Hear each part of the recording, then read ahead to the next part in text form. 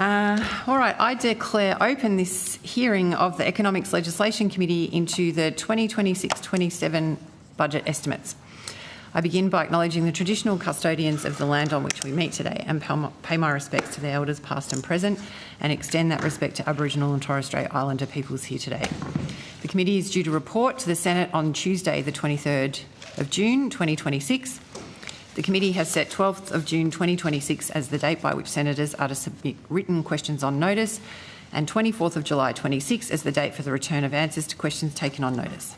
The committee's proceedings today will begin with representatives from the Australian Securities and Investment Commission. The committee will be conducting today's hearings in person and via teleconference. Understanding Order 26, the committee must take all evidence in public session, and this includes answers to questions on notice. I remind all witnesses that in giving evidence to the committee, they are protected by parliamentary privilege. It is unlawful for anyone to threaten or disadvantage a witness on account of evidence given to a committee, and such action may be treated by the Senate as a contempt. It is also a contempt to give false or misleading evidence.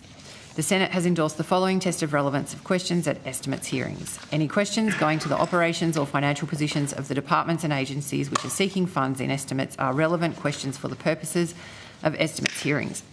I remind officers that the Senate has resolved that there are no areas in connection with the expenditure of public funds where any person has a discretion to withhold details or explanations from the Parliament or its committees unless the Parliament has expressly provided otherwise. The Senate has resolved also that an officer of a department of the Commonwealth shall not be asked to give opinions on matters of policy and shall be given reasonable opportunity to refer questions asked of the officer to superior officers or to a minister. This resolution does not preclude questions asking for explanations of policy or factual questions about when and how policies were adopted. Witnesses are reminded of the Senate order specifying the process by which a claim of public interest immunity should be raised, and I incorporate the public immunity statement into the Hansard. I remind senators of their obligation under the Behaviour Code for Australian parliamentarians to treat witnesses with dignity, courtesy, fairness and respect. An officer called to answer a question for the first time should state their full name and the capacity in which they appear. I remind committee members and witnesses who are appearing by a video conference and who are not speaking to mute their microphones. I also note that the media is here, so if anyone has any concerns about that, please let me know. I now welcome Senator the Honourable Tim Ayres, Minister for Industry and Innovation and Minister for Science, representing the Treasurer. Minister, do you wish to make an opening statement? I've given it some deep thought, but no, thank you. Thank you. The Minister welcomes representatives from the Australian The committee welcomes representatives from the Australian Securities and Investments Commission, and I particularly welcome Ms Sarah Court, who is incoming chair, first time estimates as the chair of the committee. Welcome. Would we have your statement that we can incorporate into Hansard? Would you also like to speak to your opening statement? Thank you, Chair, and good morning, everyone. I would, just given it's my first time here as Chair, if you would just indulge me just with a few remarks. I do want to thank and acknowledge my predecessor, Joe Longo, for his stewardship of ASIC over the last 5 years, and I'm joined at the table this morning by Commissioners Alan Kirkland, Kate O'Rourke and Simone Constant, our CEO Scott Gregson and our Executive Director for Regulation and Supervision, Peter Soros. We have done a range of important work in recent times, and I just want to outline that in brief. We have strengthened our enforcement stance. We've taken decisive action against misconduct. We have obtained record penalties and record custodial sentences while also advancing our key regulatory priorities. We've driven the landmark ASX inquiry. We've considerably contributed to thinking about public and private markets and made significant progress with regulatory simplification, highlighting our role in helping to enhance productivity and support economic growth. And I'm looking forward to building on this work in the coming years. Given this is a budget estimates hearing, I did want to give a brief update on a range of matters, including some initiatives funded in last month's federal budget. Firstly, the government is investing to complete Tranche 2 of the Registry Connect program to stabilise and uplift our business registers. This is very important work. It builds on previous funding and will help us improve online services for company registrations and lodgements. It will help us link director IDs to company records and upgrade registry systems. These registers are important because they support millions of everyday decisions, including extending credit, company verification, entering commercial arrangements and assessing risk. The government is also investing to strengthen the oversight of managed investment schemes, and that measure will help improve ASIC's digital capability and help our tools access existing non-ASIC government data and enhance our supervision of that section. And while we feel there is no silver bullet to the complex issues around managed investment schemes, having better access to data will help us respond to existing and emerging threats, including those highlighted by the First Guardian and Shield matters. Turning to those matters, we have continued our range of extensive work with a view to continuing to return money to investors who have lost funds. We've run a significant communications campaign to make sure that people are alerted to these issues and to encourage AFCA notifications. We currently have 14 proceedings in the federal court against 26 defendants relating to these issues, and this number includes the second action we've recently taken against equity trustees for allegedly failing to meet its trustee obligations. This is the fifth matter that ASIC has taken against a super trustee as part of our investigations, and means we've now commenced proceedings against every trustee that made these funds available on their platforms, and that work to date has resulted in the return of more than $420 million to investors. Fourth, this committee is often interested in ASIC's criminal work. We've recently seen significant custodial sentences imposed in a range of matters, including the sentence of Anthony Torre to 6 years in prison for fraud involving the misappropriation of superannuation funds. Remedy Housing officials sentenced to lengthy prison terms, and Rodney Forrest sentenced to more than 5 years in prison for insider trading. And that was the first outcome of our new specialist insider trading team. And that matter was investigated and finalised within 16 months of the offending.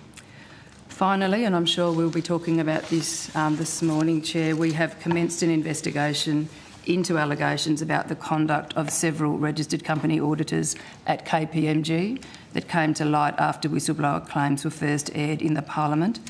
Our focus is to determine whether the conduct sanctioned by KPMG may be a breach of the duties of a registered company auditor. So with that opening, Chair, thank you for the indulgence, and we're ready now to take your questions. Thanks very much, Ms Court. I will go to Senator Bragg first up. Thank you. Good morning, Chair. Congratulations on your appointment. Thank you, Senator. I have a couple of lines of questioning, one in relation to a case and another in relation to effectively a policy change from ASIC. So I noticed you talked about some of the financial collapses in your opening. So in terms of the First Guardian victims, yes. So they are partially covered if they are invested through equity, is that right? But what about those that didn't? Through equity trustees, Senators, you're referring to? So I guess what I'm trying to get from you is a sort of a snapshot is, sure. Where did the investors, what did the investors invest through? Which conduits did they use? Who's covered from the various compensation commitments and other actions, and who's not yet been helped? Sure. No, it's a very good question, and it's a complicated answer, so I'll give it as best I can, but feel free to interrupt me, Senator, if I'm not giving you... I wouldn't do that. No, if you're not giving you the information that you need. So the Shield and First Guardian trustee, the Net Wealth trustee, the Diversa trustee, and then in relation to equity trustees, both of the funds were made available on it, so both First Guardian and Shield were made available in relation to that. Now, in terms of the work that ASIC's been doing to get money back for investors, we've had two approaches, Senator. The first thing that we did, and this probably was in the last 12 to 18 months ago, was to try to freeze all of the assets that were available in the funds to make sure that as many as possible were available to be returned to investors. Across all four? Sorry? Across all four? Across the two funds, so the monies were sitting with the funds. So in relation to the Shield Master Fund, freezing actions, and I can get you the precise figures, but my recollection is we froze about $230 odd million that was sitting in that fund before those funds were dispersed. In relation to the First Guardian Master Fund, there were no funds there, or very few funds. The liquidator is still doing its work in relation to First Guardian. That's what happens when you have a big fraud? Well, whether it's a fraud or not, we are continuing our investigations, Senator, but certainly that's the manner in which these two cases are being discussed. Yep. We then sued, as I said, all of the trustees, and our real concern here, Senator, was that the people that lost money in the Shield and First Guardian investments, they had their mandatory superannuation contributions, they had those funds sitting in an APRA-regulated fund. They were persuaded through lead generators and then advised by financial advisors to move those funds into what were high-risk and illiquid property schemes. So can I just check with you then? Yes, so indeed. All the people that invested into First Guardian, Yes. did they all go through one of those 4 conduits? No. Or did some go directly? Oh, sorry. Do you understand my question? The vast majority go through one of those conduits. Okay, so almost all of the investors went almost through all. Macquarie, Net Wealth, Diversa or Equity. Indeed, Okay. Senator. Now, just to be completely clear, there were some that invested through self-managed super funds, but that percentage was quite small. I understand. Okay, and so my question about this is, have you taken action against all 4 Yes. of those organisations? Yes, we have. Okay. And, so if I'm an investor through one of those 4 conduits, Yes. I could expect that I could look at what ASIC's done and say to myself, well, they've done as much as they could to recover my monies, but also to take action to ensure that the people who are behind these things are facing serious repercussions, for example. Well, again, without wanting to delve too much into the details, Senator, so ASIC's action against Macquarie and Net Wealth has resulted in full returns of the capital to all of those investors. So 420... So that's Macquarie and that's Net Wealth. What about Diversa and Equity? Yes, Diversa and Equity have not made that compensation or remediation available. That's because they claim that they have not accepted necessarily all the facts. Is that right? Well, you'll have to ask them their reasons, but we are in court in relation to so you're 2 pursuing actions them? Yep, okay. against equity trustees, 1 action against Diversa, all of which is seeking compensation for those that were impacted by what we say were failures in their trustee obligations. Okay. Okay, and then what about the people who are running these schemes? The First Guardian, that was a registered scheme, wasn't it? Yes, yes, it was. And who was the trustee for that? It was a wholesale scheme. It was a registered managed investment scheme. And who was the trustee? The RE. Falcon Capital. Falcon was the and did they provide RE services to others, or was it? No, I don't believe so, but that's getting a bit more into the detail than I've got it in front of me somewhere. Okay. I just want a simple question. So, and have you taken action against the directors on the RE of Falcon and everything else? We are continuing investigations in relation to the people that sat behind, in our view, both of those failed funds, so both the Shield Master Fund and the First Guardian Master Fund, and those investigations are continuing. So you're still investigating? Yes, we are. How long has the investigation gone for? Well, it's a good question. What we've done, Senator, here, given the breadth of these matters, is that as our first focus was on protecting investor funds and taking freezing actions, not just in relation to the funds themselves, but in relation to a large number of... So we have taken action in relation, for example, to all of the individuals we considered involved in the collapses to freeze their funds and restrain their assets. Okay. So that's been active. That's what I think I said in my opening. We've got 14 separate federal court proceedings against 26 individuals across the board, and that includes those involved in the funds, the trustees, financial advice firms and the like, a ratings house. So we have been extraordinarily active on this, Senator, and we are now bringing to an end our investigations in relation to those individuals. Well, we hope so, because I think it's very, very important that ASIC can demonstrate that it can move quickly, particularly, when you've been investigating for a long time into this Falcon and First Guardian organisations, that you can make the actions that are available to you under the Corporations Act as soon as possible, because I think there is a sense, in my opinion, for what it's worth, that sometimes it can take too long. I appreciate you have that view, Senator, and I know we've talked about that previously. I do, though, think it's fair just to push back on it slightly. We've taken a more interventionist and aggressive stance on these collapses than I think we've done in any other matter. We've stood up around 50, 60 people who are working almost around the clock on these issues. And investigations of this nature that involve the dispersion of funds and monies, both internationally and to various places domestically, they do take time. And as I said, our first priority here was to make sure that we recovered money for investors. While I appreciate investors will very much want to see people behind this held to account, what we were conscious about doing was making sure that we returned money to them, and we have made progress in that. We'd like to do more, Senator. We would absolutely like to do more. I understand that. You're at 8 minutes. I understand that, but I mean, you started the investigation into First Guardian in early 2024, so it's more than 2 years. So I hope you can move quickly. Now, in relation to the Lion property matter, yes, I think you've had some engagement from the people who have lost significant funds. Now, my understanding is, you'll correct me here if I'm wrong, but effectively Lion was holding itself out to be some sort of a licensed business. It wasn't licensed, I think. Is that right? Yes, so we have had extensive engagement, you're quite right. Is that right? It was holding itself out to be a business that was licensed in some form, some sort of an investment business, but didn't have a licence, did it?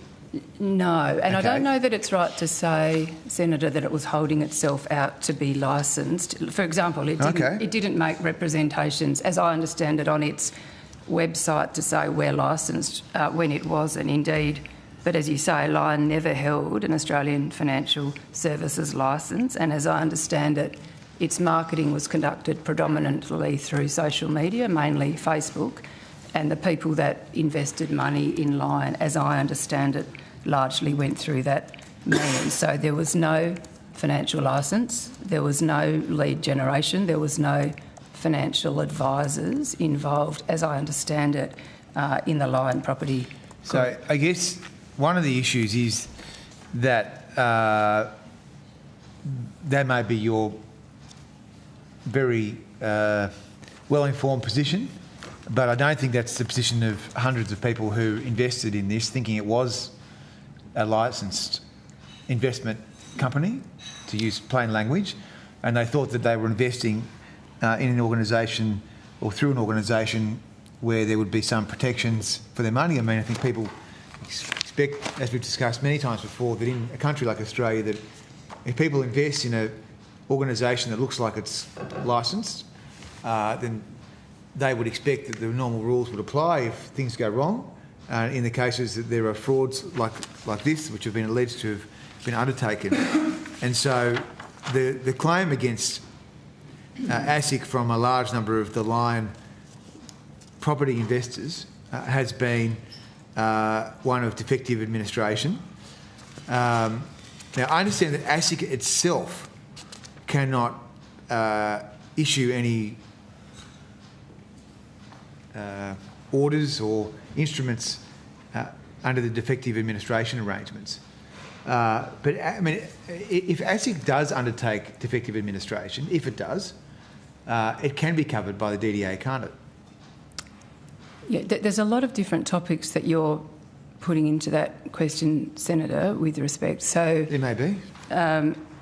If you want me to speak about the Lion issue in particular, can I just put on the record, yes, we are very aware that there are a number of Lion investors who are very concerned about their loss of money. 600. Yes, there's a significant number, so we are very aware of that. And indeed, as you've outlined, I think, in your question, one of the challenges for ASIC in a matter like Lion is that there was no financial services licence, there were no licensed or registered providers involved at all, and that people that invest, unfortunately, while I very much understand that they may think there are protections there, unfortunately, without a licence, there are many investment schemes that operate sort of outside of the regulated system. And I think one of the challenges for ASIC, Senator, and one of the things that we're thinking about is, and I'm not for a moment suggesting that this will help the line investors, which I very much acknowledge, but is how do we help make sure people are very aware of where the regulated boundaries are and where the protections kick in, and the importance of somebody that you hand your money to having an Australian Financial Services licence. So that's what I'd say about line, and it's very different to the circumstances I was outlining in relation to Shield and First Guardian. If I turn to the second part of your question about the defective administration scheme, I'll be corrected on this possibly by Mr Gregson if I get this wrong, Senator. I believe that, yes, claims can be made against ASIC, but they're not determined by ASIC, and you would expect that, I think, because you wouldn't want us marking our own homework in that regard. So just finally, just to clarify, can I just clarify? Yeah. So, but I mean, it sounds like you're more open to being more aggressive in the future, because, I mean, we've had Melissa Caddick carry on a financial services business in Sydney for almost a decade. She was not licensed. She stole someone else's licence. You've got these poor people who think that they're swimming in between the flags, so to speak. It's a big problem. I mean, you're right. We come to this bush capital. We make these laws. We say, here's what you've got to do to be a financial licensed business. And over here, you've got all these crooks and shonks setting up fake businesses. And, you know, frankly, you've got to find a better way to close them down, because too many people are being hurt, and then we've got to go through all these different convoluted processes to try and help them. Choose up your resources. Yes. And when people are going through the trouble of trying to apply for defective administration cases and the like, it's obviously very taxing for them. So it'd be much better if ASIC could give evidence in the future about how it's proposing to close down people who claim to be running a business that is licensed, who actually aren't.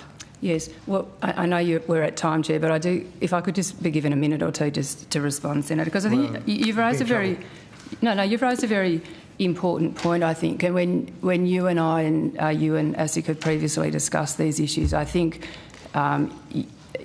you've come at that through the lens of enforcement and a concern ASIC's not taking aggressive enough enforcement. I think I've been reflecting a bit on that, and I think what we're really talking about here, Senator, is not so much enforcement. We have an extraordinarily effective enforcement record, and I can talk to you about that at length. I won't, but I could. I think what we're talking about is detection, early detection of where there are problems, and then what action, what disruptive action, which is not necessarily traditional court-based enforcement, but, you know, do we issue stop orders? Do we put out public warnings? Do we put funds on an investor alert list? And I absolutely, and we talk about these issues within ASIC, you know, all of the time. You know, we are deeply concerned that there are Australians that lose money to investment schemes and other opportunities all the time.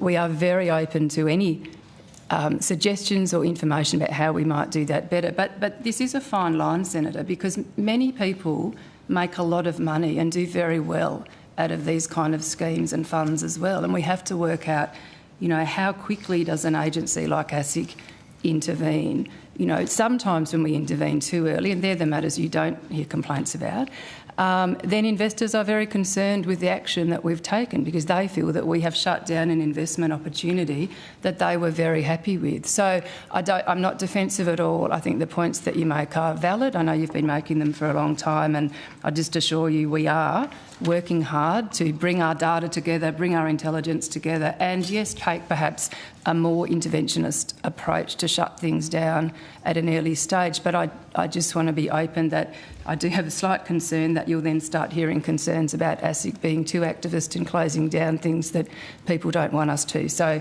we're in the middle of a rock and a hard place sometimes, Senator, but we are very much working on it and deeply concerned about the impact, like failures of the Line Property Group, on investors. Thank you. Thank you. Senator McKim. Thanks, Chair. Good morning, folks. Good morning. I've got some questions relating to the financial reporting of fossil fuel companies of their decommissioning and site restoration costs. And I note that this area has been identified by ASIC as a focus area for your work in 26-27. You're in receipt of a complaint from the Wilderness Society via its solicitors who have raised concerns with you that Beach Energy and Amplitude Energy may have understated their decommissioning liabilities in their 2025 financial reports by making the assumption that offshore pipelines will be allowed to remain in situ, despite a very clear legal obligation under the Offshore Petroleum and Greenhouse Gas Storage Act and a regulatory presumption that full removal of infrastructure is the base case expectation. Firstly, can I ask, and I can say to you, I'm also aware you're in receipt of a complaint from somebody else in relation to Santos. I'm also aware that this is widespread practice amongst fossil fuel companies. People like Woodside are making the same assumption in their financial reports. So can I firstly ask you what action, if any, have you taken in response to the Wilderness Society's complaint? Thank you, Senator McKim. Good morning. I'm going to pass you over to Commissioner O'Rourke on these issues. Thank you. Yeah, Commissioner Kate O'Rourke. Thank you very much for your questions. So just to step back before we come into the particular cases, you're right to say that ASIC has this as an area of focus for us. We do each year set out in relation to financial reporting and audits some areas of particular focus for us. So when we did that earlier, it was in May, we did note that we'll review the disclosure of companies that have provisions for decommissioning and site restoration costs. So this is subject to the Australian Accounting Standards AASB 137, which governs the provisioning of those costs. So we have identified that because we think it is an important area of these financial reports and can prove has had some difficulties or inconsistencies in the past. I can describe some work that we've taken in relation to Woodside in the past, but I'm going to have to take on notice your particular question on the Wilderness Society. All right. Can I just say I'm aware of what you've done in the past on Woodside, and I'm aware that they had to actually significantly adjust their balance sheet because they were basically caught out lying. That's my words, not yours. Thank you. But I want to put to you, I mean, we did give you advance notice that we were going to raise this issue. I'm disappointed you can't tell us now what you've done in relation. Like the Wilderness Society complaint went in December last year, or perhaps November, but it was late last year. Can I just be clear, Senator? Yes, I'm sorry that I had understood that you'd have questions, but I hadn't appreciated it was on the specific inquiries or complaints. If through the course of the morning I can get that for you, and I'll bring that to your attention. Look, I'd be pleased to take it. Thanks. I'd appreciate that because at its heart there is a widespread, deliberate deception of the market happening across fossil fuel companies, including Beach, including Amplitude, including Santos, including Woodside. And of course they're doing it, deception that creates significant investor risk because the information that investors are relying on is not accurate. And I want to take you through the argument here and ask you for a response. And in order to do that, I'll just go to Amplitude as an example.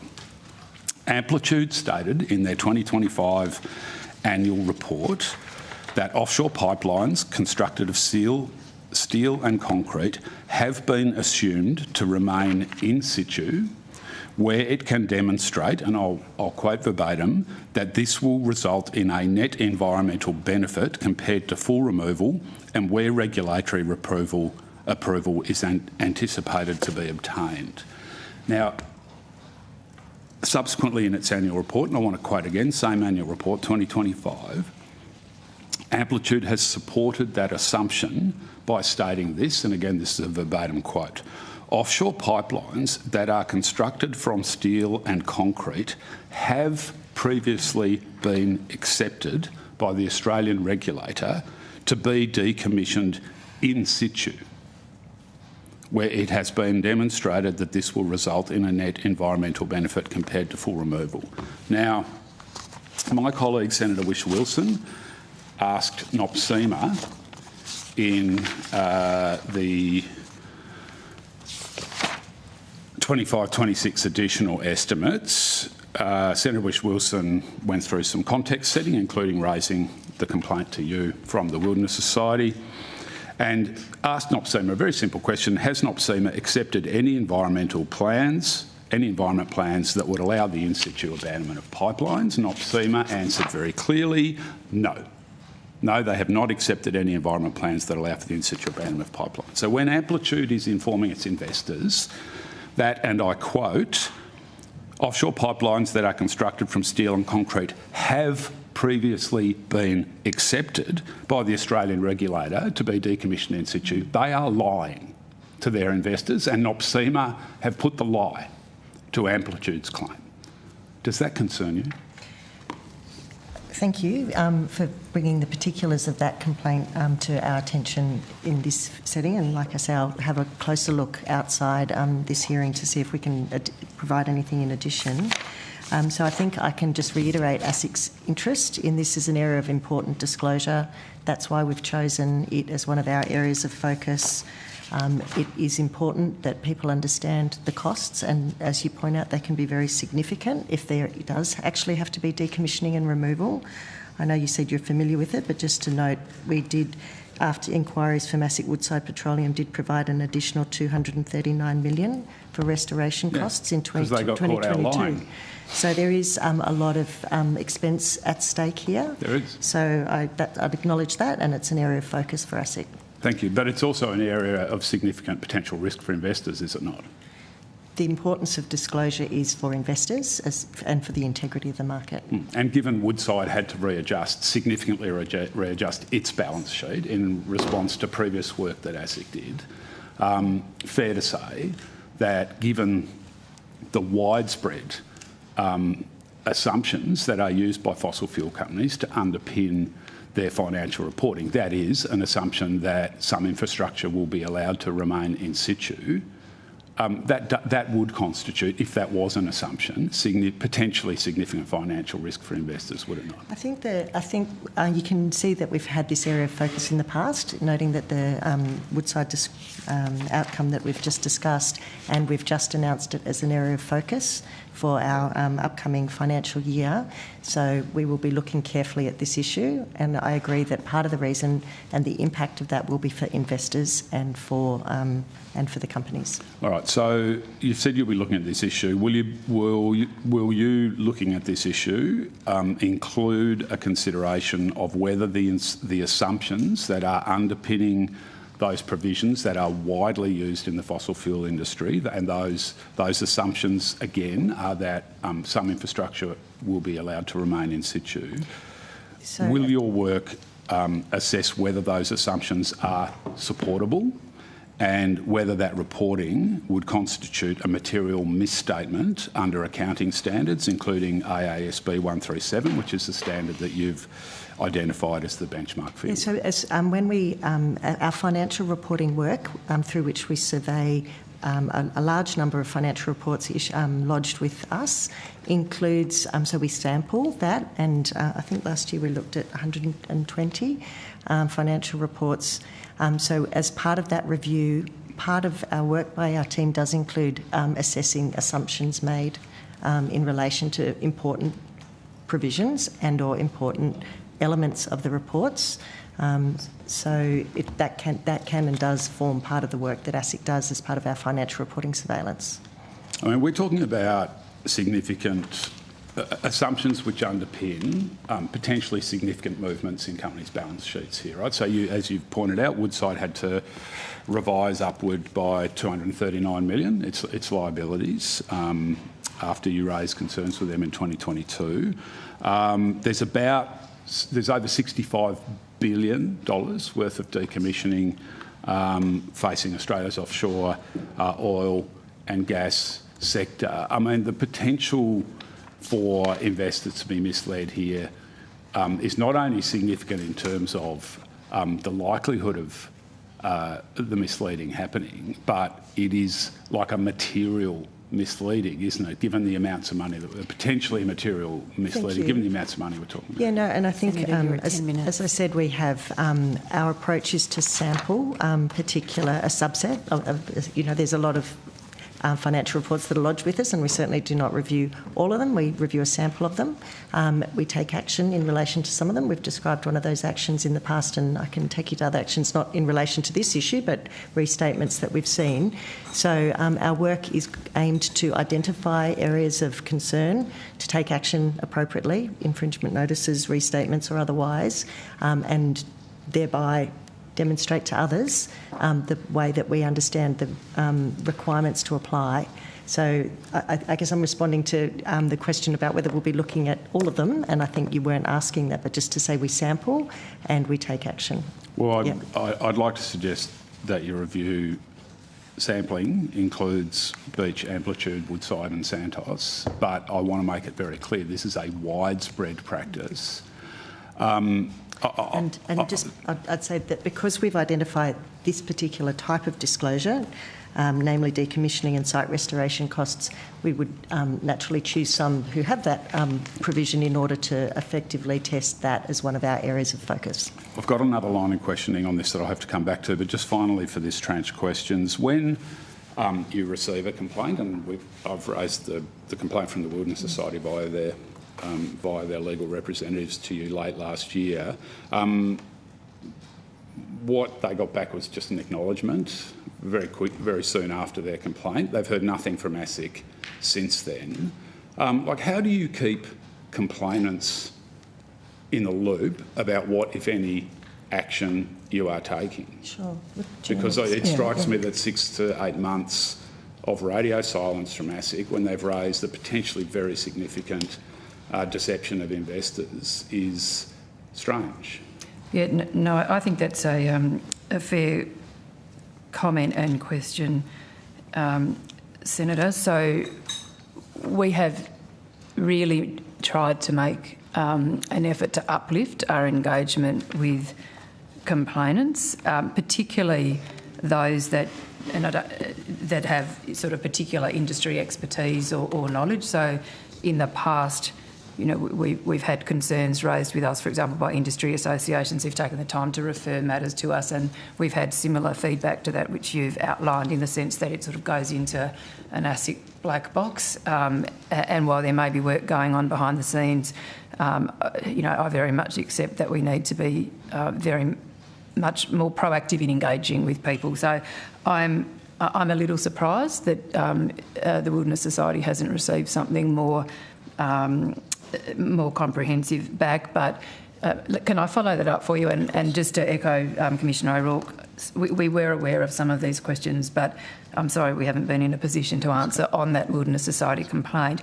The only other thing I wanted to let you know is that we do receive and indeed encourage referrals and complaints from a range of environmental action groups. Evidence referred to us, and we do make an effort to look at those and treat them appropriately and engage at senior levels with the people that bring those matters to us. So we will absolutely come back to you on the Wilderness Society complaint. Thank you, Senator. Thank you. Senator Bragg. Thanks very much. I want to ask you about RG97. RG97. So there was a investor roundtable in August last year. Yes, there was. Convened, I think, by the Treasurer. I'm not sure about that, Senator, but I might pass you to Commissioner Constant, because she may have convened that roundtable, but let me hand over to her and she can correct me if I've got that wrong, Senator. Okay, we'll find out. So who convened the roundtable? Commissioner Simone Constant for the Hello. Hansard. Hello, Senator. I believe you're referring to the investor roundtables that the Treasurer convened as part of the productivity work. That's right. In around July, August last year. That's right. Okay, so he convened it. And did you attend? Did ASIC attend? ASIC attended, yes. You did so attend. Chair Longo, supported by me, attended the investor roundtable. Okay, yeah. The investor roundtable, yeah, okay.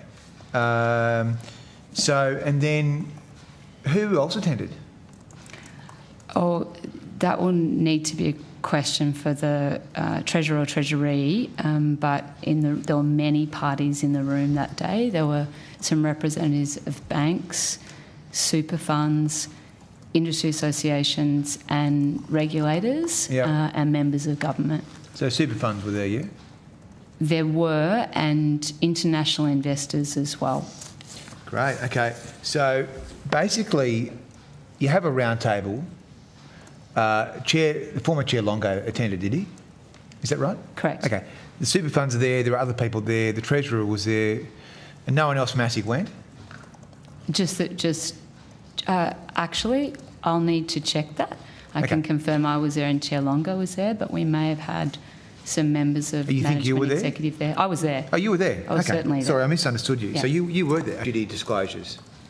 Super funds, there were a range of topics. Is that a strategic covered. fault? Yeah. There were a range of topics covered, and one item that was raised, and I cannot recall specifically who raised it. Yep. One item that was raised was this question of whether the application of our Reg Guide 97 that you refer to to stamp duty associated with property transactions was distorting investor behaviour and creating, therefore, a friction or a block to investment in property, including housing. That's right. That's right. That's my understanding as well. Okay. So that matches up. So then the Treasurer gives the press conference in August, around the time of the roundtable, and he said, I wanted to welcome the announcement by ASIC this morning they will review a regulation called RG97. Now, RG97 forces investors to declare their stamp duty costs that they're making in housing, blah, blah, blah. And so he basically makes the points that the super funds are making, that by disclosing the stamp duty costs, it makes their investments in property look less attractive compared to others. Making the point that not the disclosure itself, but the way the Reg Guide worked meant that property was disadvantaged as an investment class versus other potential investments. That's right, yes. Because they have to disclose the stamp duty costs in the year that they transact. Correct, because they are a lumpy, as opposed to some other large project or large investment costs that are smoothed across the life of. Stamp duty is by nature a lumpy upfront cost.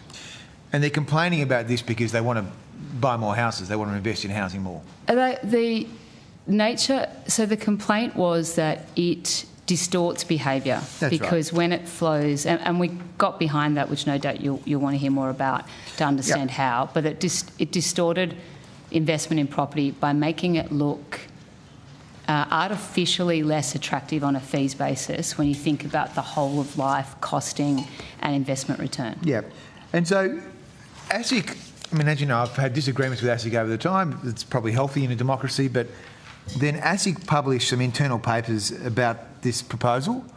You start consulting... Published an internal paper? Well, there's a FOI that's been released that has some of your working group briefing minutes. Yes, absolutely. I'm happy to table this if you want it, but I think you've got it anyway. So can I just ask my question? Oh, yeah. Sorry, apologies, Senator. I just wanted to clarify if you're talking about internal documents or the ultimate consultation paper. No, it's your document. It's FOI number 4119, document 1, superannuation investment working group briefing paper. Would it be helpful for me to table this, or? I'm familiar with the document. You've got it. I thought you might. I don't have it in front of me, but I'm very familiar. These are not trick questions. I'm just trying to understand what's happened here. That's sort of the point of these budget estimates and spending all this taxpayer funds flying down here to Canberra to get answers for the people. So you say in this paper, which is being generated after the Treasurer has said, it's great ASIC's doing this, after he's met with all the super funds, and you say that effectively the performance test ensures super products have their performance assessed on an objective, consistently applied benchmark, giving greater transparency to beneficiaries. And then you go through that the stamp duty thing effectively means that returns are annualised over a period of up to 10 years, so that the effects of stamp duty are smoothed out over the period. A stamp duty for listed property investment is also incorporated into this measure. And then you say, therefore, it is not obvious that super funds are disadvantaged under the performance test metric by investing in Australian direct property compared to other asset classes, including Australian listed property. Yeah, yep. So you say that effectively you're not sure there is a strong case to kind of bend the rules the way that super funds want to, but then what happened after that?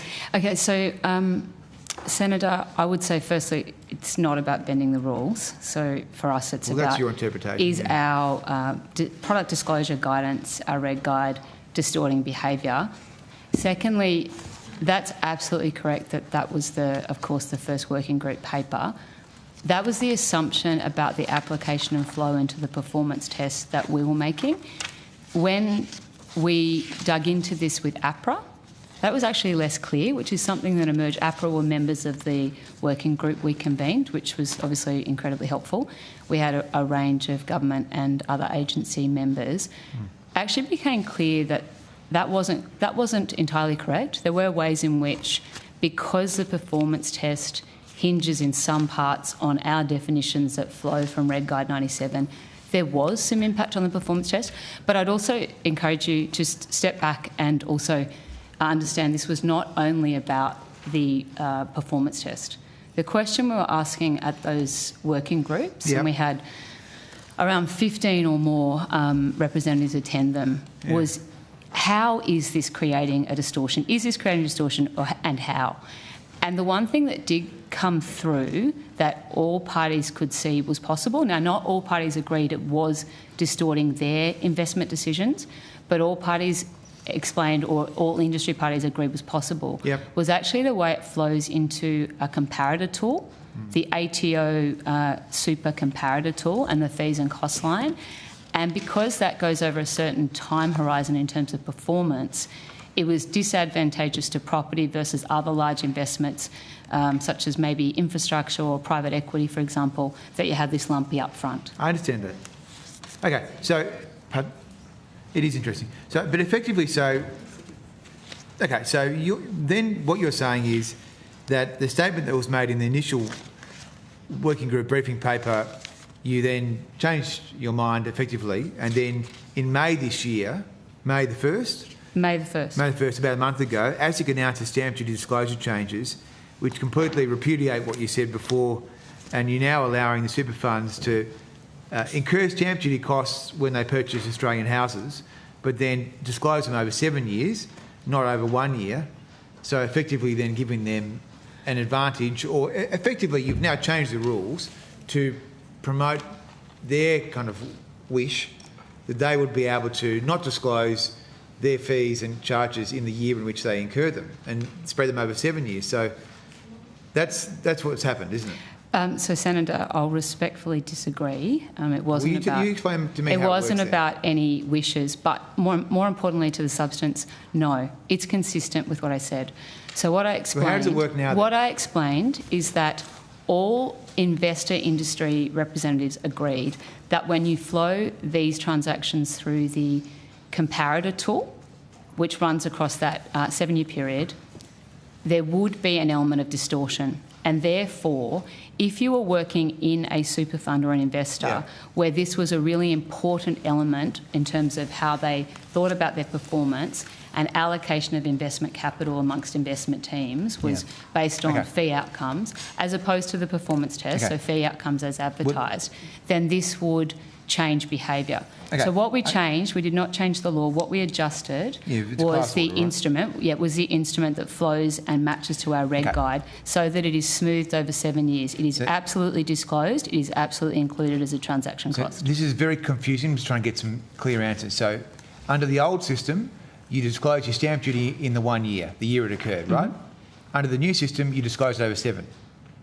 Smoothed over 7. Smoothed over 7. So even though the transaction occurred up to 7 years ago, you disclose it after the fact. So so the rules have been changed. So effectively what's happened is we just pieced together that timetable. So the super funds complain that they want to buy more houses, they can't because they've got to disclose their fees. They go to the Treasurer, have a round table with you and the Treasurer, they complain and cry about it. You say, look, we'll look at it. Your initial glance is actually the rules should just be the same for everyone, and you should just disclose your fees when they occur. Now you've thought about it over the last year and you've published a new class order. Now if you're a super fund and you incur stamp duty costs, you don't have to disclose the actual cost in the year it's incurred. You can spread it over 7 years. The rules are the Senator, same for all super funds. So model agnostic, whatever background, whatever fund, the rules are exactly the Well, same. what a country. It's extraordinary. And this aligns these Unbelievable. fees with other large investment fees. And we've also brought forward, because we were concerned about any unintended consequences of anything more comprehensive. I'm coming back in the next life as a super fund. We brought forward the guide. They seem to be able to run the whole country. It's amazing.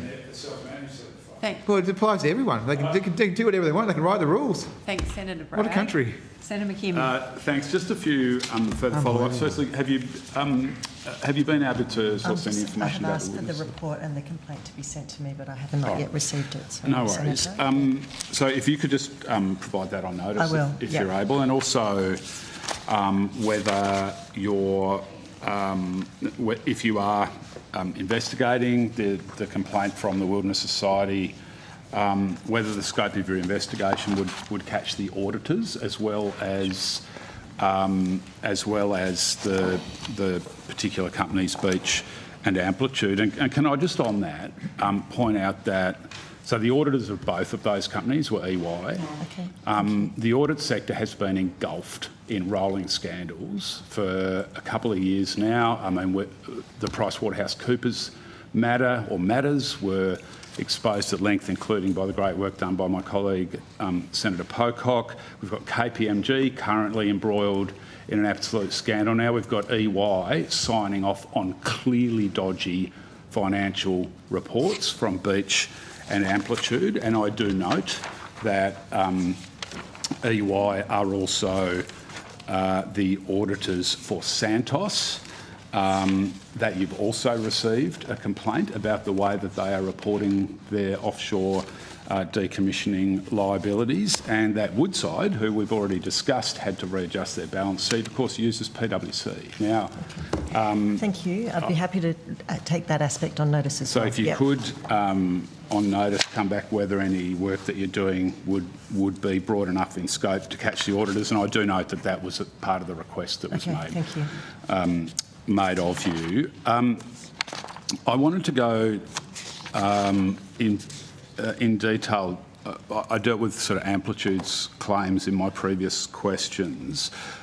Beach has made similar claims but in a slightly different way, and I just wanted to ask you about those. So Beach notes that its assumption that that some infrastructure can be left in place or in situ post the decommissioning process. It's that assumption is based on existing guidelines that provide options other than complete removal.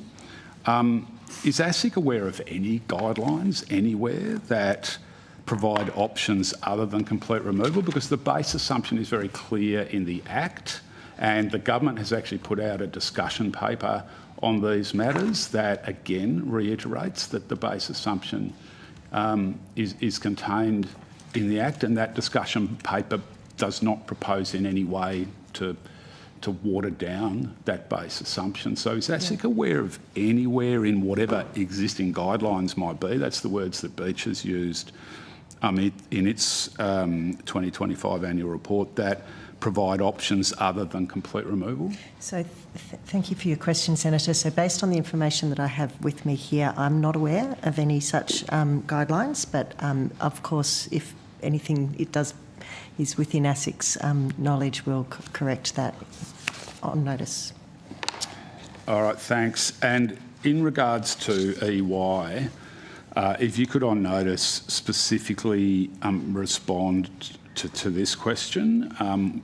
Are you investigating as a result of the Wilderness Society's complaint whether EY are in breach of section 307, 307A of the Corporations Act, and also whether Amplitude are in breach of the relevant sections of the Act? Thank you. Will do. All right, thanks. I've just got a couple of other matters to cover quickly. Firstly, you were responding to Senator Bragg on some matters around First Guardian and Shield. Who audited First Guardian and Shield? Now, the auditors of First Guardian was a firm called Auditeo, and the auditor of Shield was BDO. All right. has your work covered whether those auditors complied with their legal obligations and whether their work identified and reported some of the issues that we all know about now? Yes, it certainly has. Our work does cover that, Senator, and indeed, I mean, there's been a lot of discussion, obviously, at this committee and in other committees about the whole issue, as you say, of audit. And one of the reflections that we've had at ASIC just in the last little while is recognising the potential impact on retail investors and Australians when an audit job is not done properly. Now, you'll hear more from us on those issues. We will hear more from you on Yes, those? you will hear more from us on that, hopefully relatively soon. But absolutely, I've given a lot of evidence here about the wide-ranging nature of failures across the chain that was involved in Shield and First Guardian, and certainly the auditors are very much part of that work, Senator. All right, thank you. And if I could just ask back on provisions made in fossil fuel companies' annual reports around decommissioning, and this, to be fair, is probably a question for you, Minister. Santos are pushing for a change in the Act. As you've heard me this morning, the Act applies a very clear baseline assumption that all infrastructure will be removed. This is the NOPSEMA legislation. It's the Offshore Petroleum and Greenhouse Gas Storage Act.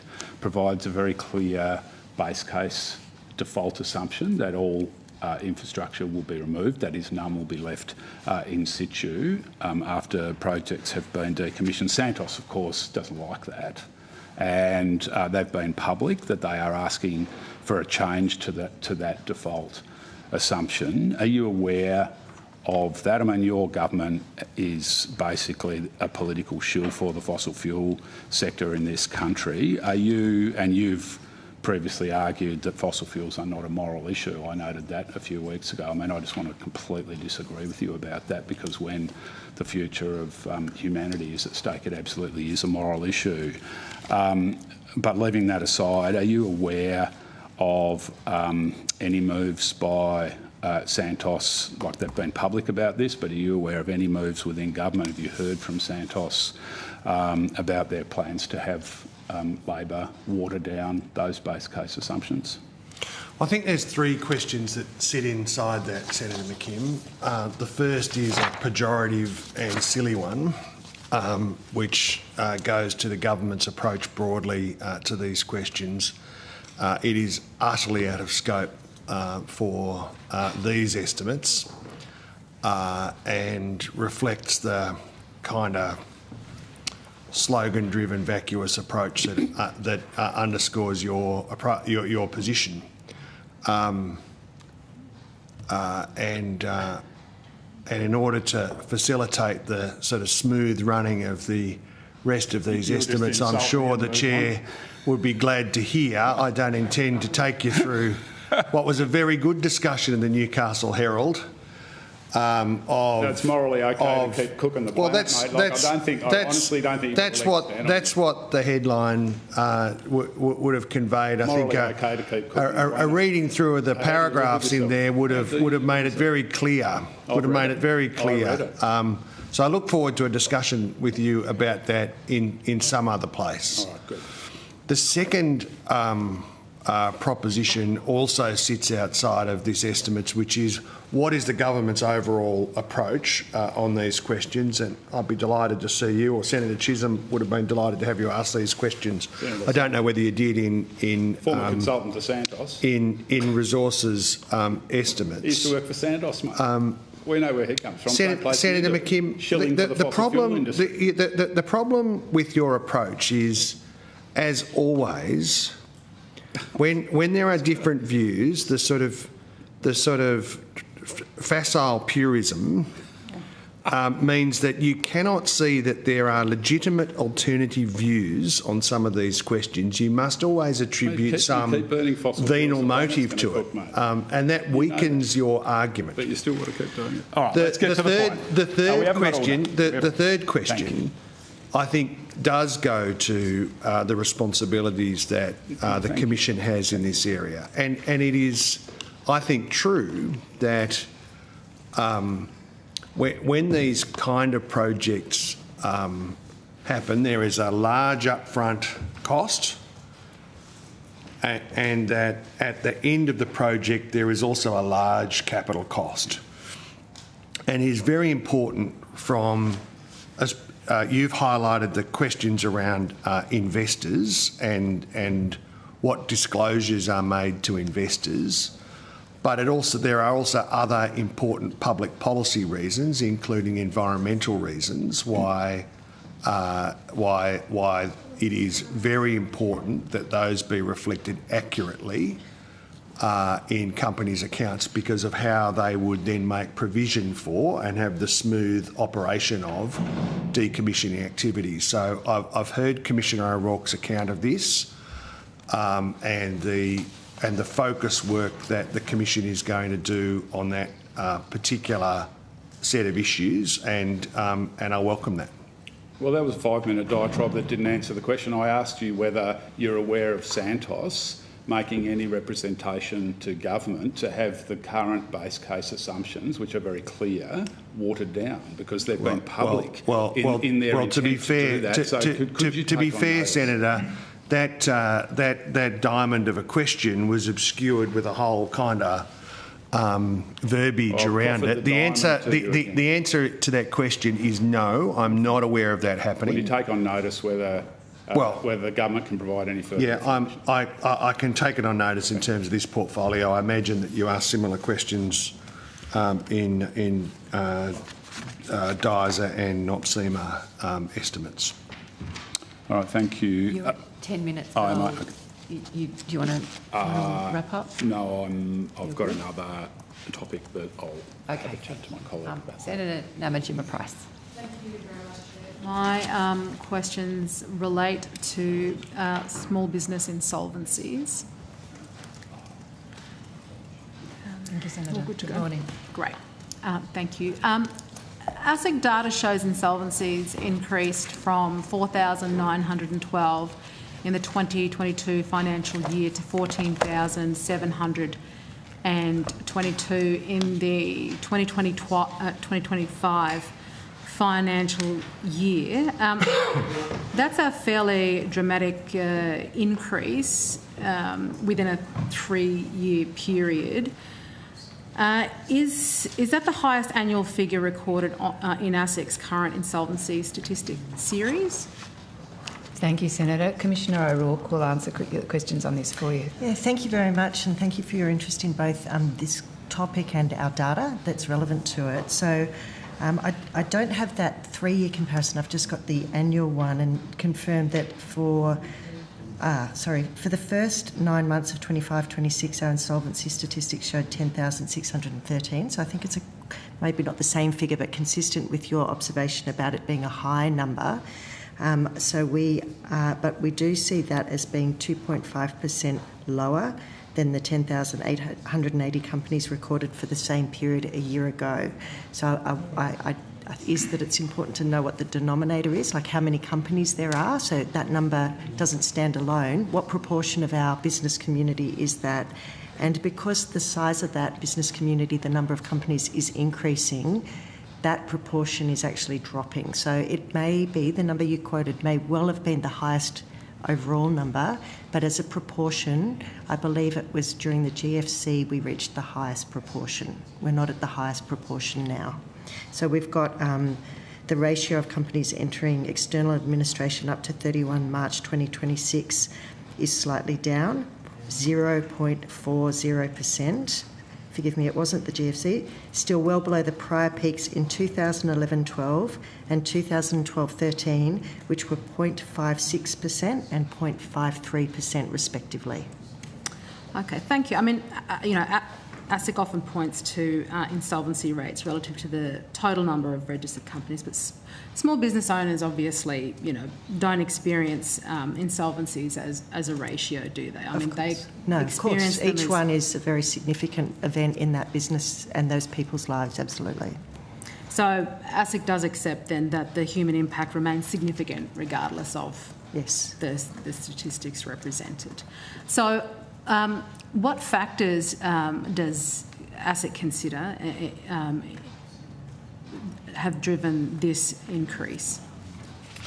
Thank you. So as part of the data collection that we do in relation to insolvency, we do include an opportunity for people to share with us some of the drivers for the cause of insolvency. So I'm just trying to, I've got the sectoral information. Sorry, I do have some information on this.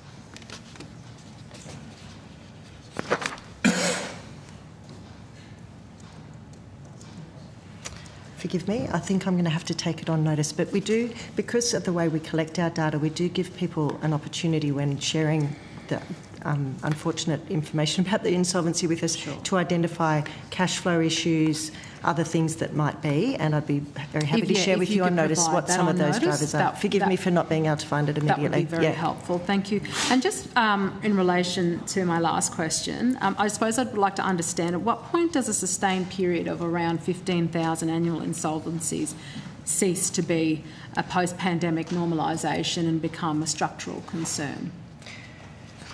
I think that does go to some of the drivers, and you're right that in earlier years that COVID-related driver was one of them, and it has diminished over time. So some of the other aspects of either sectorally specific, geographically specific or business-specific issues that can generate the financial stress and loss can increase in predominance over something like COVID lag. Yep. Yeah, thank you. I mean, if I look at your data, I suppose since 2022, since the Albanese government came to power, there 50,000 insolvencies around that is a pretty significant number. As you pointed out, economically, that is of concern. The Reserve Bank has identified the withdrawal of pandemic support, rising costs, weak demand, high interest rates and the resumption of ATO enforcement activity as contributors to the increase in insolvencies. Does ASIC agree with that assessment? I think they'd be better able to confirm their identification of drivers, and like I said, I'll take on notice what we can assess and see if they match some of those drivers. Thank you. Thank you. And so is the 2026 financial year currently tracking above, below or broadly in line with the previous financial year? Thank you. I think, as I said at the outset of your questions, Senator, it's a little lower, down 2.5% from the equivalent period in 24-25. So that's a 9-month data set, so to the end of March. Okay. Yep. And does ASIC consider current insolvency levels elevated by historical standards? Like I answered earlier, there have been periods historically where they have been higher. So I pointed to the 2011, 2012 and 2012-2013 financial years where they were higher as a proportion. I understand you're querying about whether the proportion's the right number, but we do see that as, so it's not the highest that we've seen, but yes, they're elevated compared to some of the years between 2011 and now.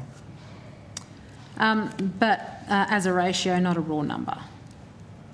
As the ratio, that's right. Yeah. So which sectors account for the largest number of insolvencies? This I do have, thank you, Senator. And these are appointments, so insolvency appointments. So in the first 9 months of 25-26, construction was 24%, the construction sector.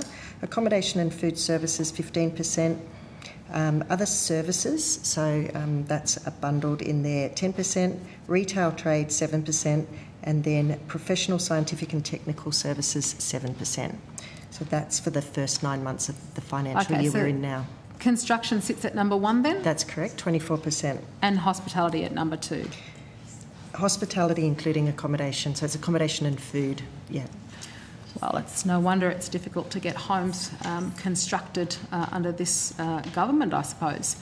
Has ASIC identified any emerging sectors of concern? I think that we track the sectors. We're interested in all the data that applies to each of the sectors rather than tracking any particularly to identify as being of concern. Our data is published to share information for people, whether they be business people themselves or others interested in the statistics to dive into. So we publish data packs and things that allow people to explore in more detail the information that we've got. We've also done some reports recently about the different ways companies in business distress can take action. So, for example, small business restructuring. I think if you're interested in small businesses particularly, that's been a relatively new form of opportunity for companies to restructure. And we issued a report last year because there's been a significant uptake of those. So, of course, there have been a lot of insolvencies as well, but for this subgroup of companies that are in financial distress, this small business restructuring model has proven an effective way for them to restructure their debt and then trade on. And Senator, if I might, sorry to jump in, but you asked Commissioner O'Rourke earlier as to the reasons for why small businesses were entering insolvency, and so one of our teams has just sent through the top list of reasons, if that's helpful, just to give you that. So the 4 reasons that have come up in our most latest series of insolvency statistics are firstly inadequate cash flow or high cash use. Secondly, what's described as poor strategic management of the business. Thirdly, trading losses.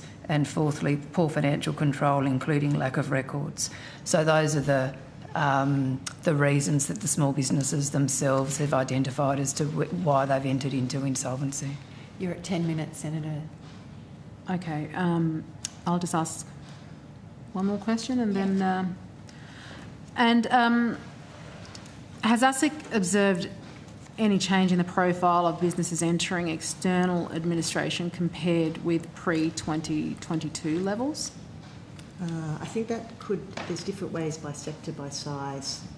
We'd be happy to do some more detailed analysis of that to describe any such differences. Thank you. I'll pass the call now. Thank you. Senator Pocock. Thank you, and thanks all for being here. You mentioned in your opening statement, Chair, that you have a preliminary investigation with KPMG underway. What correspondence has ASIC had with the KPMG Chair, Martin Shepherd, about the audit scandal? Thank you, Senator Pocock. And just one clarification. I think I gave evidence last week that we had commenced a preliminary investigation. We've now commenced a formal investigation this week in relation to KPMG and a number of the registered company auditors that sit within it.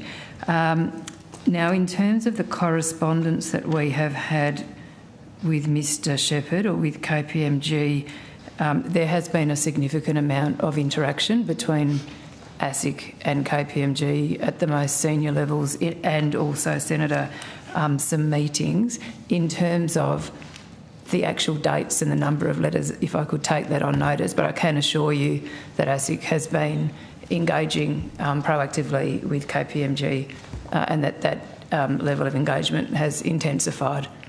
So your statement this morning used the word preliminary, but it is now formal. Is that correct? Yes, I think when I spoke I might have removed the word preliminary, but it's probably still in the opening statement, so my apologies. So it's formal. So I would like to, on notice, that correspondence also with the prior CEO, Andrew Yates, and with the now new acting CEO, please. Yes, Senator, we can provide, in fact, we can provide a chronology of our interactions and when they've taken place. I think it's fair to say, just in terms of the high-level chronology, obviously we were aware of Senator O'Neill's statements in the Senate on the 24th of March we had a meeting with KPMG on the 14th of April.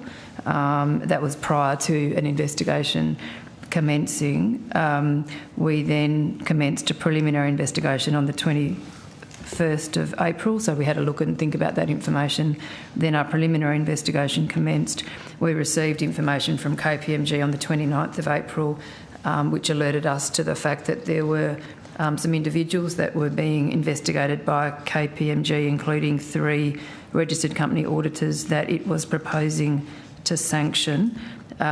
We then, there was a flurry of activity, as no doubt the senators will recall, last Friday when the then CEO and head of audit resigned. Since that time, we have commenced our formal investigation earlier this week. And I should also make clear that we have issued multiple compulsory notices throughout that period to KPMG, and the formal investigation is underway. Thank you. You mentioned 3 auditors specifically. Is that the total sum of individuals you're currently investigating, or? Yes, I think it's fair to say, Senator, there are 3 registered company auditors that are currently within the scope of what we were looking at. But I have to say this is a ever-moving feast at the moment as more information comes our way. So I don't know that that will be the end of it. I should also say, just to be helpful, that we've talked in this committee previously about some of the limits on ASIC's jurisdictional reach in relation to partnerships. Of course, KPMG is a partnership. So we are thinking internally at ASIC about what our various regulatory hooks may be in relation to the conduct that is being revealed. Needless to say, we have deep concerns about what has been revealed in the press, and we are trying to get to the bottom of the evidence as to those various incidents. I want to come to the hooks that you have available to you in a moment. Does ASIC know exactly why Andrew Yates resigned as CEO? I don't have that information with me, Senator, no.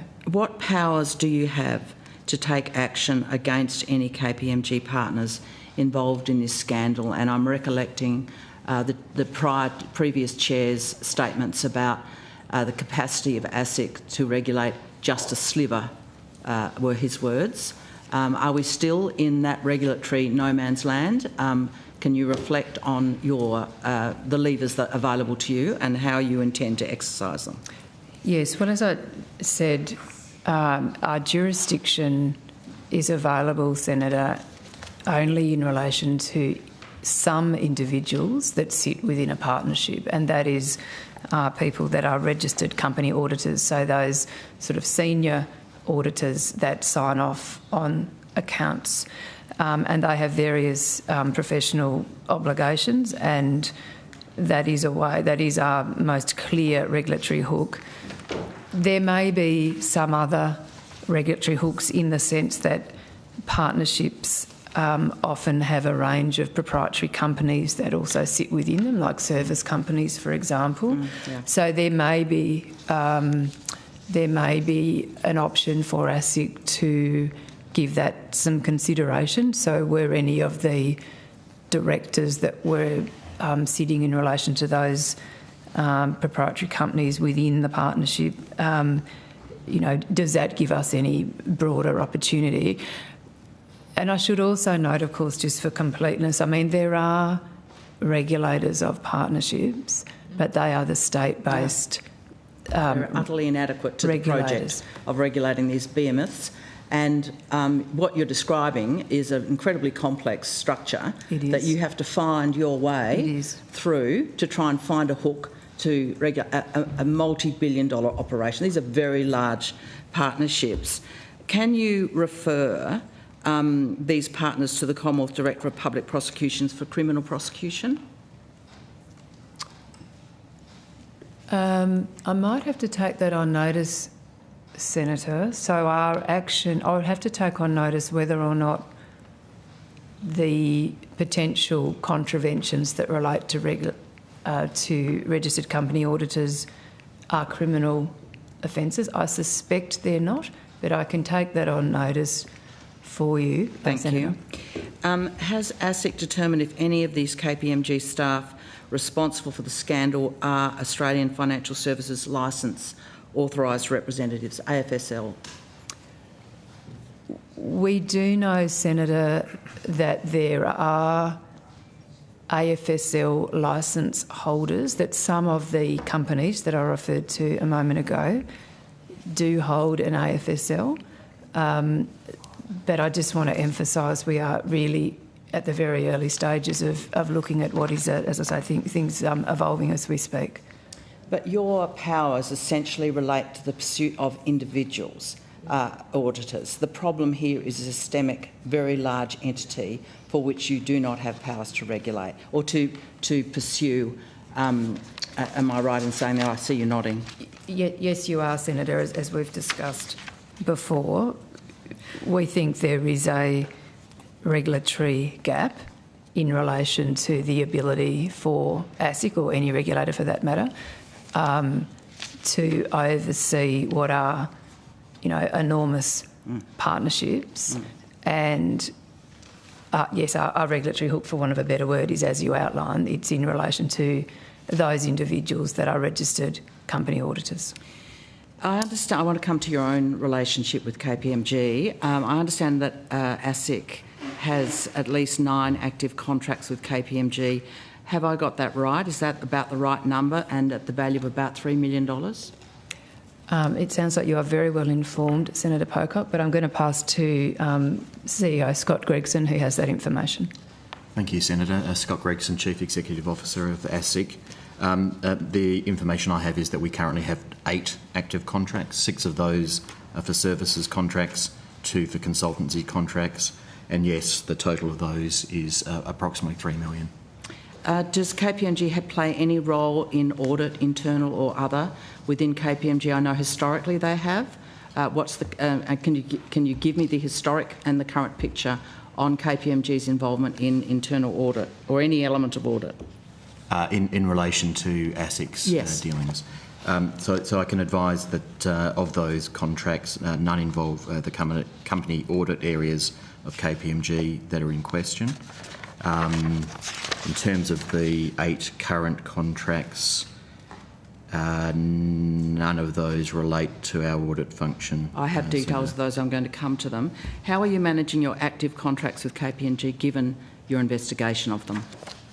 So we continue to manage contracts in accordance with our normal practices and procedures. In light of these matters and in engaging with the Department of Finance, who are managing a whole of government response, we've also approached KPMG, indeed this week, seeking assurances of the absence of involvement of those persons involved in the matters that are public, and also seeking assurances that their obligations as to confidentiality and treatment of secure information remain intact.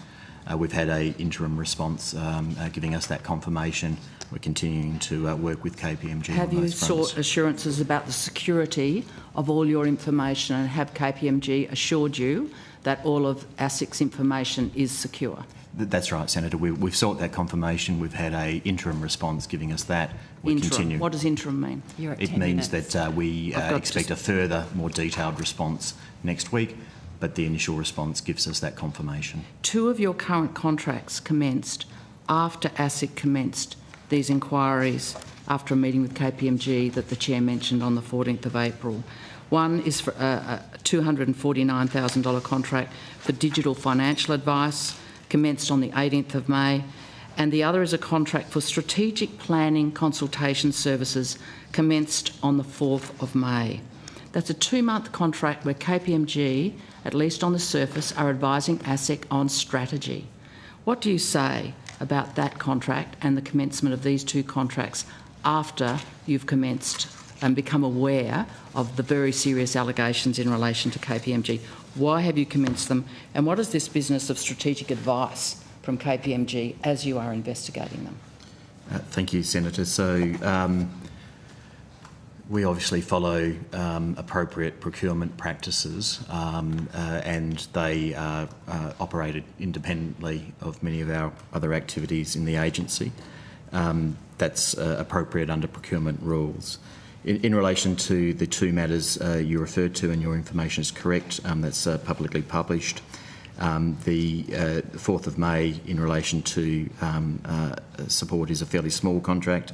It's to help us establish some of our program management office needs in a particular IT project. What does that mean? We operate a number of programs. This one relates to Registry Connect, which is enhancements to our registry operations. It's a large digital program. Within that program, you need program management office services. The services here help us with the expertise to set up that system. What's your protocol in relation to contracting with people you have under investigation or hold serious concerns about, and contracting with them simultaneously with those concerns and indeed live investigations? Yeah, so it's appropriate, Senator, for the most part, that we manage procurement independently of our investigations and actions. So you have no problem doing business with people you're investigating? You have no procedure? Indeed, it's appropriate that we do have separation of some of that information. I don't think that passes any kind of pub test, frankly. That is a real concern. Will you continue with these contracts, and will you consider, follow the example of the RBA, the ATO, many, and including Lendlease, who's is changing its audit, it's going out to market after many years of working with KPMG. Will you review these contracts, and will you review your relationship with KPMG? Indeed, Senator, the interest in approaching KPMG to get information about how they're treating our information, how they're going to respond to those issues, once we receive that, that's absolutely we'll consider where we are with KPMG with respect to those current matters, and indeed the extent to which it should be relevant for our future procurement activities. Great. Thank you. I'll come back. I've got more. Thank you. Senator Roberts. Thank you, Chair, and thank you all for being here. Good morning. Ms Roxanne Misco is a whistleblower who has not been protected by whistleblower legislation as she should have been. She was the Compliance, Health and Safety Manager for ECS, a major transport company, and on 16th of June 2020 reported significant safety breaches in that company to the Department of Safe Work, South Australia. She's also reported it to the National Heavy Vehicle Regulator and to Senator Glenn Stirl that ECS had done no safety audits from 2007 to 2020 and had no safety system as of February 2020. This was fully evidenced. ECS worked for Santos. Despite this, National Heavy Vehicle Regulator did not investigate the raised issue of fatigue and lack of safety audits. ASIC were notified on February 2022. ASIC simply referred the issue back to National Heavy Vehicle Regulator, where nothing further has been done, and the risks continue on regarding limited attention to fatigue-related deaths, systemic regulatory failures, and domestic heavy vehicle safety. Ms Misco followed whistleblower protocol to the letter and has been on the receiving end of significant retribution for her disclosures as a whistleblower. Evidence showed ECS contracted to Santos, Ensign Energy and Eastern Well. Why has ASIC shown zero statutory duty to uphold the Safety Whistleblower Act and laws? Are you aware these are very serious criminal offences and involve risking lives to workers and public safety at extreme levels? Thank you, Senator Roberts, and good morning. And I know you have raised this issue with us previously, so thank you for your question. So since we last met, Senator, I do have some information in relation to the matters that you raise. The difficulty that I have, Senator, is that we're unable to give evidence about whistleblower interactions in a public forum. So it is I'm in a bit of a bind, Senator. Could we have a briefing? Private briefing. Of course, Senator, we'd be very happy to give you a briefing. I am aware that the issues that you've raised date back, I think, as you said in your question, to 2022, and I can certainly assure you that these issues were looked at carefully and in a considered way. But I think if you're comfortable with that, it would be preferable for us to have a briefing and let you know, to the extent, again, that we can by law, and I'll have to get some advice on that, but we'll be as open as we can, certainly, Senator. We prefer to get issues fixed for a constituent rather than put on a show, so I'm happy to get a briefing. Thank you, Senator. That's good of you, and we will take you up on that. Can I ask some more questions and just tell me if this is appropriate or not? Why is ASIC not protected Roxanne Misco since the amended Whistleblower Act commenced on 1st of January 2020? Again, if I could take that on notice, Senator. Why has ASIC not prosecuted CEO Santos, Ensenangi, Eastern Well and ECS for violence towards a safety manager and whistleblower retaliation over years? And again, Senator, I'll take that on notice. Who is responsible for the statutory duty to be upheld for whistleblower protection inside ASIC? Why has ASIC failed to protect a whistleblower when, in this case, Roxanne Misco reported to Senator Glenn Stirl, who's a good friend of mine, when he was undertaking a national Senate inquiry into how dangerous is the heavy vehicle transport sector?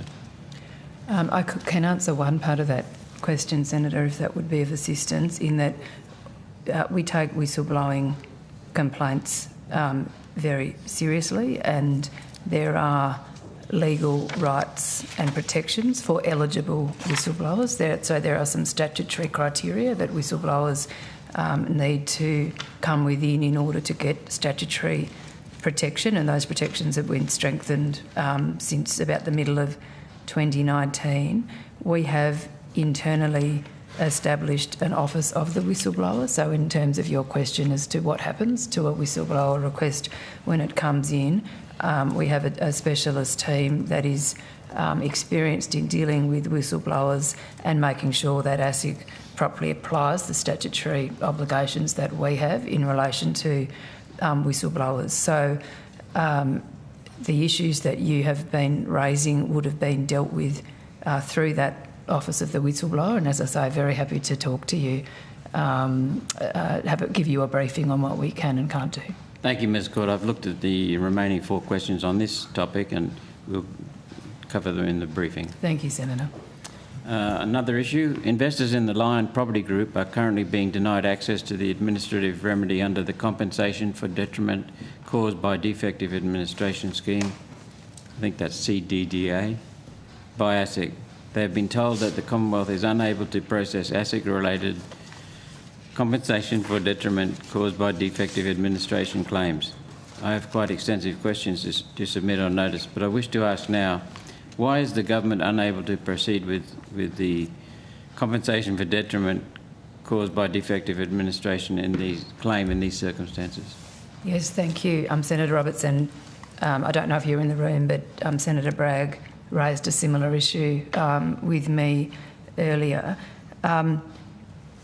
There are complications about the application of the CDDA to ASIC, and just in that regard, I may have to correct the answers I gave to Senator Bragg earlier. I think I said that CDDA did apply, but it was just that ASIC didn't administer it.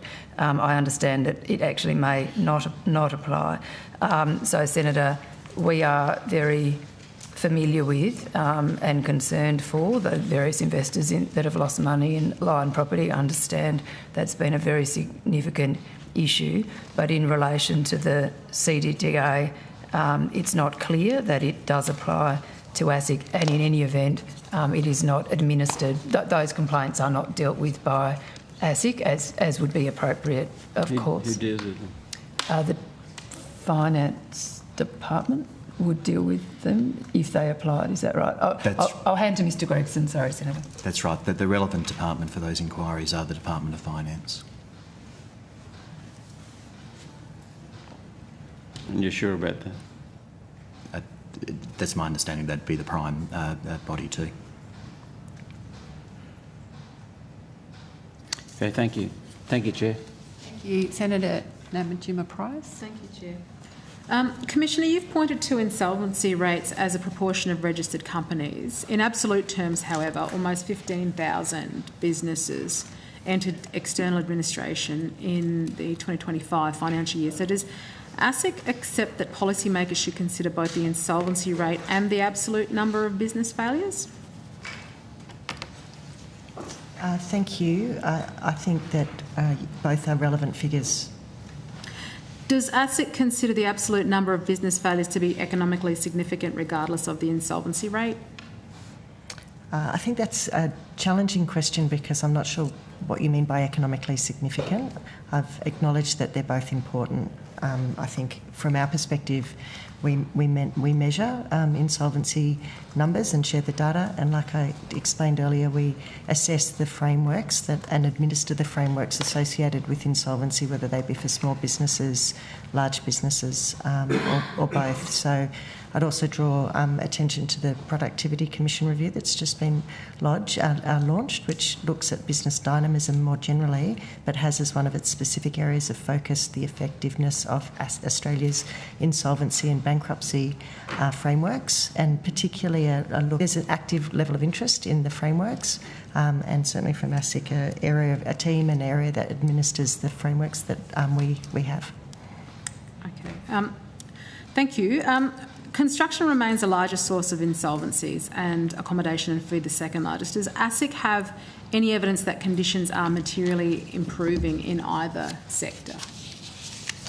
I don't think the data that we collect in relation to insolvency is predominantly backward-looking, like current state or former, rather than prospective. So I think your question goes to whether there's improvements in those sectors, and I don't think that we have data at least that we published that's relevant to that. Okay, so would it be fair to say both sectors remain under significant pressure? It's fair to say that the statistics, the data that we've shared show those are the big two, or the biggest two, in relation to insolvencies that we've seen. And so that's our current data. And it might be just worth noting, Senator, and again, correct me if I'm wrong, Commissioner O'Rourke, but ASIC's role in relation to the insolvency figures is really we are collecting data. So we are getting all of the information that comes in from the sector. We are trying to make sure that there are efficient ways for businesses throughout the economy, whether they be small or large, to have external administrators appointed, or and particularly in relation to small business, Senator, that your questions have been directed to. There is a particular process called a small business restructure that was introduced specifically to try to make it easier for small businesses when they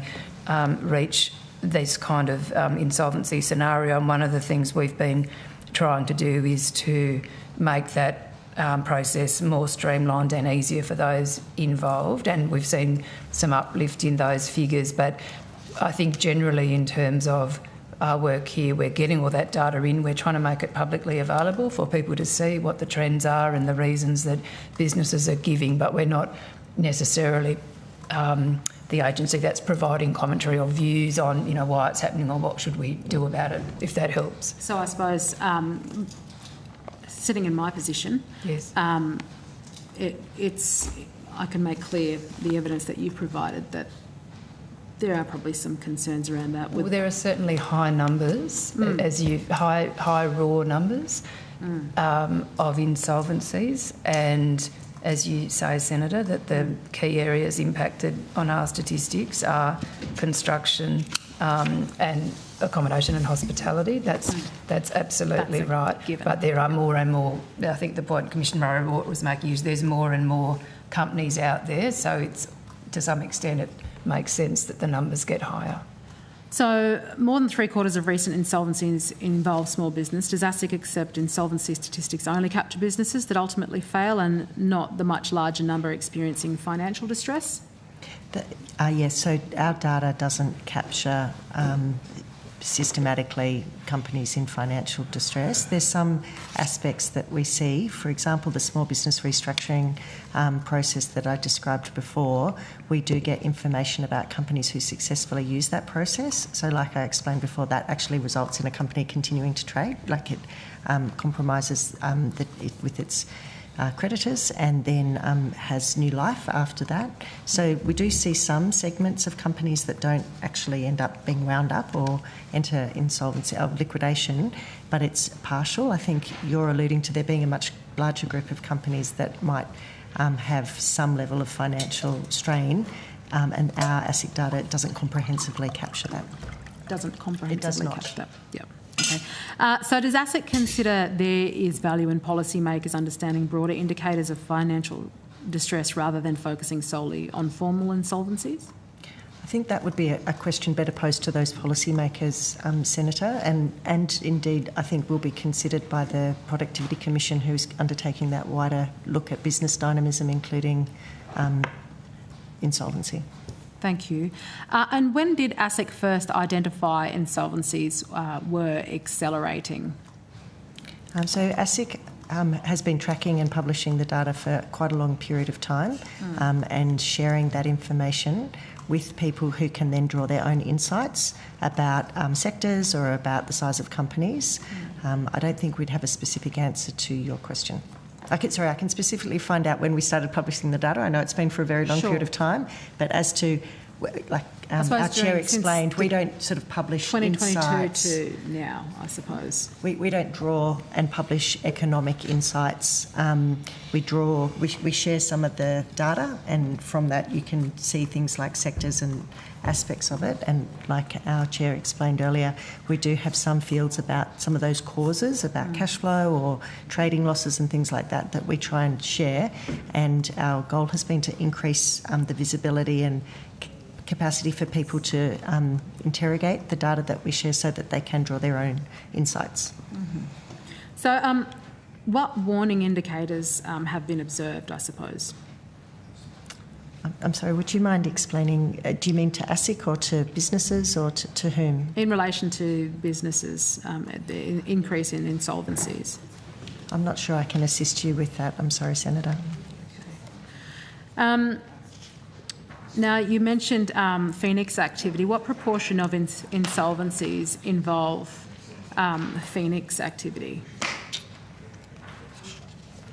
That's a very difficult question to answer. We, of course, along with ATO and others, are very concerned about illegal phoenixing activity, and we do administer those creditor defeating disposition provisions, which are aimed to identify and respond in a regulatory sense to unlawful phoenixing. So part of that is ASIC has a power by which certain dispositions or of assets can be reversed, because if they've been identified as being a creditor defeating disposition. So I'll be able to get you information on how many times we've done that, but by no means would I describe that as a full set of all of those. They're the ones that we've been able to identify and under those sorts of provisions. So I think that concern around phoenixing, illegal phoenixing, like I said, has been long-standing, and we work with ATO and others as part of the illegal phoenixing task force to see if we can find other indicia and then act across the different agencies as appropriate. So you'll be able to provide that information on there'll be some additional information about the number of creditor defeating disposition actions that ASIC has taken, and anything that I can help with from the phoenixing task force about whether it be the number of phoenixing that's been identified. I think there have been some survey, I'm just not sure how dated they are, but we'll share that as available. Would there be any opportunity to provide some of that information, that activity by industry? If available, of course, I'll see what we've got. And just one last bunch to take on notice. Can I just ask just one very quick, Senator, and obviously we'll give you as much information on the phoenixing as we can, just with the one complication that phoenixing is a very broad and wide term, so there's no actual statutory definition of phoenixing. There are a range of statutory provisions in the Corporations Act, but as Commissioner O'Rourke said, in many other pieces of legislation as well, that all go to trying to prevent illegal phoenixing. So we can absolutely give you as much information as we can, but it'll be pulling information from a range of different places, and it may well not cover the field because there are a range of other agencies involved in trying to combat illegal phoenixing. Okay, so I've got some questions that I can provide. Further questions on notice. Thank you. Appreciate that. Thank you. Senator Chandler. Thank you, Chair. Morning, all. I want to ask some questions about young Australians investing and the financial advice that they're receiving, and then pivot to some questioning around the cost of financial advice. So since the budget, we've seen a lot of commentary and claims about the level that young Australians are investing at. I know some claims have said that 9 in 10 people under 35 don't have any shares. I do note that ASIC's Money Smart Gen Z report in 2026 says that 23% of young people invest in crypto, so that's almost a quarter, and that 18% are investing in shares or ETFs, so around 1 in 5. What is your understanding of the type of investments young Australians are currently engaging with? Good morning, Senator. Thank you. I'm going to pass you to Commissioner O'Rourke, who knows... sorry. I've just surprised Commissioner O'Rourke. My apologies. To Commissioner Kirkland, who'll be able to answer that for you. Thank you. Thank you. Yes, thank you, Senator. So we published some data in March. That was on the 16th of March, I think, which was data about, it was a survey-based data, I should say. So I'm conscious there are a range of data sources around. Some are based on transaction data. In this case, it was survey data. It was based on a nationally representative online survey of 1,127 Australians aged 18 to 28 that have been conducted in November, December last year. And it did find that 18% of Gen Z respondents reported that they owned shares. And if you can give me a moment, I'll be able to just get some of the information on some of the other asset classes, which I know I'll have available somewhere here. So we did find that almost 1 in 4 also reported that they owned cryptocurrencies. So that was 23%. Yeah. So in your survey, when asked about savings priorities, young people listed shares and crypto as number 2 and number 3, respectively, just behind a traditional savings account.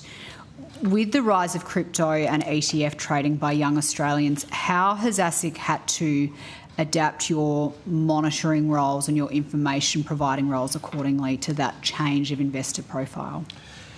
I'll take the second part of that question first. It has, in a way, the survey that we've just been talking about is part of the change in our approach. So we've had the Money Smart website for a long period of time. We know it's heavily used by Australians, visited by over 11 million users in the last calendar year, I believe. And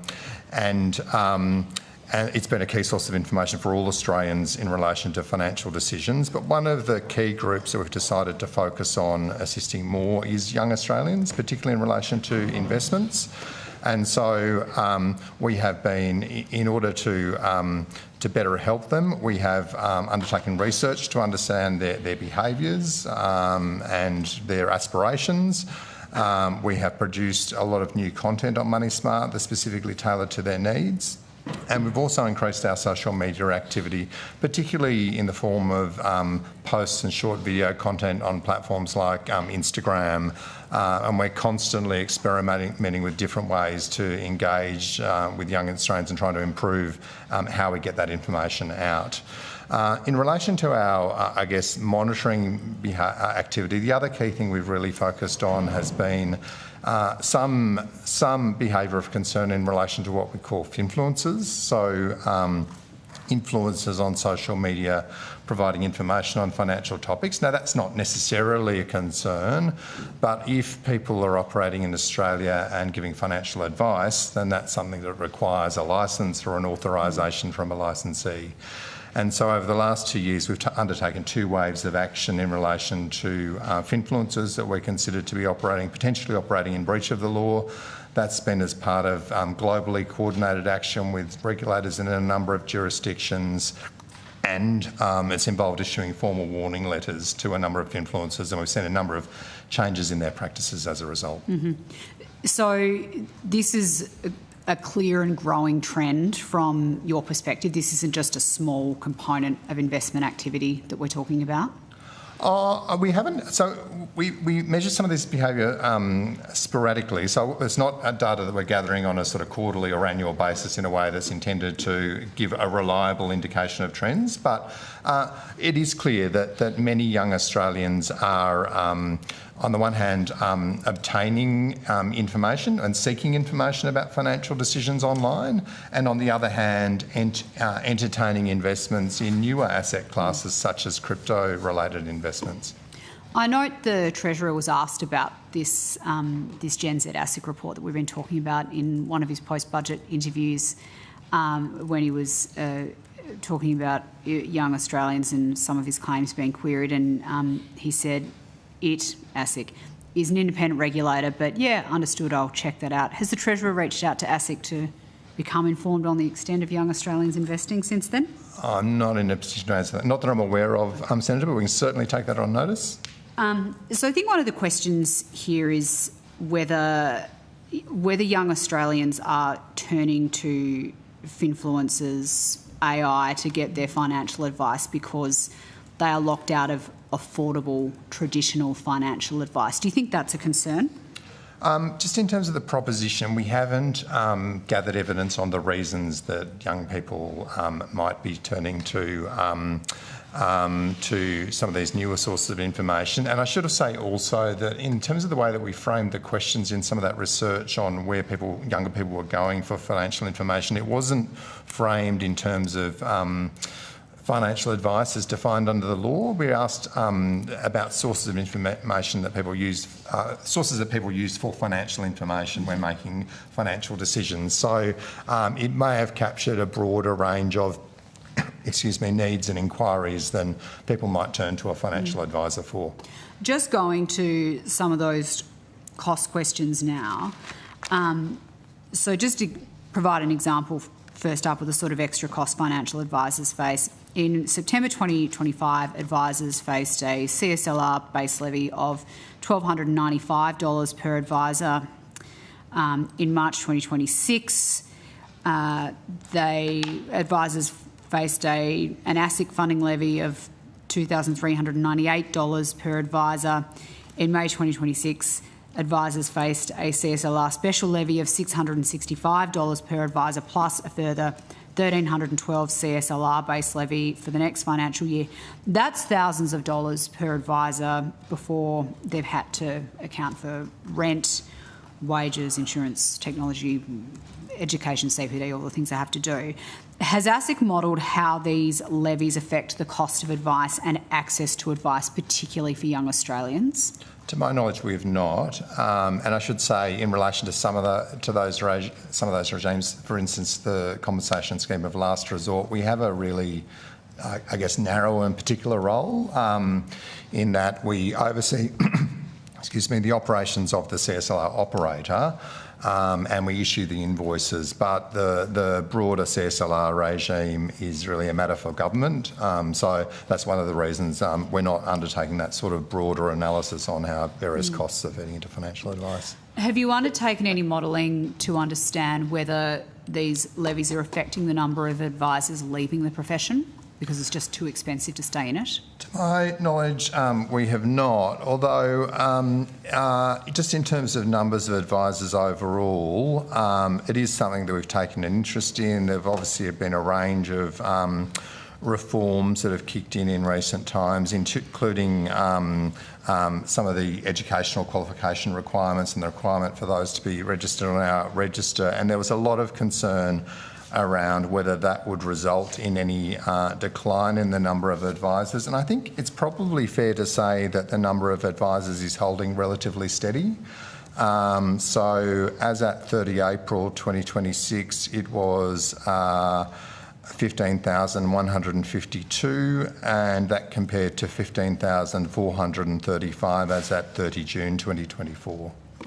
Do you have any concerns that with the increased compliance costs on advisors on the one hand and the increased number of Australians, young Australians particular, as we've talked about this morning, but I suspect it's more general than that, seeking financial advice from other less registered sources, whether it's influencers or using artificial intelligence to come up with their financial advice?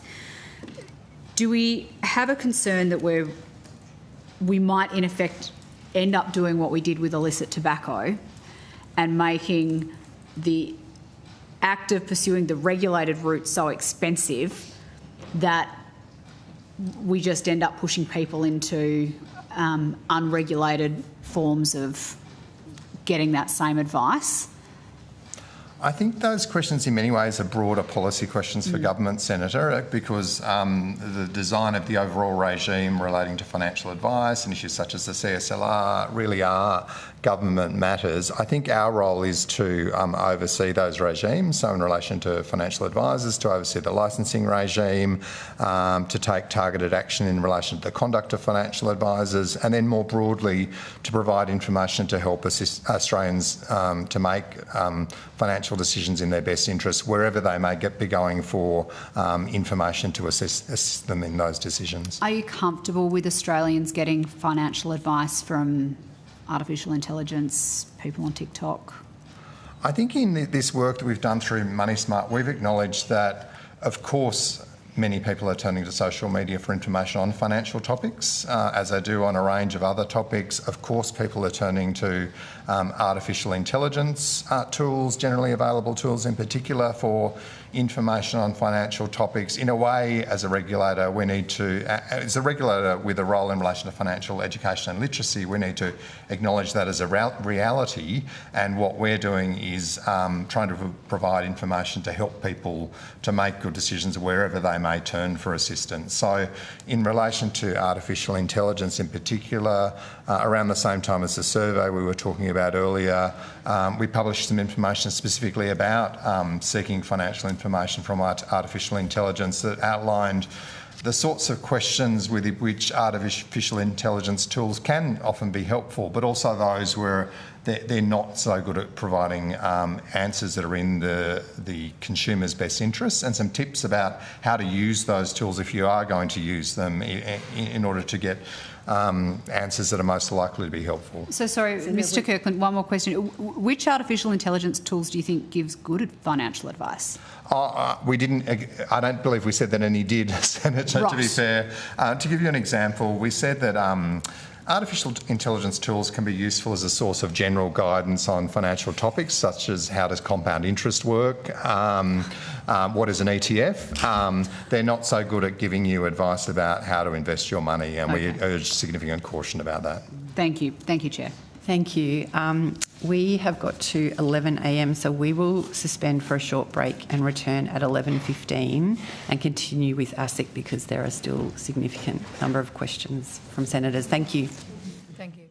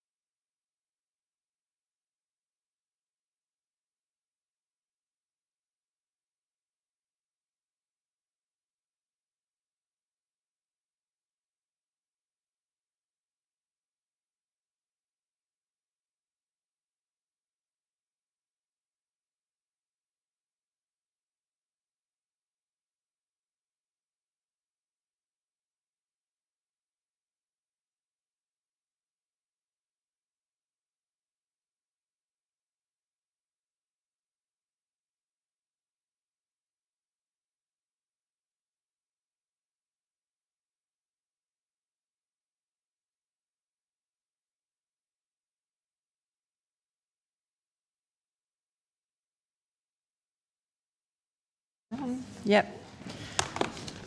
The committee will now resume and we'll continue with representatives from the Australian Securities and Investment Commission, and I'm going to Senator McKim. Thanks, Chair. Firstly, to you, Ms O'Rourke, I'm now aware that the advance notice you were given about my interest in the reporting of offshore decommissioning was in general terms only and not specific to the complaint you've received from TWIS, so I just want to acknowledge that and withdraw any implied or even explicit criticism I made of your preparations there. Okay, thank you. No worries.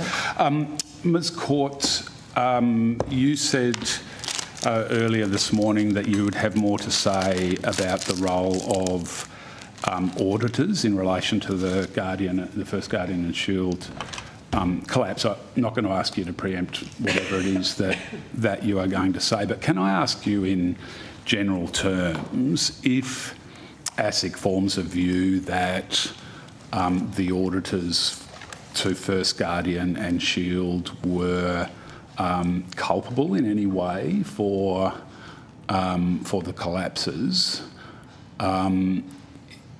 is it open to ASIC to take legal action against the auditors with a view to requiring them to contribute compensation for victims? Senator, it's certainly open to ASIC, in our view, to take legal action. The question of compensation, I think, is something I'd have to take on notice. Yes. Okay.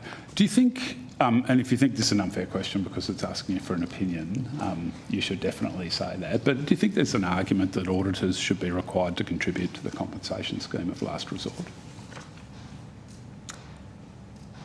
Look, I think I would leave that question, Senator. I think, there are active, I think there's a consultation paper underway as we speak in relation to the compensation scheme of last resort, and it's an understandably contested issue because, of course, the compensation scheme of last resort is funded by parties who generally do the right thing to pay compensation, and it's a very important scheme. We're very supportive of it, but because of the nature and the scale of some of the failures that we have seen, there are significant requirements to draw on that fund. So it would be a brave thing to do to speculate who should make contributions to it, but I sort of very much understand the point in that there are a range of people that are potentially may contribute, not talking about this matter particularly, but generally,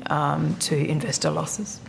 All right, thanks. And finally, I've just got some questions around finfluencers. Are you familiar with that term? I'm very familiar with that term, only since I started at ASIC, Senator McKim, but I think Mr Kirkland might be able to answer. Yeah, I thought it might be Mr Kirkland, given his previous contributions. So Mr Kirkland, post the budget, so you're obviously aware that the budget contains some changes to the taxation arrangements for capital gains and for negative gearing. That's been fairly broadly canvassed in the public conversation. Post the budget, there's been a surge in finfluencers spruiking for self-managed super funds. And I've got some examples from Instagram here. SMSF, the budget loophole. Why SMSF is now king. SMSF's exempt from negative gearing restrictions. CGT discount retained in SMSFs. The list goes on. Arguably, this bears similarities to some of the spruiking that went on for Shield and First Guardian.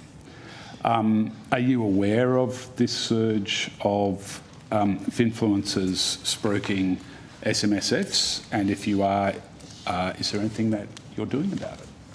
I have seen some reports about that activity. We haven't, it's not something where we sort of measure data in a way that could sort of say that reliably that there's a trend, but I'm certainly aware of the concern, Senator.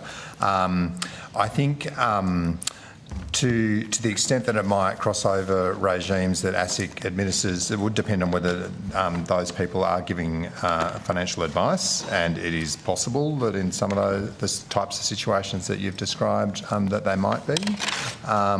Because this is something that's happened in recent weeks, I don't believe we've got any activity underway at the moment looking at those specific behaviours, but we'd certainly, it is an area that we're interested in general, as demonstrated by the previous action we've taken in relation to influencers giving unlicensed financial advice, and we'd be very interested in having a look at any of the examples that you've gathered.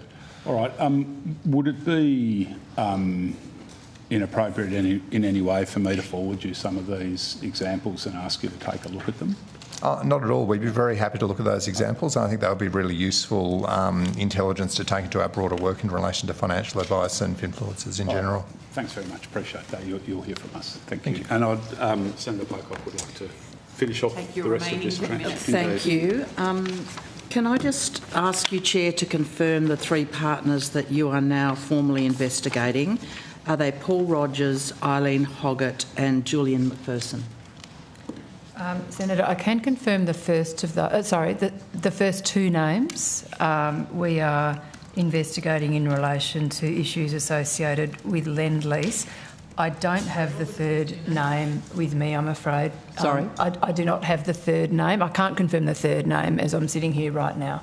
Could you take that on notice to confirm with us and perhaps take advice while we're sitting here? I will do my very best, Senator. I'm sure somebody listening will help me out. Thank you. I'll come back to that at the in a little while.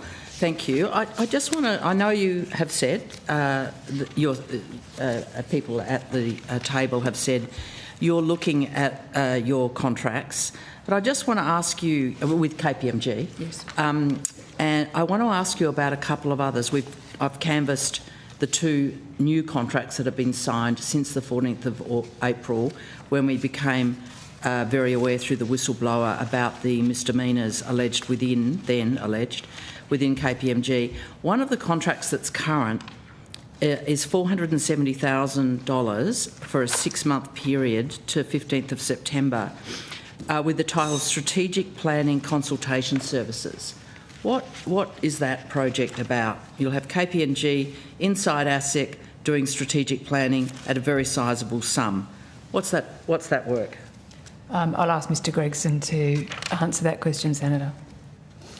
Senator, can I ask you to repeat the details? They're not necessarily matching the material I've got. Okay, so it's CN 4227060. The value of the contract is $470,205. The published date is 23rd of March. The execution date, the 4th of March. Contract runs 12 March this year to 15 September. Thank you, Senator.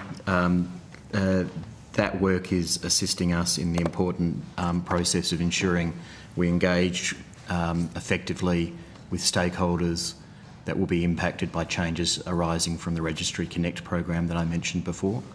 We're utilising those services in that process to help design the right engagement strategies.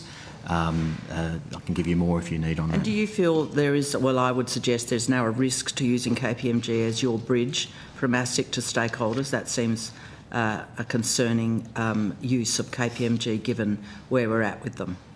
You are now formally, the signal is out there, there are major problems. Senator, we understand that the matters more than many, given the activities we're doing. I think consistent with my previous advice that we've written to KPMG to seek certain assurances on the sort of more formal response on that. We'll consider all of our engagement. Okay, I could go down the track of other contracts where KPMG are giving ASIC legal services, risk management services, taxation services, which all seem, not to mention a very large IT contract of 1.4 million computer services. So I look forward to hearing the progress of your review of those.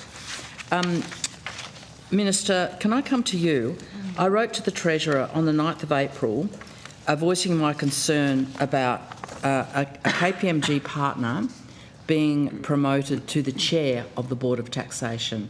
It's 2 months since I wrote that letter. In the last few days, we've heard the RBA and the ATO and your own department and here, ASIC, are reviewing their relationship with KPMG, Lendlease reviewing their audit contract. In my letter, which is dated 9th of April, I haven't had any reply, I'm drawing the Treasurer's attention to the fact that your government has appointed Mr David Bradbury to the role of part-time chair and member of the Board of Taxation. Now, the Board of Taxation is an important body which gives advice to the government about taxation matters. And clearly, this is an appointment after the whistleblower allegations were out there. It's an appointment you've made where there must not be, for the Australian public, any perception or actual conflict of interest, it would seem. Otherwise, it's clearly a real risk of regulatory capture. I am very concerned about this, that KPMG, a partner, is now inside the House, yet another one, advising your government on tax. What's your response to my concern, the concern that's shared more broadly out there about bringing in a partner from a firm that's clearly under a very large black cloud in terms of its culture, its practices and its ethics? Well, I'll see what I can do in terms of chasing up a response to the letter that you wrote, the Treasurer, that you raised in the first part. But in terms of the appointment of the Honourable David Bradbury, the government strongly supports that appointment. He's more than suitably qualified with 25 years of experience in law, government, tax policy. He has a very strong CV and will have gone through the appropriate appointment processes. And, you know, the government is very pleased that he has taken on this role. So the Honourable Mr Bradbury is a partner, a current partner in KPMG. They have a structure as a partnership where they are jointly and severally responsible for the management of their business. He bears a direct responsibility in a partnership structure for the decisions and practices and culture and ethics within KPMG. What makes him free of the possibility of contamination by this scandal with KPMG? Why would you take advice from someone who's a member of the partnership that have enacted these scandalous behaviours? Well, the government, and we announced this appointment on the 27th of March 2026. He has extremely well qualified for this position. We are strongly supportive of the appointment. Obviously, when people do take on these responsibilities, they have to manage other commitments that they have, and that would be quite normal, I would imagine, in corporate Australia. But he is more than qualified for this position.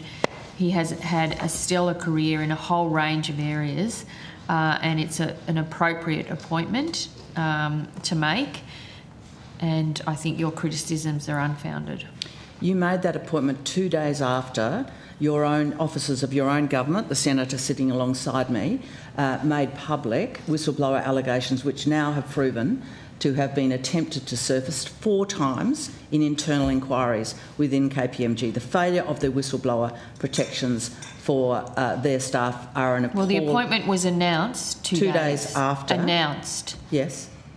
Yes. So there's... and I don't have the timeline in front of me. I when can tell that you the appointment timeline. was agreed the announcement in the Senate calling out the whistleblower allegations was the 24th of March. 2 days later, your senator... I'm making a different point, Senator Pocock. Like, when an appointment's made and when an appointment's announced are not necessarily on the same day. But did you take advice? Did you have any briefing? Did your government have any consideration of the public information that was available 2 days before your announcement? Senator Pocock... It made headlines. Well, you're at 10 minutes, Senator Pocock, appropriate processes would have been in place for an appointment of this type. Due diligence and all the rest of it is a standard part of the government's appointment processes? Well, it doesn't pass any kind of public test of probity in my view. Thank you. Thanks. I'm now going to Senator Scarr. Thank you very much. Ms Court, I want to ask some questions in relation to the trustee companies that are involved in First Guardian and Shield. And first, can I compliment the ASIC team who's been engaged in these enforcement activities? I read the, it's probably not a usual thing for someone in this place to do, but I read the causes of... I'm noting I read the statements of claim against Diversa and Equity trustees that have been filed, and they reflect a great deal of work that's been put into these matters. But it also raises concerns in my mind about the standards within our superannuation trustee sector. And as I understand it, ASIC took action against Macquarie Investment Management in relation to Shield, Equity Trustees Superannuation Limited in relation to Shield and First Guardian. Yes. They're separate actions? Yes, they're two separate actions. Yep. The First Guardian related action was filed, I think, just last week. Yep. Senator. Net Wealth Trustees in relation to First Guardian? Yes. And Diversa Trustees in relation to First Guardian? Yes. So, as you said, I think, and if you could just confirm this, ASIC has now taken action against every single superannuation trustee company that was involved in terms of First Guardian and Shield. Is that correct? That's correct, Senator, yes. So, in reading the causes of action, issues with onboarding, yes, the products, the managed investment schemes where investors have lost hundreds of millions of dollars, issues in terms of monitoring the performance of the investments, issues in terms of responding to difficulty in getting redemptions in some cases from the funds. To me, it raises concerns about, well, what else don't we know that's out there? So we know what's happened to First Guardian, we know what's happened to Shield, but potentially if the trustees aren't performing at the level they should be, if aren't discharging their obligations under the Corporations Act and under the superannuation investment legislation,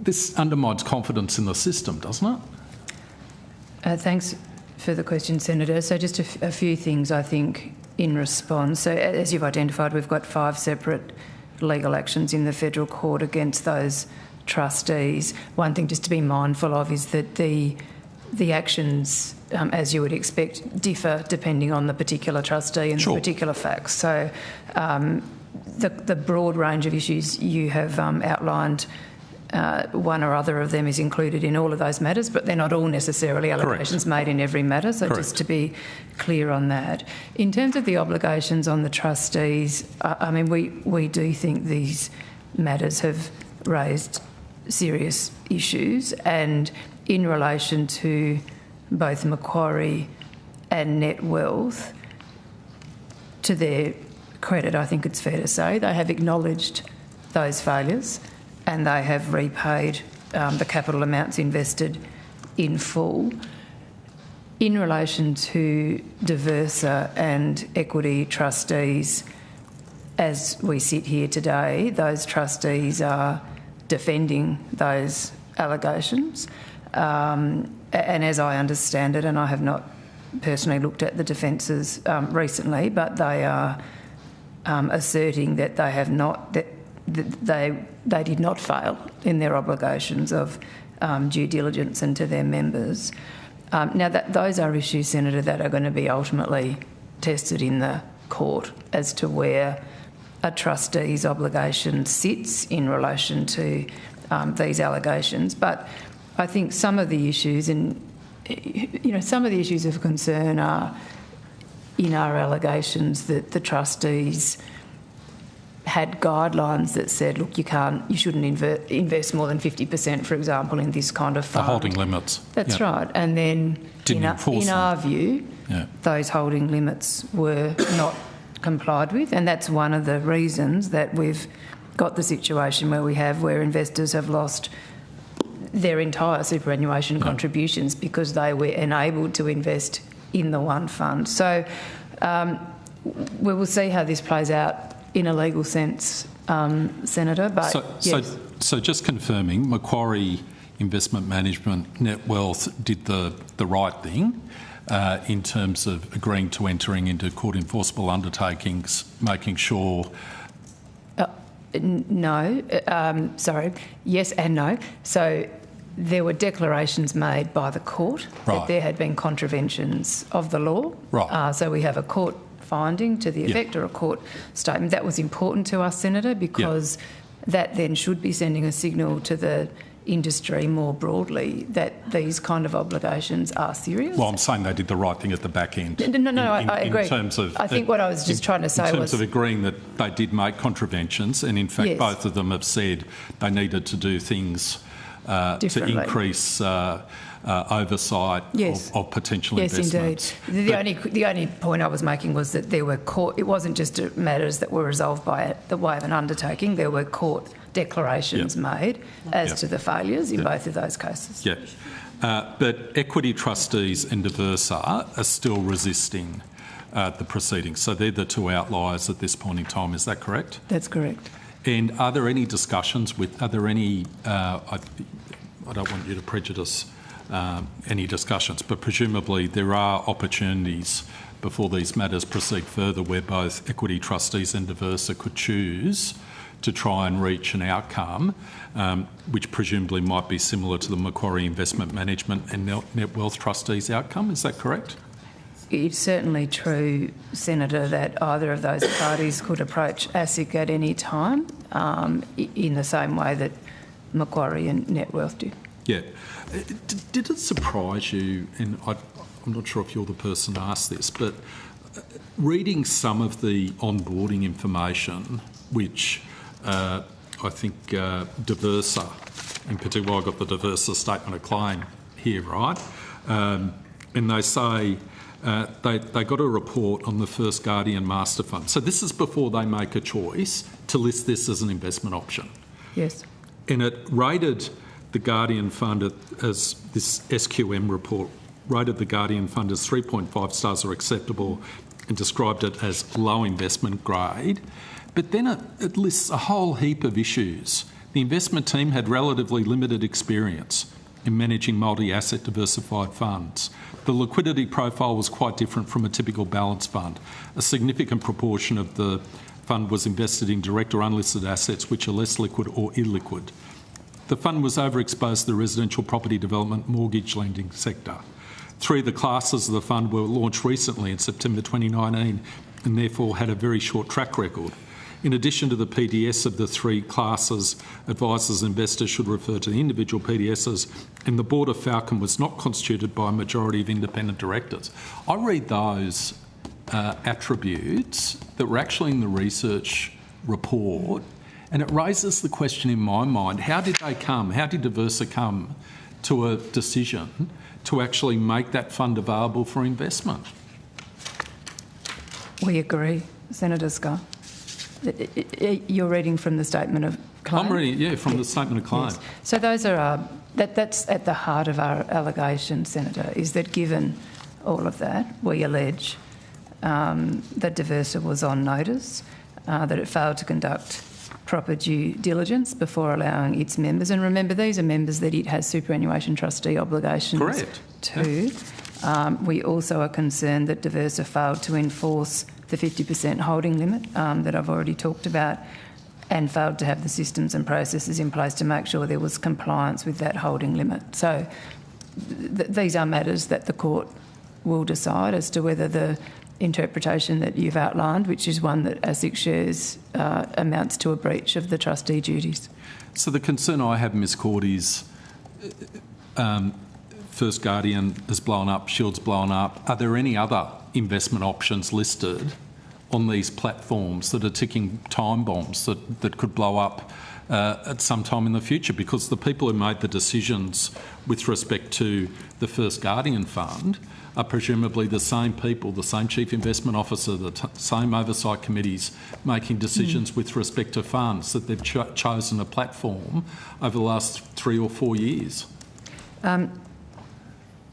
Senator, I mean, the issue that you've outlined is one of the reasons that we were very concerned to take these actions is that we are trying to send a message to the broader sector about your trustee obligations and those funds that you make available to your members. So I'm just going to pass over. Simone, was there anything you wanted to add? Because I know we're doing a lot of thinking about these issues. Senator Scarr and Commissioner Constant does our superannuation work. So if we have time, Commissioner Constant could expand. We are running over time, I know. but please, perhaps please provide information you think is relevant in a concise way.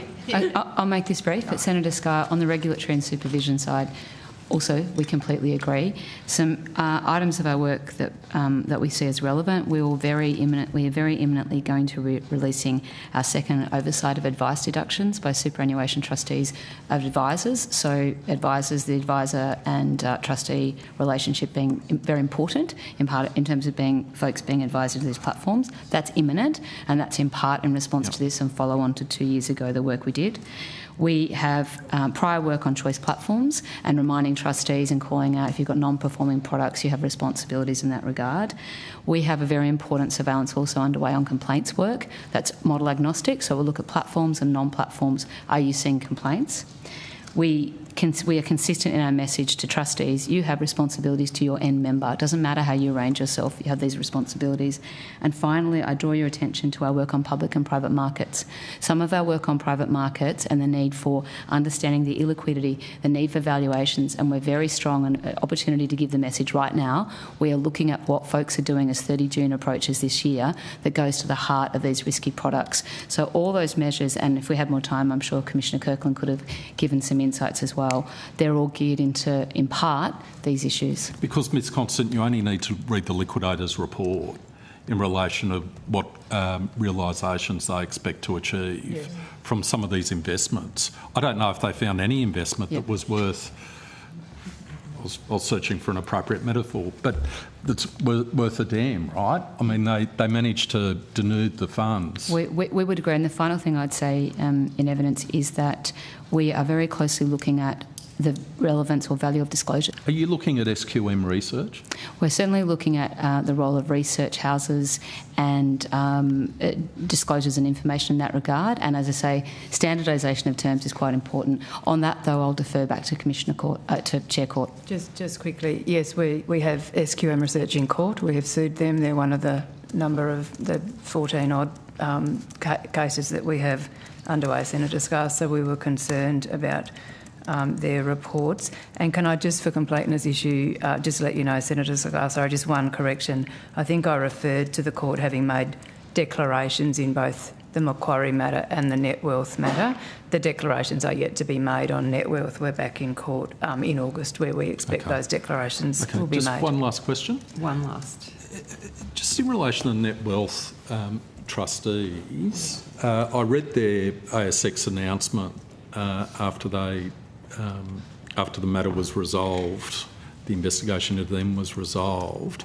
They made a comment that they'd withdrawn their application under Part 23 of the Superannuation Industry Supervision Act, which is basically a scheme whereby a trustee can apply to the minister to obtain, I'm not sure what you call it, but funds to offset losses which have been incurred as a result of fraud. So they made the comment in the announcement that they'd withdrawn that application. I know Diversa has made an application. They're still in court with you, or with ASIC. Was it part of the settlement, if I can put it that way, a resolution with net wealth trustees that they actually withdraw their Part 23 application under the Superannuation Industry Supervision Act? Senator, I'd probably prefer not to answer in terms of without prejudice negotiations, but I'm not aware that was the case, no.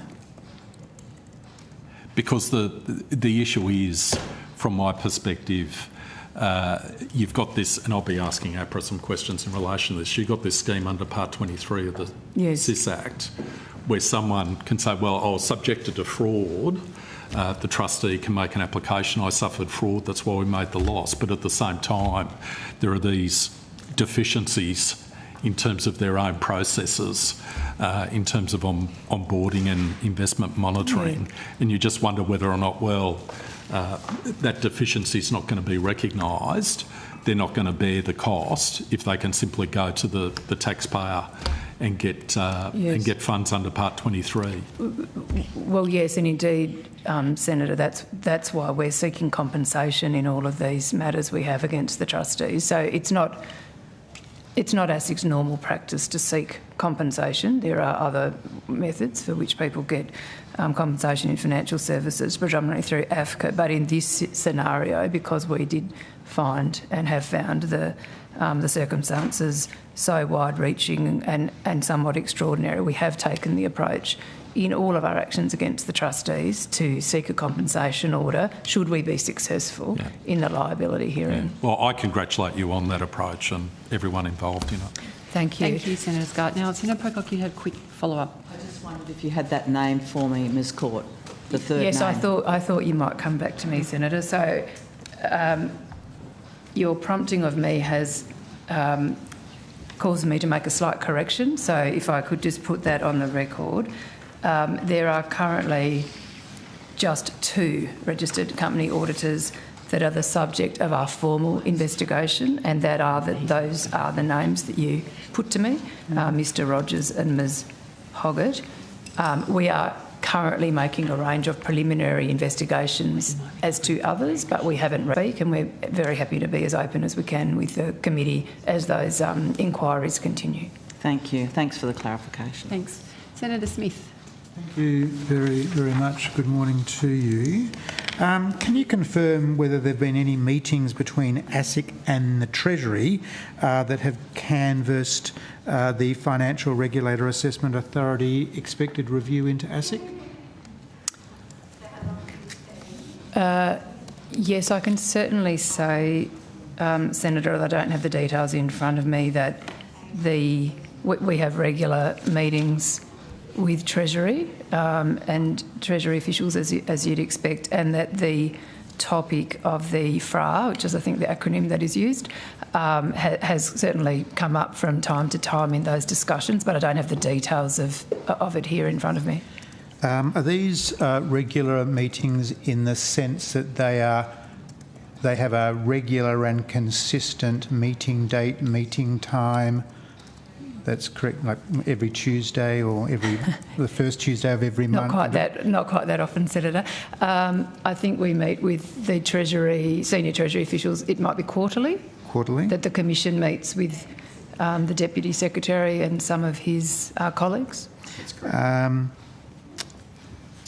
And so, given that we're in May, am I right to assume that there's been one meeting in 2026? Or have you now had 2 meetings? We've certainly had at least one, Senator, because I can recall it was relatively recently. Whether we've had 2, I'd have to. We might be able to check while I'm sitting here, Senator. Can any of the other officials assist? Senator, my recollection is that we've had 2 in the cycle, but again, can we confirm shortly? Okay. And do those meetings have an agenda which is circulated in advance of the meeting? Yes. Yep. For the last 2 meetings, can you make available those agendas? Yes, we can, Senator. Thank you very much. And are the meeting participants consistent between meetings or at meetings? Yes, certainly on the ASIC side. So the commissioners attend, or for the recent meetings there were 5 commissioners. And then Mr Gregson attends, our CEO. From time to time we might have another person in attendance. I'd have to check that, Senator. On the Treasury side, there are some people that come more often than not, but it does vary a little bit depending on the topics. Sounds like a big meeting. There'd probably be maybe 5 or 6 attendees from each side, Senator, I think, generally speaking. It sounds like a formal meeting or a formal engagement mechanism between ASIC and the Treasury? You could describe it that way in the sense that it has an agenda. I don't think it has minutes, Senator, but we we have good, close relationships with Treasury, and I mean, those are the formal, yes, I suppose to use your word, regular meetings, but of course we have regular engagement with Treasury on an almost daily basis. Mr Gregson, are there minutes of the meeting or records or a record of discussion of topics at the meeting? I don't believe we have minutes arising from those meetings, no, Senator. That's correct, Senator. And there are no notes taken of the meeting, of the discussion? Oh, there's no minutes, as the Chair mentioned. No doubt there's a summary of that meeting. So could the summary or any documentation attached to those two meetings, whatever is the recorded form of the meeting, might be notes, might be action items, etc., whatever is that form, if they can be provided to the committee as well? Yeah, Senator, we can take that on notice. Can I confirm there's just one meeting this year? One meeting this year? So and what date was that? 19th of May, Senator. 19th of May. And the last and the meeting previous to the 19th of May was on what date? It must be 2025, I think, Senator, but we may be able to find that out as we're sitting here. Yep. Of course, Mr Gregson, there are various opportunities to make information available to the committee. So if for whatever reason it may not be appropriate or ASIC might feel uncomfortable about providing that information on notice in a way that is visible to everyone, of course you can make it available just to the committee, just letting you know that you're aware of that. So has the matter of the FRA review into ASIC been an agenda item? And just to clarify, Senator, do you mean the previous FRA review? No, the forthcoming. Or the forthcoming FRA review. Whether it's been an agenda item in and of itself, again, we'd have to take that on notice and check their record, but it's certainly been an issue that we've discussed, as I said, from time to time. And so the expected review, so I understand the forthcoming review. Forthcoming review is the correct characterisation. Given it's an independent review, is my understanding, in what context has it been discussed and raised with the Treasury? Have you raised it with the Treasury, or has the Treasury raised it with you? I think, Senator, what we've talked about with Treasury, and to be honest, I can't recall whether we've raised it or they have raised it. It probably varied. 19th of May was not too far away. No, but I have had a lot of meetings since the 19th of May. I know what that feels like. Yeah. Senator. But the issues that we would be asking Treasury about really are process ones about timing. So, when is this? We're aware that we're due for a review. We welcome that review and oversight. We're aware, I think I'm right to say this, that the former panel members that made up the previous FRA have stood down, or whatever the right word is. Anyway, so far as I understand it, there's not a currently established FRA panel. So, of course, that's something that will need to be done before the review can commence. And so, on our side, Senator, these reviews require quite a lot of resourcing. We provide the Secretariat. We have to gather a whole lot of information, and obviously the panel members, when they're appointed, if I can reflect on what we went through on the last occasion, they weren't familiar with ASIC, so we needed to spend a lot of time explaining, how we're set up, our structures, the kind of topics that we cover, the work that we do. So we try to provide as much helpful support as we can, but of course, as you say, they are then an independent reviewer and they deliver a report working with Treasury. So just, is it a reviewer or is it a panel of reviewers? I don't know the exact requirement in the legislation, Senator. I can't recall, but last time there was a panel of reviewers. There were three people that's made up the FRA panel. Have you been asked by the Treasury for any suggestions about who might be appropriate to sit on the panel? Yes, I think we may have in one of those meetings. And did you provide some advice to the Treasury about who would be suitable on that panel? I'll have to take that on notice, Senator. I don't recall giving advice in any formal sense to the Treasury. I think more likely, but I'm speculating here, we said, oh, yes, we'll have a think about if there are any names that might be good to do this. But again, I can take that on notice as to whether or not we've provided any particular suggestions. Sometimes, of course, it can be helpful to have, you know, former regulators or people that know ASIC's work and know the context in which we're working in, because then people don't start completely from scratch. So, yes, I don't know if anyone else has a better answer to that, Senator, but, you know, we're very open to engaging Treasury and providing any assistance that we can to help a process. So I'm just keen to be clear about this, because it goes to the independence of the review. Just keen to understand, so the review has not been a formal agenda item on your quarterly meetings between ASIC and the Treasury? Well, I think I said I'd take that on notice. I want to check the agendas. We'll be able to check that when you make the agenda available. Yes. And if I understand your evidence thus far, there have been informal conversations between ASIC and the Treasury about the type of person or type of people that would be suitable to participate on the review panel? Well, again, Senator, I'm trying to remember the conversations and be as forthcoming as I can. To the best of my recollection, the kind of conversations we've had are, have you got any ideas or names that might be good for the panel? Treasury's conducting its own processes as well. If we think of anyone that we think might have the kind of skills and expertise, that might be of assistance.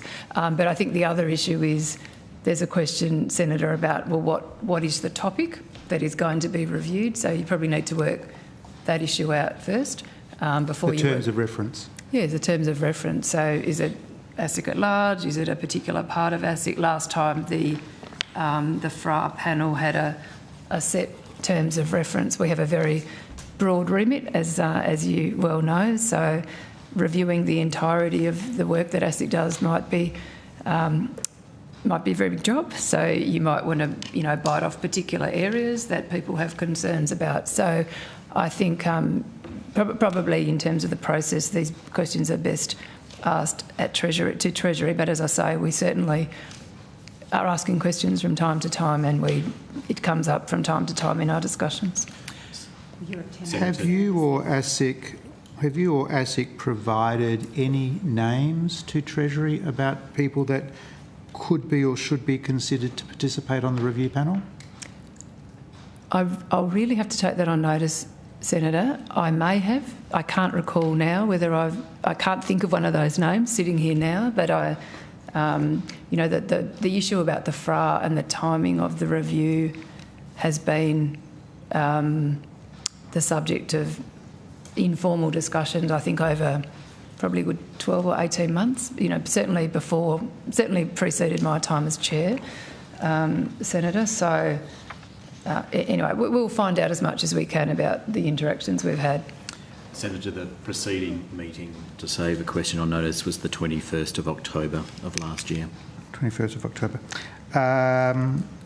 Thank you. If on notice you could provide any information about what names may or may not have been provided to the Treasury.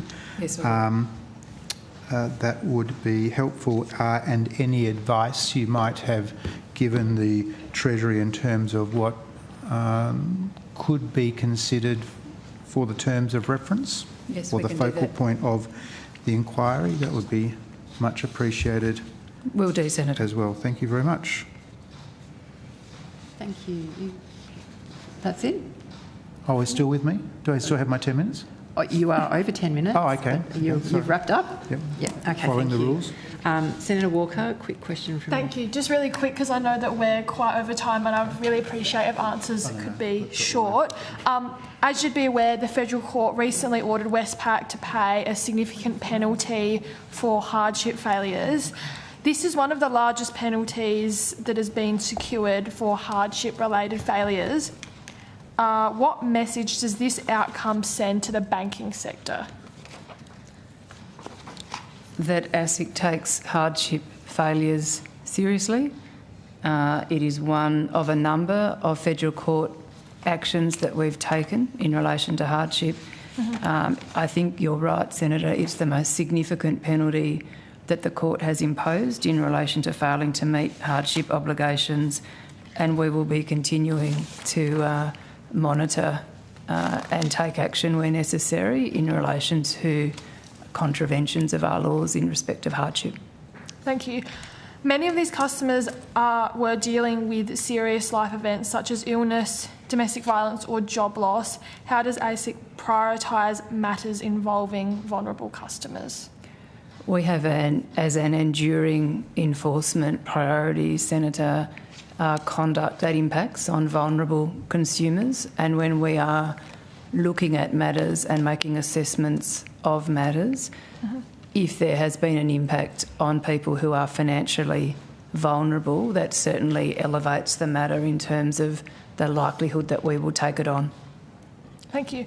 So the court rejected Westpac's proposed $10 million penalty.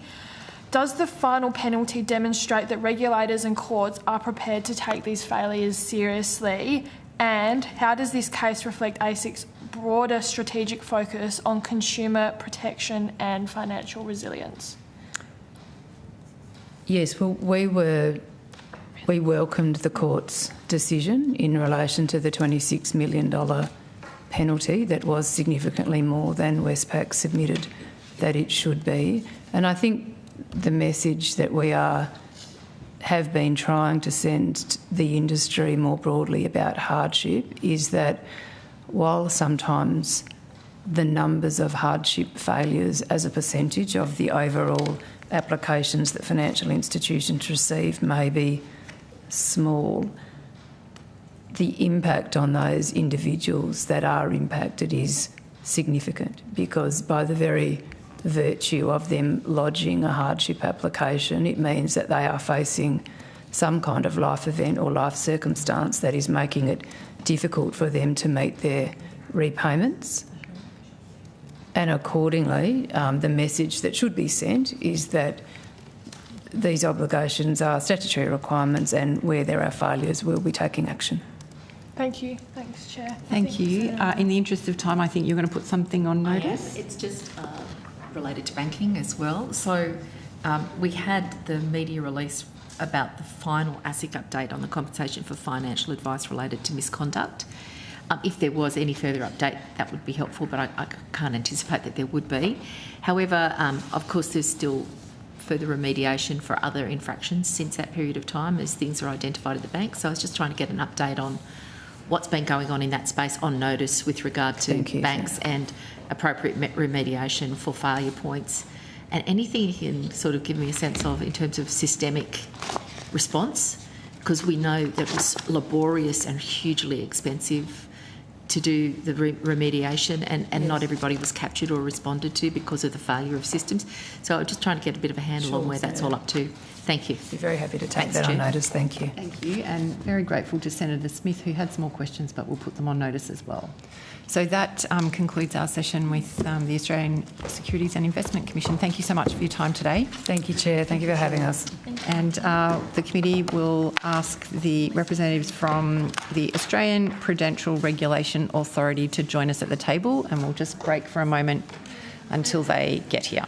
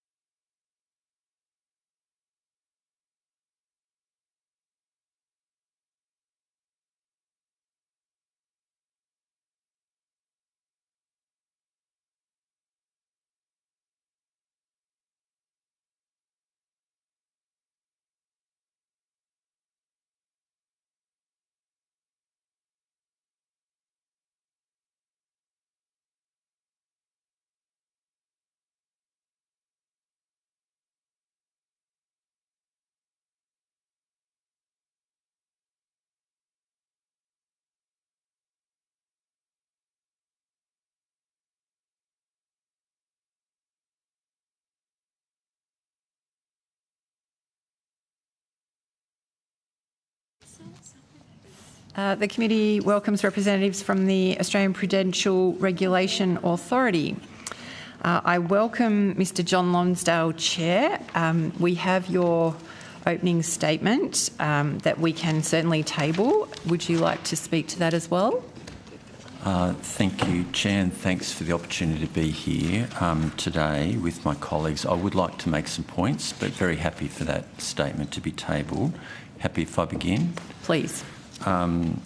So I just wanted to begin by assuring the committee on the most important issue that we deal with, which is the soundness and safety of Australia's financial system, that it remains strong and safe, and it's underpinned by robust prudential regulation and supervision.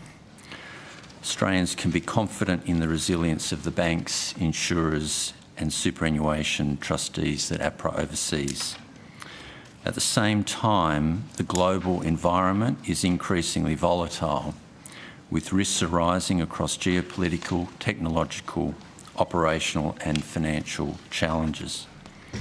As set out in APRA's latest System Risk Outlook, which we released last month, the effects of geopolitical conflict, cyber and operational risks, plus rapid technological change are some of the issues reshaping the risk landscape in an increasingly interconnected way. While our financial system is well positioned to absorb severe shocks, sustaining that resilience requires vigilance and strong risk management across the system. Rapid advances in AI, creating new opportunities but also new vulnerabilities. Adoption of AI across the financial system is accelerating, but unfortunately governance and risk management practices are not keeping pace. APRA has made it clear to industry that stronger oversight and controls in this area are essential, and we're increasing supervisory focus on AI governance and related supply risks. Cybersecurity also remains a top priority. The frequency and sophistication of cyber incidences continue to increase, including the use of advanced technologies to exploit vulnerabilities. We're working closely with regulated entities to lift cyber resilience and ensure, importantly, that critical financial services can continue to operate if there is a disruption. Alongside these risks, we are closely monitoring emerging vulnerabilities in global financial markets, including areas such as private credit. While exposure in Australia remains relatively contained, international developments have the potential to transmit risks into the domestic system, and we're maintaining a strong supervisory focus in this area. Importantly, despite this more challenging environment, the fundamentals of our financial system remain sound. Banks and insurers are well capitalised, liquidity positions are strong, and stress testing continues to show that the system can withstand a range of severe but plausible scenarios. We think that this leaves the system well placed to continue supporting households, businesses, even if economic conditions deteriorate. We're also sharpening our supervisory intensity, including clearer expectations on risk management, targeted supervisory reviews, and, where necessary, enforcement action to hold entities to account for failing to meet prudential standards.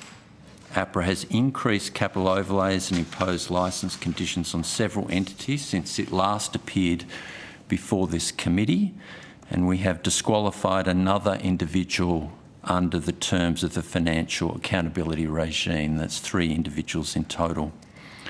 Following last year's review of major superannuation trustees, covering around 95% of platform assets under management, we've directed trustees to urgently address weaknesses and report breaches. Since then, we have taken enforcement action against 5 trustees for investment governance failings, imposing licence conditions on Diversa trustees, Fiducian, equity trustees and HTFS, and accepting a court enforceable undertaking from Net Wealth. As the prudential regulator, We're responsible for ensuring superannuation trustees adhere to the requirements in the SIS Act and prudential standards relating to onboarding, ongoing due diligence and monitoring of investment options. Importantly, it is the trustees' responsibility to determine whether or not options are suitable for them to offer and monitor against the rules that are set. Managed investment schemes are regulated by ASIC. In banking, we remain focused on both financial and non-financial risks, including lending standards, which remain sound in the context of high household indebtedness, rising inflation and rising interest rates. Just last week, we confirmed our macro-prudential settings would remain steady. In insurance, we continue to monitor a range of structural and emerging risks, including the impact of climate-related risks on home insurance affordability, availability and the protection gap. Our stress testing and climate vulnerability assessments are deepening understanding of how these risks could affect households, insurers and the broader financial system resilience. Finally, I would like to acknowledge committee that it will be Deputy Chair's Margaret Cole's last appearance here. Her term concludes at the end of June. Ms Cole has made a significant contribution to APRA. She's led with integrity and commitment to the public interest. Her significant experience across the public and private sector has been an asset, particularly in strengthening our approach to enforcement. We thank her for her leadership and service over her last 5 years. This is your last estimates appearance. We will go to Senator Hume first. Thank you, Chair. Can I just associate myself with the comments of the Chair that we are very grateful for the service that you have shown to us, Ms Cole. I know that you were thrown in at the deep end when you came in 5 years ago with some pretty significant changes to the superannuation system, but you have always executed your duties with extraordinary commitment and integrity, and it's something for which we are very grateful. And your commitment, particularly to the superannuation sector, I think has been felt by both members of the government, the opposition and the industry alike, and consumers should be very grateful for the work that you have done. I've also enjoyed our exchanges here. Sometimes we haven't always agreed on things, that's fine, but both those on and off the microphone I think have been interesting. It's not often that a regulator offers to impregnate your dog, but I thank you very much for that. I'm sorry that I couldn't fulfil your request, but I do hope that Graham and Elgin and Cosmo, the dog that my dog didn't create, and you enjoy your post-regulator career in my home state of Victoria, so congratulations. I actually have some questions that specifically relate to superannuation, so I think I should probably, I don't think I could avoid the opportunity to ask you one final set of questions about some of the changes to the performance test, superannuation performance test that were flagged in the budget. Page 19, I think it was, under making our economy more productive. It says one of the ways the government would like to do that is strengthening the superannuation performance test. Now, obviously, that performance test was introduced in 2021, just when you began. And at that time, there were, I think, 76 superannuation funds. 13 of them failed the first round of the performance test. 4 went on to fail 2 years in a row. And since that time, the 13 that have failed have now exited this market or been taken over and merged with other and better performing funds, and there are 1.1 million Australians that are better off for that. It's unquestionably a success story, the performance test, there's no doubt about that. My concern with the government wanting to change it, and I'm sure that the answer will always be it's only going to be tweaks, is that it risks the success that has already been achieved. So perhaps you can talk the committee through the importance of the performance test and what your understanding is of the government's intentions to change it. Josh, shall I take that question? Yes. Thanks, Mark. So thank you for the question. Yes, the performance test was the first thing to turn my mind to in the Your Future, Your Super legislation that came into effect on my first day at APRA, and we know that had some very important changes in it. The performance test was one of them. Stapling was another one. The best financial interest duty was another one. They were all areas that were major priorities given to APRA, coinciding with my arrival by this government having passed that legislation. So if we turn to the performance test, it has been and will continue to be, in my view, very significant for the performance of super, and very much in the interests of members that there continues to be performance testing. And if you go to other countries, they marvel at Australia for bringing in such a reform, and we now have followers in other parts of the world asking us how we managed to bring something in that has had such a profound effect on performance. In particular, as you highlight, Senator, it has enabled APRA to drive change. Some underperforming funds have left the industry, others we have been enabled to urge them to merge, because we can only urge, we don't have a power to ask funds to direct funds to merge. So that has made a huge difference, along with the transparency that comes with it. So I think it's been very important. I absolutely support the concept that it should be looked at from time to time to see how it is working, whether there are unintended consequences, to ensure that it can work in the best interests of super members. So the government, as you indicate, is consulting on reforms to it. We're obviously aware of that consultation. The design of the test is a matter for government. We administer the test in accordance with the regulations the government gives us. And we have been engaged with Treasury during the drafting of the consultation paper, but that's been at a working level. That's been more to do with technical suggestions and data to assist Treasury in their drafting of the paper. We haven't given formal advice. We've been concerned, perhaps, to indicate about the drafting, but also the practicalities of changes, perhaps, to the test. So we don't have a formal view on the proposals, which are a matter for government. We'll continue to run the test in accordance with the rules we are given. We do, all of us, continue to consider it to be a very important tool that has been used appropriately to drive better outcomes for members since it was introduced. And I don't know if this was your number, Senator, but the number of members in products that did not pass the test has decreased over time from 1 million to 8,500. We are, as I sit here, in the process of performing this year's test. It's very formal. There are a lot of moments in it where we give information to entities that may be subject to a fail. We're going through all that due process now. And the test results this year, I think, emerge by the end of August, if I've got that right. I think at the last test there were no funds that failed. Is that correct? There were no funds that failed on the MySuper product. MySuper, yes, sorry, 2 years, but not the member directors. There was a difference directors. between different types of member directors, so there were some fails. But I would say that the fact that in 1 year there was enough improvement for there to be no fails does not mean that will be the case in the future. We have to wait and see what this year's Can you give us test. a sneak peek? I don't think I can give you any more information about it, Senator, other than to say it's in motion, including the information being provided to entities that might have an issue, if I can put it that way. Okay. The changes to the performance tests that are being floated have largely been advocated by the venture capital sector, who say that the way that the performance test operates now potentially means that they are locked out of superannuation investments. And also I think that the green assets are concerned about that too, perhaps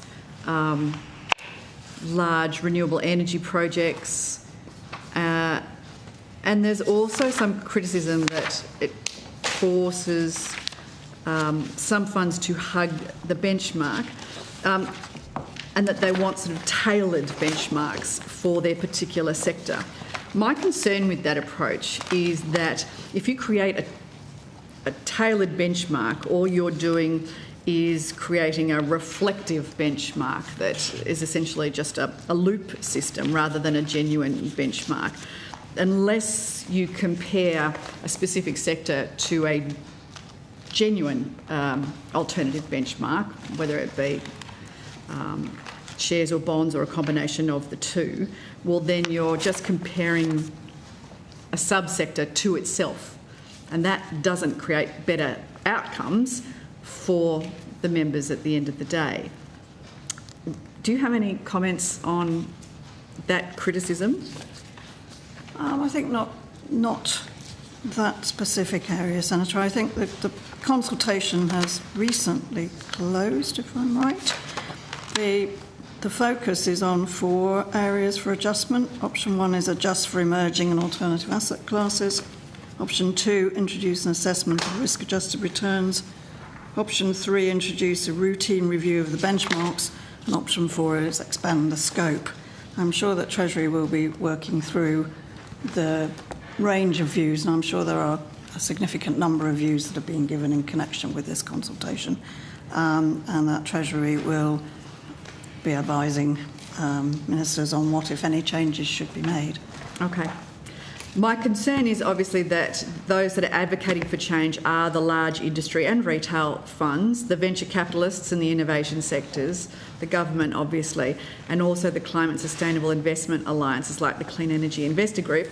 The ones that are advocating against any changes are those that have super funds and benefit from them, so the Super Members Council and the consumer advocacy groups. That does seem to be quite a stark contrast between who wants changes and who is subject to the outcome of those changes.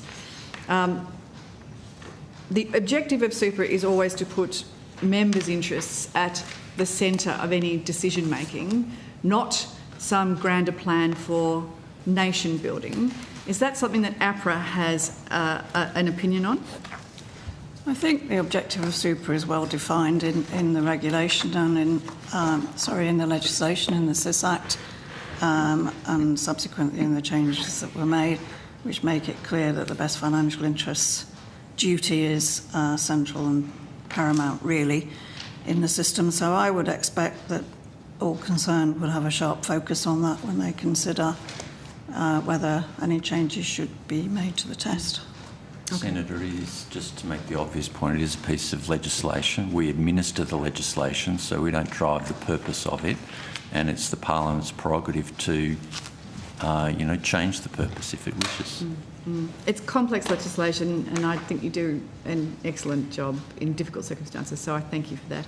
That's all I had, Chair. Thank you. Thank you. Thank you. Senator O'Neill. Thank you very much, Chair. I just wanted to ask Mr Lonsdale about APRA's recent additional licence conditions on Hub 24 and the message that APRA is sending to the market with these actions. What are APRA's concerns with the trustees' HTFS? I might ask Ms McGill or... Yes, Ms McGill or Mr Calverley would probably be in a position to answer that. Just to outline specifically, Senator, our concerns on that issue.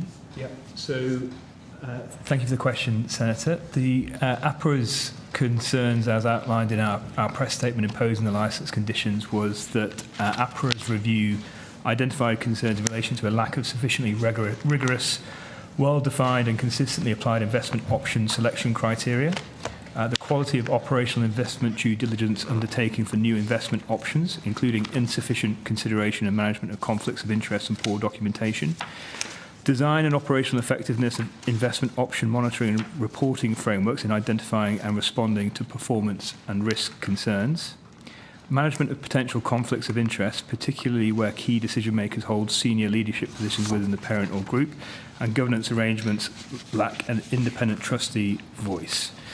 And then finally, the assessment and oversight of member outcomes, including the implementation of controls to minimise potential harm to previously advised members. Thank you, Mr Calverley, and you've preempted. I'm just going to table the document you read from so others can see. I just want to dig into item 3 if I can. So this is the tabling of the media release that you've just been referring to, Mr Calverley. Mr Lonsdale, I was hoping you could expand on the third dot point that that's been referred to there in your concerns of Hub 24, design and operational effectiveness. of investment option monitoring and reporting frameworks in identifying and responding to performance and risk concern. What do you mean by this concern? So thank you, Senator, for your question, because it has been a high priority for APRA's work program, and I'll ask Mr Calvelli in a minute to go through some specifics. But in a broad sense, we have been raising issues on platforms for some time. As you know, we included reference of our concerns in the last 2 corporate plans. We undertook a very major piece of thematic work beginning in August 24 and ending in October 25 that highlighted serious concerns with the way that a number of trustees were onboarding products, monitoring those products, and importantly, offboarding those products where the risk was not appropriate. We then embarked on a process, extensive process, to write to trustees and seek their views on whether in fact any breaches had been made of the prudential standards, and to review their existing practices to make sure that they were consistent with the law and the practices that we require. And as I mentioned in the opening statement, that culminated in 5 public enforcement actions, of which this was one. And on the third point, Jim, if we can just provide a bit more detail on that, but I think it did go to the thematic review. Yeah, so we're precluded from giving too much more detail about the findings, other than to say, if you look at the 5 actions that we have taken, and if you look at sort of the themes in terms of expectations in uplift, that might give you a bit of a flavour for some of the underlying concerns. So across, and this isn't exactly correct for each enforcement action we've taken, but broadly what we're asking the trustees, the platform trustees, to do is to engage an independent expert to conduct a review of the trustees' investment governance framework and prepare plans to uplift the trustees' processes in this regard. Often they will be asked to engage an independent expert to also review the the options that are available on the platform currently, and to pause the onboarding of certain options whilst this review is undertaken. And then once the review has been undertaken, to conduct a further review of the investment options available against the uplifted standards. And again, not consistent across all 5 actions, but there's also a requirement then for a senior person's attestation that the uplift plan has been completed appropriately and they're satisfied with the outcome of that review. Thank you very much. That's really helpful. Sorry, Senator, can I just add? Mr Lonsdale. The other thing I would add is that we did publish the letter to trustees that provided the results of the thematics, which went to this third point on onboarding, monitoring and offboarding. So that contains some more detail if you want to have a look at the letter. Thank you. Why is APRA taking the role of trustees so seriously? And if you could put on the record for people who don't understand all of the terms that you're using here, which is a very efficient jargon for inside, why is it important that trustees adhere to prudential standards, including due diligence as well as onboarding and then monitoring? So I'm not sure I heard why did. Could you repeat the question? Sorry, Sandra. Why is it important that trustees adhere to the prudential standards, including due diligence, as well as onboarding and monitoring? Well, because that is the way that the system operates, Senator. We put out prudential standards, by which we require participants in the industry, subject to those standards, to design their systems, controls, operations, etc., to perform to those standards. And that is important so that we have an efficient and effective working of the system, and it governs the way that trustees have to carefully operate when they are responsible for the best financial interests of members. Thank you, Ms Cole. So I understand now on Hub 24 that APRA has direct oversight over trustees and maintains data on their platforms, including their products, hence the action that was taken that we've just been discussing. Can I table two documents now? Table one on page 3 of a response to my questions I noticed from last estimates. So I'll just give these over. Senator, is there a number that would help yes, us? so SQ 2600122 and we'll do that one first. And this one, if I can get you to give this out as well. Thank you. We'll table these documents that you've checked over. Thank you very much. If I can just take you to table 1 on page 3. I haven't got it yet, Senator. Okay. I've got some of the previous ones, but I don't seem to have one with that number on it. I don't think we have a one. Did you say SQ 122? This is question on notice number 380, which has also been distributed at the same time. 380. Okay. Yes, please. Thanks. Oh, I found 0122. Yes, we have that. Great. It's 0122. SQ 380. SBE 380. I've got SBE 380. It was 983 is the number. Yeah, this one's. I've got 381, Senator. Questions on notice? Okay. 380. So if I could just take you to the table now that we've used a lot of my time to get the material distributed. I've got 2 minutes to ask a couple of questions on this one. Okay, thank you. Could you confirm that total member assets in these funds grew from 25 million in 2021 to almost 1 billion in 2025? Yes, Ms McGill will answer that question. Yeah, let me just look at it. That's right. There was, I think, that growth. The font's a bit small, but I'm happy to take your word for it. Well, it's not my word that No, we're sorry, speaking. my It's apologies. yours. I just can't So quite it's read in the the text. table, Senator. Yes. It's correct. It's Yes. our table. Yes, it's your table, and that is the correct. So, Okay. Okay. total member assets grew from 25 million in 2021 to $1 billion in 2025. Is that correct? 982. Yeah, we have. Okay. Is this data collected by APRA and on the level of the trustee?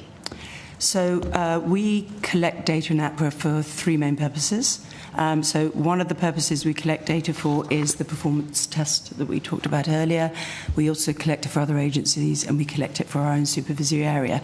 So we did collect at the trustee level some of this data. For supervisory purposes?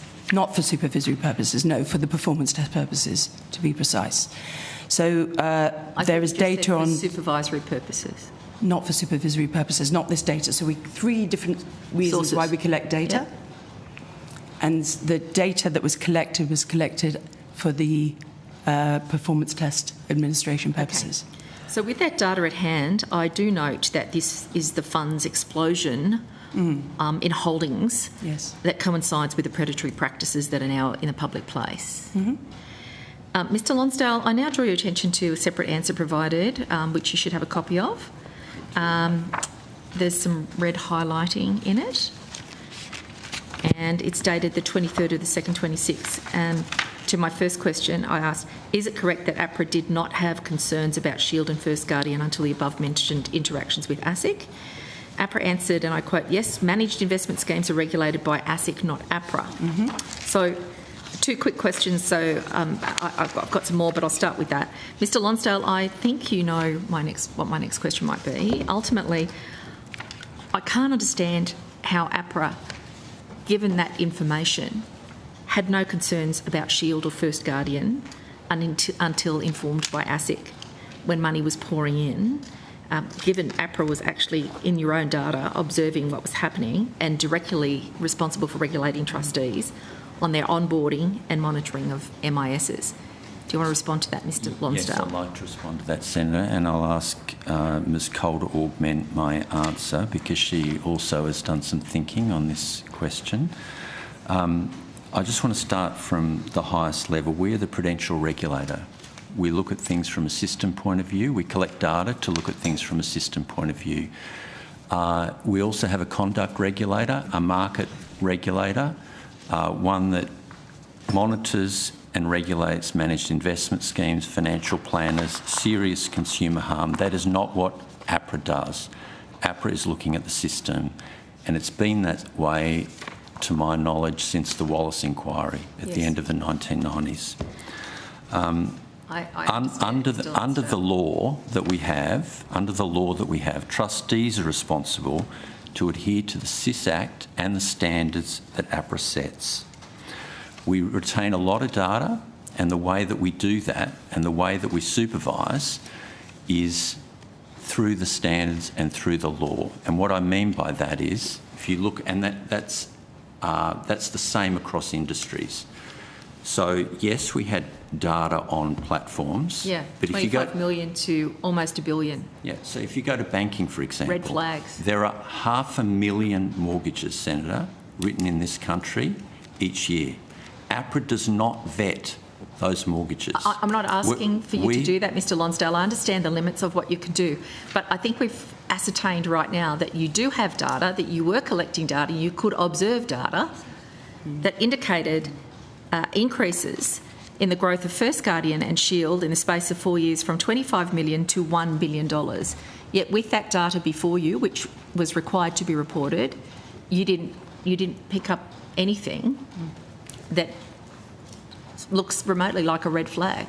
Senator, we've provided a lot of information on notice, and what I'd say to you is Shield and First Guardian were one of about 700 products on platforms that had a similar growth trajectory, or actually there are a lot more that had a higher growth trajectory than those two products, which in combination had a very small percentage of total assets.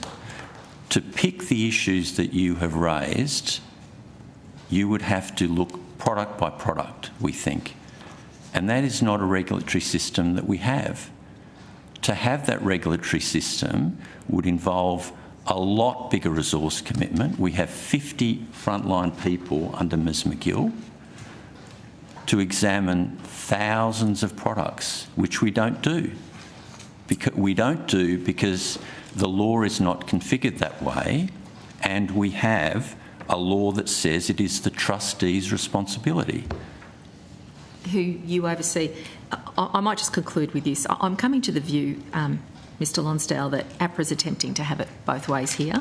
You've got the Hub 24 licence conditions based on insufficient oversight of platform investments, win for APRA, yet the lack of oversight on other platforms, investment options such as Shield and First Guardian by Diversa, Equity Trustees and Macquarie, now you're arguing are not in your jurisdiction.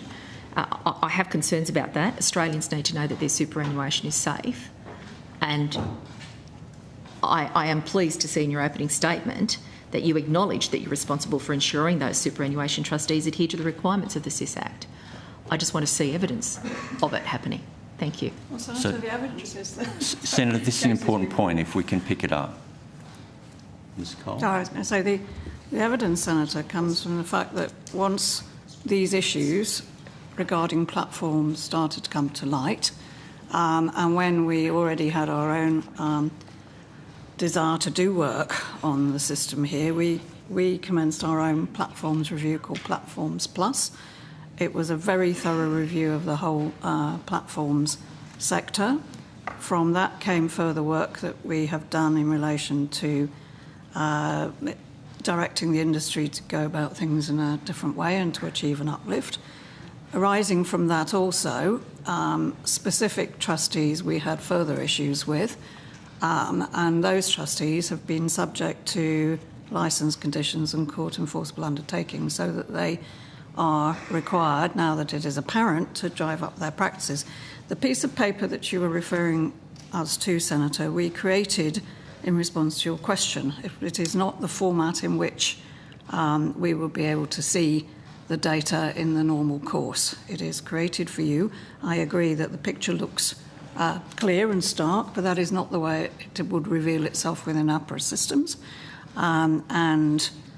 as the Chair said, if we were to pull this sort of data and produce charts on other products, you would probably see things equally as stark or even more growth. It's undoubted that's something you might do, because I understand you've got an $82.7 million surplus, operational surplus over the past 2 years. The Chair might. We're going to have to. I'm going to have to rotate the call because we are really running short of time. I think that's now. an important point not to leave unresolved, though. Senator. Chair. Well, perhaps you can respond on notice. Thank you. Senator Little's just got a short question. Just a couple of short questions. Thank you. Was APRA consulted on the budget's negative gearing and capital gains tax changes? No. No. Is APRA monitoring the initial impacts from the cooling housing market here in Australia? So housing is a big focus for us, Senator. We have in this country large household indebtedness, and a lot of that indebtedness is channelled into variable rate mortgages, and we have depositors' funds lent against those mortgages. So it has been a significant focus for us, as I've set out in the opening statement. Have you expedited any work on stress tests for that cooling market? Senator, we do a lot of work on stress tests. It's a key tool that we have. In brief, we have APRA-led, what I describe as APRA-led stress tests, where we would apply very severe but plausible scenario analysis to the banks. That would be far in advance of just a cooling housing market.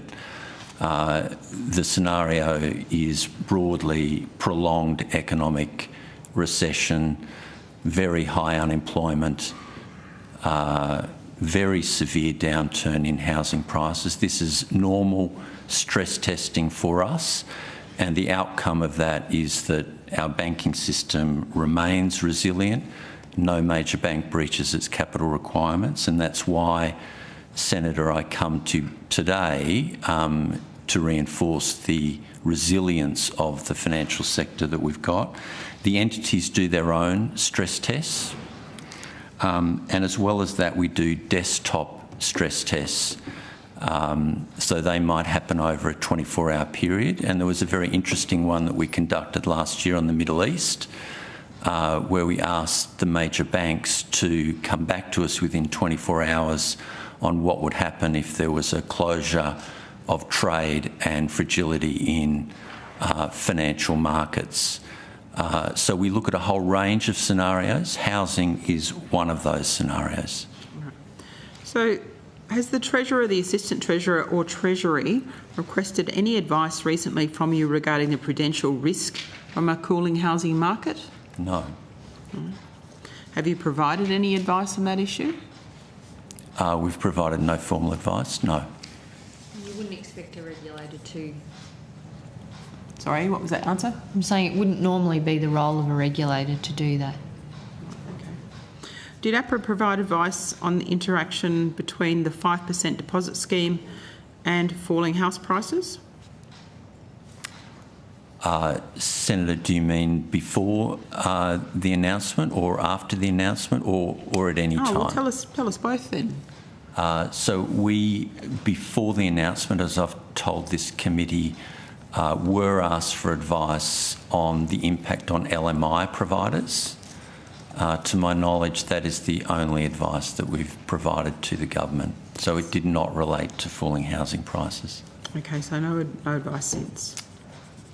Okay, has APRA recently asked banks for data on first home buyers with high loan-to-value ratios?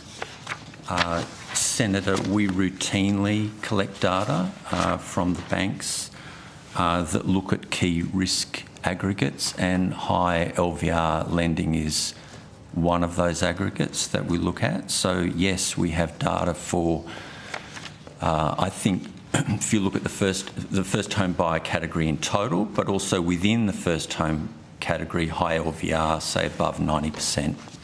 And on the latest data that I have, which is at March 26, there has been a rising trend in higher LVR lending for housing.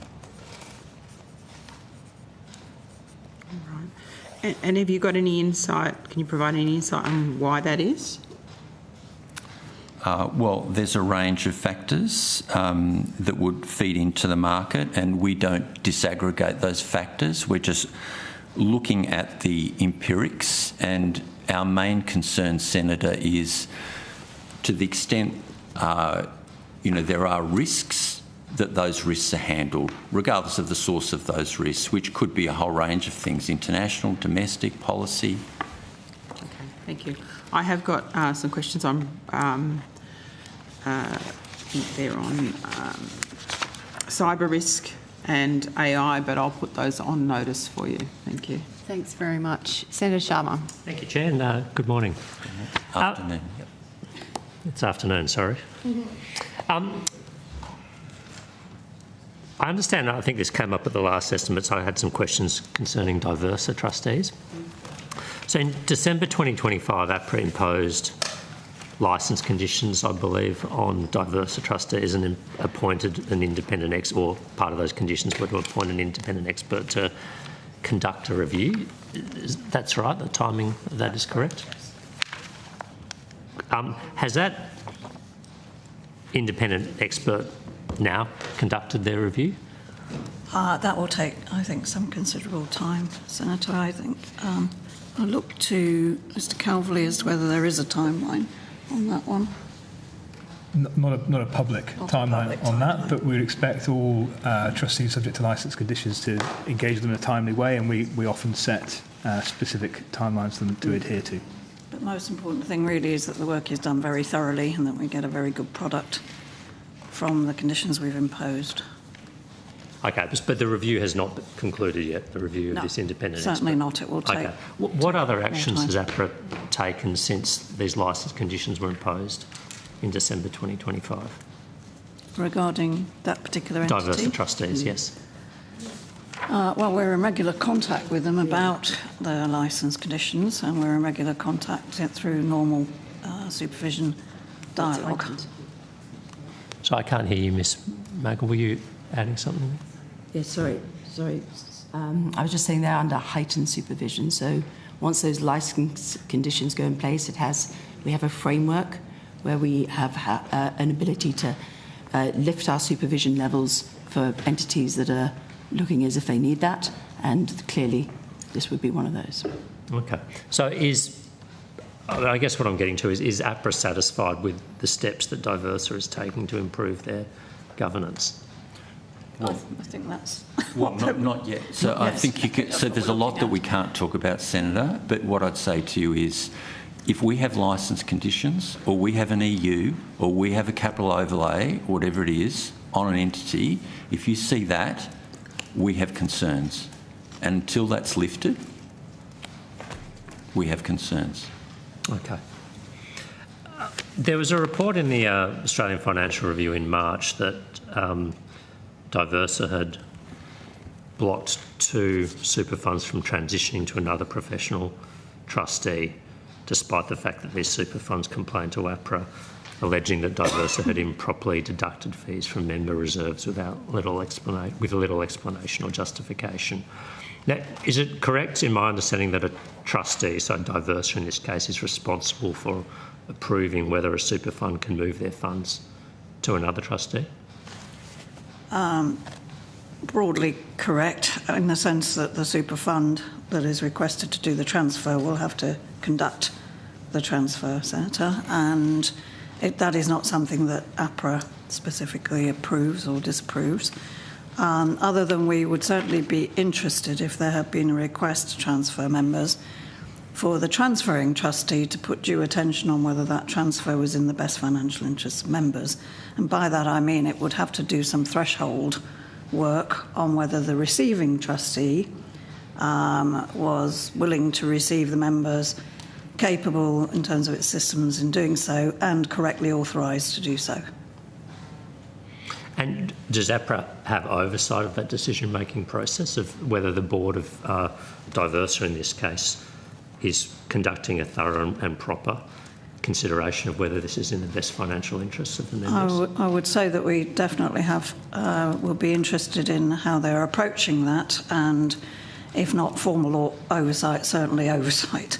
Not formal in the sense of should we be directing them to do it or anything of that nature, but certainly oversight and contact on the topic. Okay. In any case, not specifically referring to this one. And in terms of the action you can take, and as I said, this is in the public record of these complaints lodged, apparently with you alleging the improper deduction of fees from member reserves with little explanation or justification, what role does APRA have there in assessing those complaints?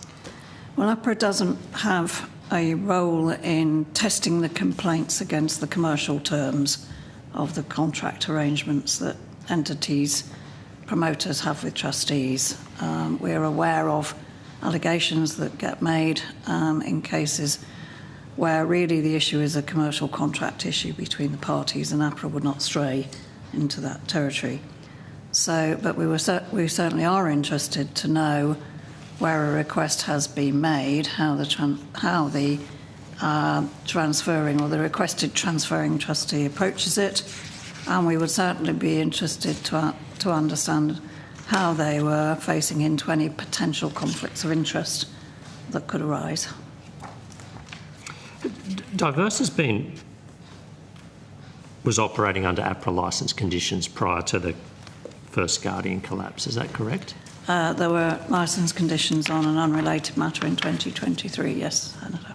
Okay, so they've now had 2 different sets of licence conditions imposed upon them since 2023? That is the case. Okay. Now, I understand Diverse has also applied under Part 23 of the SIS Act for $239 million in assistance from taxpayers and super fund members in connection with the First Guardian collapse. There is a Part 23 application extant and in the public domain. The fact that it's been made by Diversa, yes. That goes to the Assistant Treasurer. And have any other trustees involved in the First Guardian or Shield collapse made applications under Part 23? I think it's also public that NetWealth made an application and then withdrew it after it had reached terms with ASIC.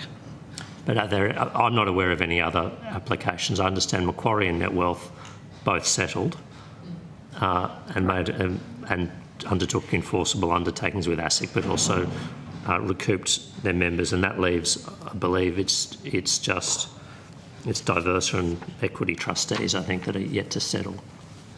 That's correct. And equity trustees has not, to my knowledge, made an application on I'm only aware of the one application that's in the public domain, Senator. Okay. But historically, my understanding is, because we've got a situation here where Diverse has been operating under 2 sets of different licence conditions imposed by APRA since 2023. They're contesting the ASIC allegations of due diligence failures in court, whilst they're simultaneously seeking $239 million in taxpayer and other super fund members pay a penalty for this. Because I find this pretty extraordinary that other super funds that have been, or trustees rather, who've been involved in this have done the right thing, but Diverse is contesting that whilst also seeking taxpayer money. And they've obviously been under the watch of regulators for some time now, 3 years at least, but there doesn't seem to have been any accountability. Well, Senator, the accountability mechanism underway at the moment is the ASIC legal proceedings against Diversa, in which they claim penalties and compensation orders. That is the accountability mechanism.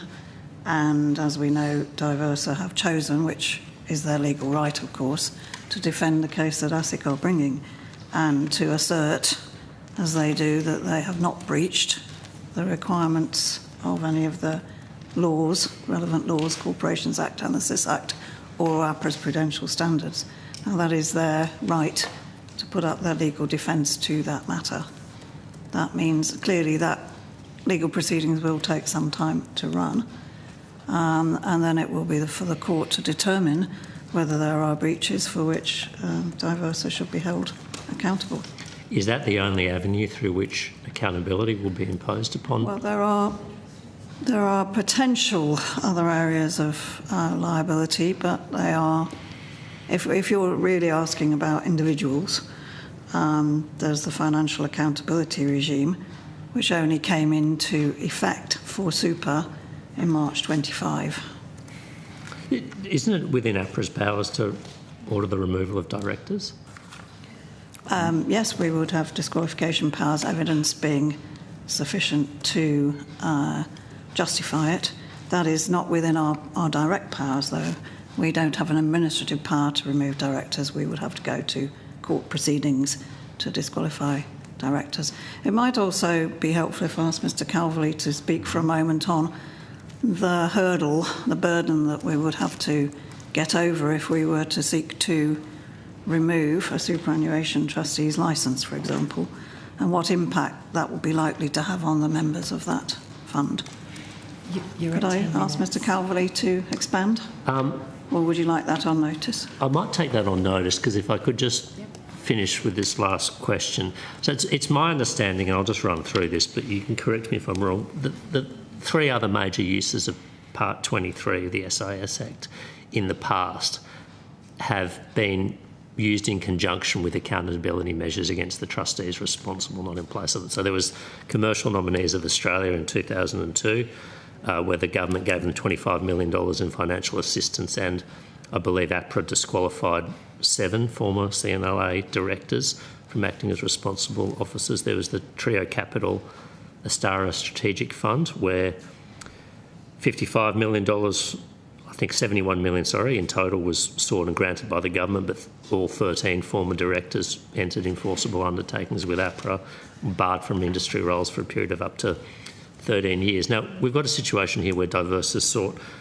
a sum that's, at least 3 times larger than any previously granted.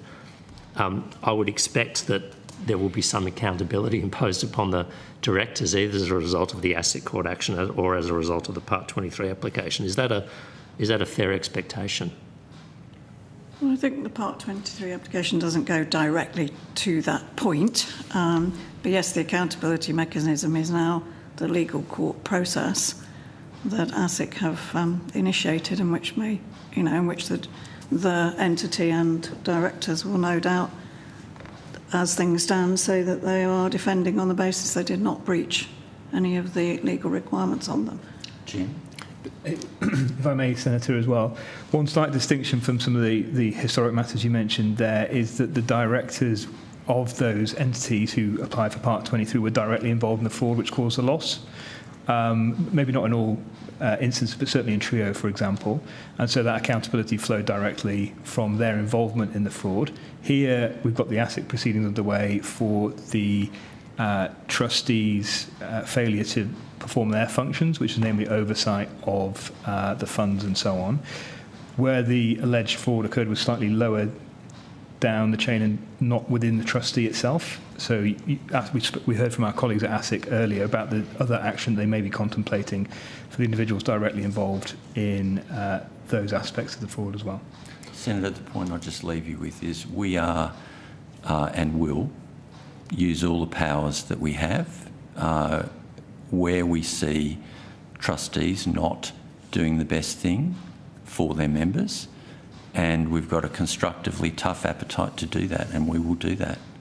But in the superannuation space, the law is complex.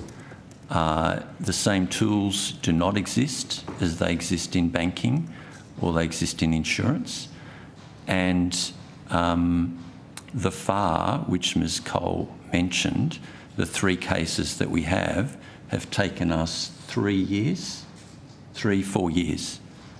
So the processes are long, very long, because the legislative hurdles to prove are high. But in these 2 instances in the past, APRA has taken action against the directors. I mean, APRA was the regulatory agency that did that. But I think Mr Calverley made a really critical point and distinction. There is no allegation here of an involvement in fraud by the directors of the trustee. the allegation being one of a failure of due diligence at this stage. Correct. So if there were allegations, if there were evidence of fraud at that higher level, that would undoubtedly trigger some different provisions, if I can put it that way, but that is not the case. The allegations of fraud, as yet unproven, of course, are further down the chain, and they are fraught with our support and agreement. That it is right that ASIC should be the lead regulators on those enforcement cases. They don't have to be the only one. You have a role we clearly have overseeing a role, trustees. My question is, what's your bit in the response? Well, but in the response is the conditions and CEU that we've imposed, which will drive improvements for the future. And in relation to past alleged breaches, we are working with ASIC and supporting them in leading on the case. That is inherent in the Twin Peaks system, but it is appropriate that one regulator that has the majority of the issues lead, and a much larger enforcement team, because it's inevitable as a conduct regulator that it will approach enforcement in a different way, should lead the case. That's by agreement and discussion with ASIC, and it avoids any of the parties taking the position that they are being bombarded by parallel regulators pursuing essentially a similar case.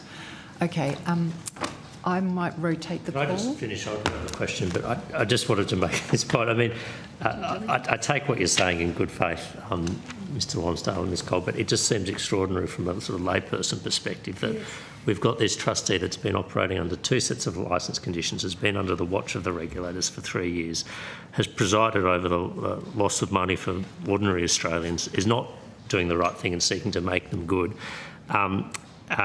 is now seeking to be bailed out by the Commonwealth and others, and yet you can't point to anyone within Diversa who has suffered a loss or been punished or been disciplined in any way. And I'm not saying it's necessarily APRA's concern, but I think it's a concern for the government. I think it's an early stage on the journey. It may not seem that to the people who have been seriously harmed by this, and I respect very much the fact that these legal processes do take a long time. But in the journey of accountability, if a party does not choose to come forward voluntarily and make a proposal, as some did in this case, the legal provisions and the legal obligations will have to play out through the court system. That is regrettable for those concerned, but that is the legal position. Well, I just hope that the ultimate sanction, I hope there is one, but that it also reflects that recalcitrance that's been displayed to date. Yeah. Thank you. Thank you, Chair. We were due to break at 1, but in the interests of finishing our questions for APRA, we will go to Senator Scarr, who will take us to the end, and then anyone with additional questions can put them on notice. I have some, but I will put them on notice. And I'll be as quick as possible. First,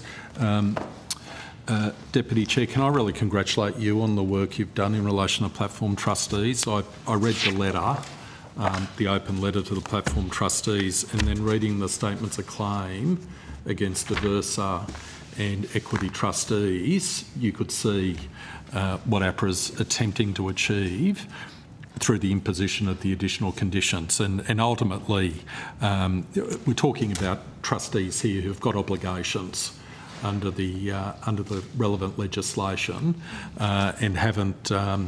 The allegation that's being litigated is that they haven't discharged their obligations with respect to onboarding, with respect to investment monitoring, with respect to remediating issues, including slow redemptions. And I note the Chair referred to offboarding, which is another particular issue. But really, we're looking at the law is there, requiring the trustees to discharge their obligations to the benefit of their members, isn't it? It is. Yep. The law, I think, is clear, yes. The law's clear. In relation to Diversa, are you aware of the response to the imposition of the conditions? Did you see any reports with respect to their response to the imposition of the additional conditions, which I thought were extraordinarily reasonable and made sense? But Diversa's response, are you aware of any response? Not on the top of my mind, no. Did they give any formal response to APRA? Well, their response is that they set about undertaking the requirements and engaging a third party. Have you got something more there? Are you aware that they're reported in Capital Brief on 23 December 2025, and this is the quote, Diversa does not accept conclusions that APRA drew from the platform thematic review. The conditions are not warranted or necessary. I wasn't aware of that, but I well, would you are strongly now, disagree with it. So you might raise that with our friends at Diversa, because I found that, especially having read the statement of claim. Yeah. So I think the Chair mentioned that the new remuneration regime, prudential regime, applied to the superannuation industry on and from 15 March 2025. Is that correct? Oh, that's the financial accountability regime. Sorry, the financial accountability regime. There are regime. some other provisions regarding remuneration in our own standards, Senator. So there was a short-term incentive or bonus paid to a fellow called Mr Peterson at Diversa for the year ending 30 June 2025. Are you aware of the short-term incentive or bonus he was paid? I've certainly seen that reported, Senator. So the report I read, well, actually I've read the financial report now, so I went and had a look at the source document. He received base remuneration of $825,000. Then he received an STI, short-term incentive, of $777,399 for the year ending 30 June 2025. And this is what it says in relation to the cash bonus he received. And I was interested in your feedback to this. It says the portion of these cash bonuses, no portion of these cash bonuses was deferred. As these bonuses were approved and paid before the commencement of the FAR, the deferred obligations under the regime were not applicable to these specific payments, end quote. How do you respond to that note? I can give you some assistance if you like, but I'll ask you first. Well, I think, what do I want to say to that? That there are I'll make provisions. a general point while Ms Cole collects her thoughts on the individual. So we have a standard, Senator. We give numbers to them all, CPS 511. It was a standard that we put in place after the Royal Commission. Yep.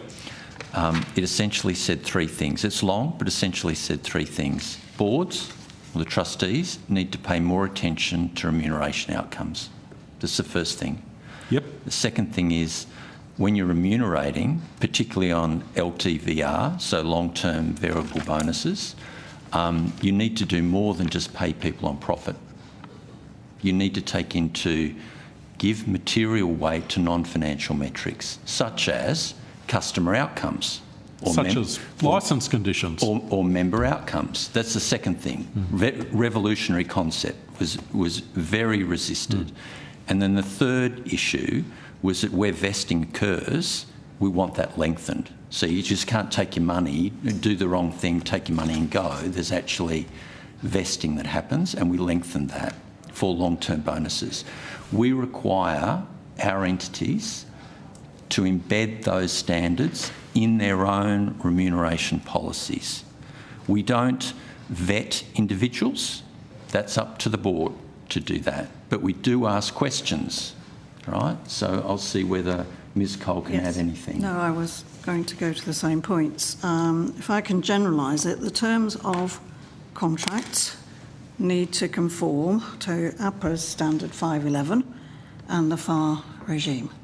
Now, it is the case that the FAR regime came into place from the 1st of July 2025. I think APRA standard predated that, but I can check. These are important issues, Senator, that need to be considered, absolutely so. If I could have the wording that you, or we can look up the wording if I can get it from you. Clearly, boards of entities, if I might generalise this, need to have appropriate governance over contract terms and have to behave with propriety in terms of consideration of remuneration, including variable remuneration. And by propriety, they need to be absolutely clear that the process they are deploying is carried out in the right timely way. And I think probably, given that this is an issue that APRA does have some oversight of, that's as much as we should say. Okay, thank you. And just one last question. This Part 23 issue, which has been raised by a number of colleagues, and I take Mr Calverley's comments in relation to whether or not there was fraud in the other cases there was fraud committed by, it appears, the directors, or at least some of those cases where Part 23 responded. How does Part 23, how's it intended to work? How does it work in a situation where you've got a trustee who potentially hasn't discharged their obligations, that's subject to court proceedings, but there has potentially been gross negligence / fraud at the managed investment scheme level? How is the structure intended to work where if the trustees, and this will be determined, could have done something to protect the members from suffering losses from an investment that was tainted by fraud or gross negligence but didn't? How is Part 23 intended to respond, or is it just open? No, I think that's a critical question that will be examined during the process of consideration of the application. The way that this, because I think this is very different from the previous cases, and no doubt there are issues as to causation, for example, that will have to be considered. Yep. But these are matters that APRA is required formally. Well, the application is a matter on which the Assistant Treasurer will in due course ask APRA to formally advise on. And I think these factual considerations and what happened here, being different from other cases in which the section was applied or the part was applied, are relevant considerations, Senator, and they will have to be gone into. Okay. All right. I'll leave it there. I'll send you that news clip from Capital Brief. Equally, the fact, yes, please. Equally, the fact that there are extant ongoing asset proceedings, sure, in which relevant legal issues will be thrashed out. Yeah. Exactly. Thank you. Thank you. The committee will now suspend for lunch, and we will be back at 2:15, and we're finished with our questions. Thank you. Thank you.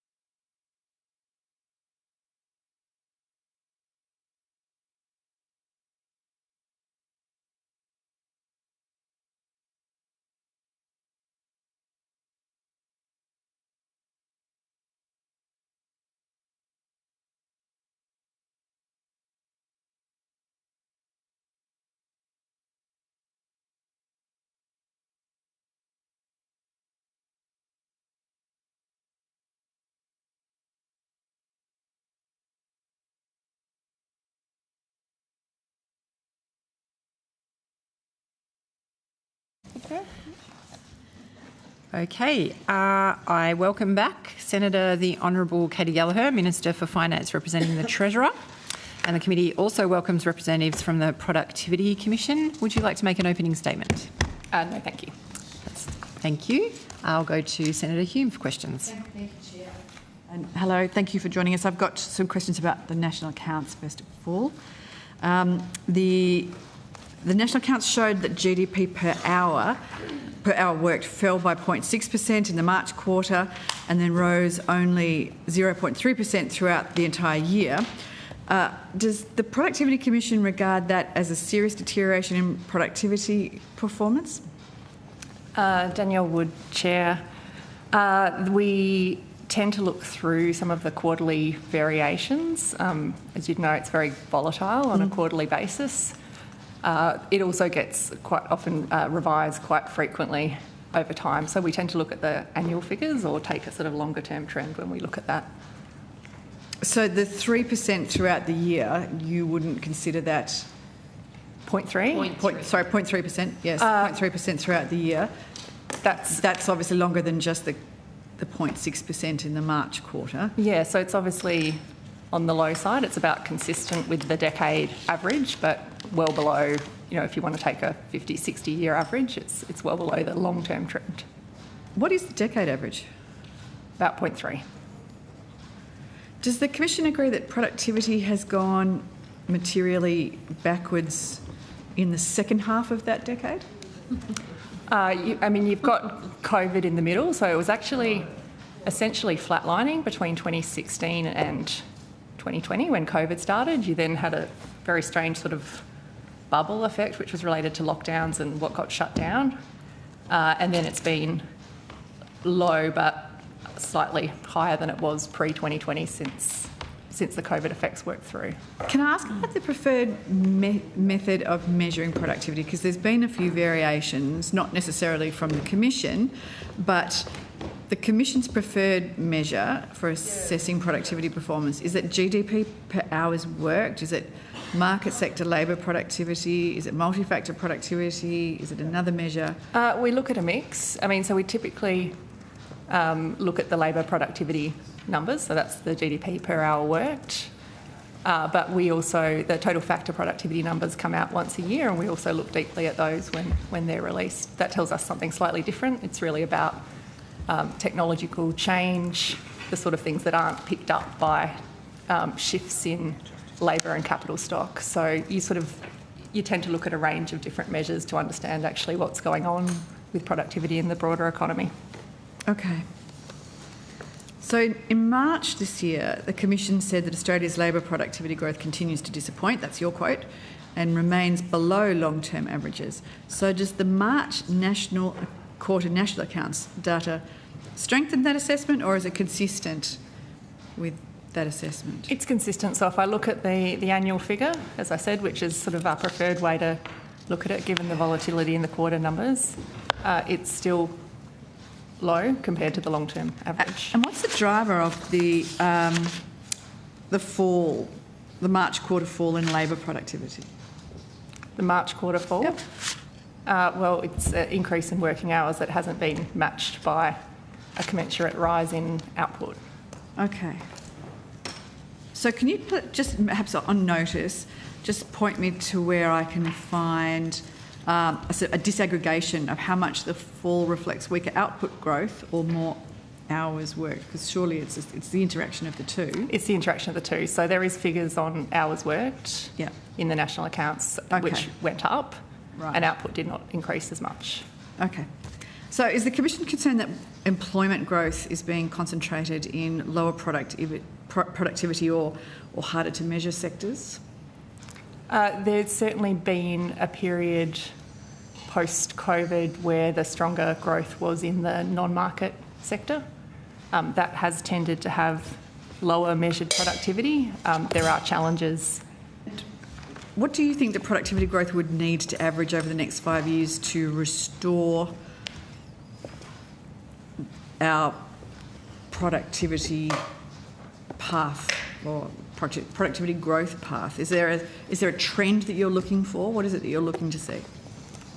I mean, we would obviously like it to be higher, somewhat Yes, closer I to think the, everyone wants it to be long-term higher. average. I mean, I think it's probably worth noting that we're not alone in this challenge. The sort of structural decline in productivity is something we've seen across OECD countries over our sort of flatlining started a bit later actually than a range of other countries, but we've certainly now followed that trend. So there are a lot of structural forces at play that have impacts on that number, but I would be delighted to see it approach or get closer to that sort of 20, 30-year average.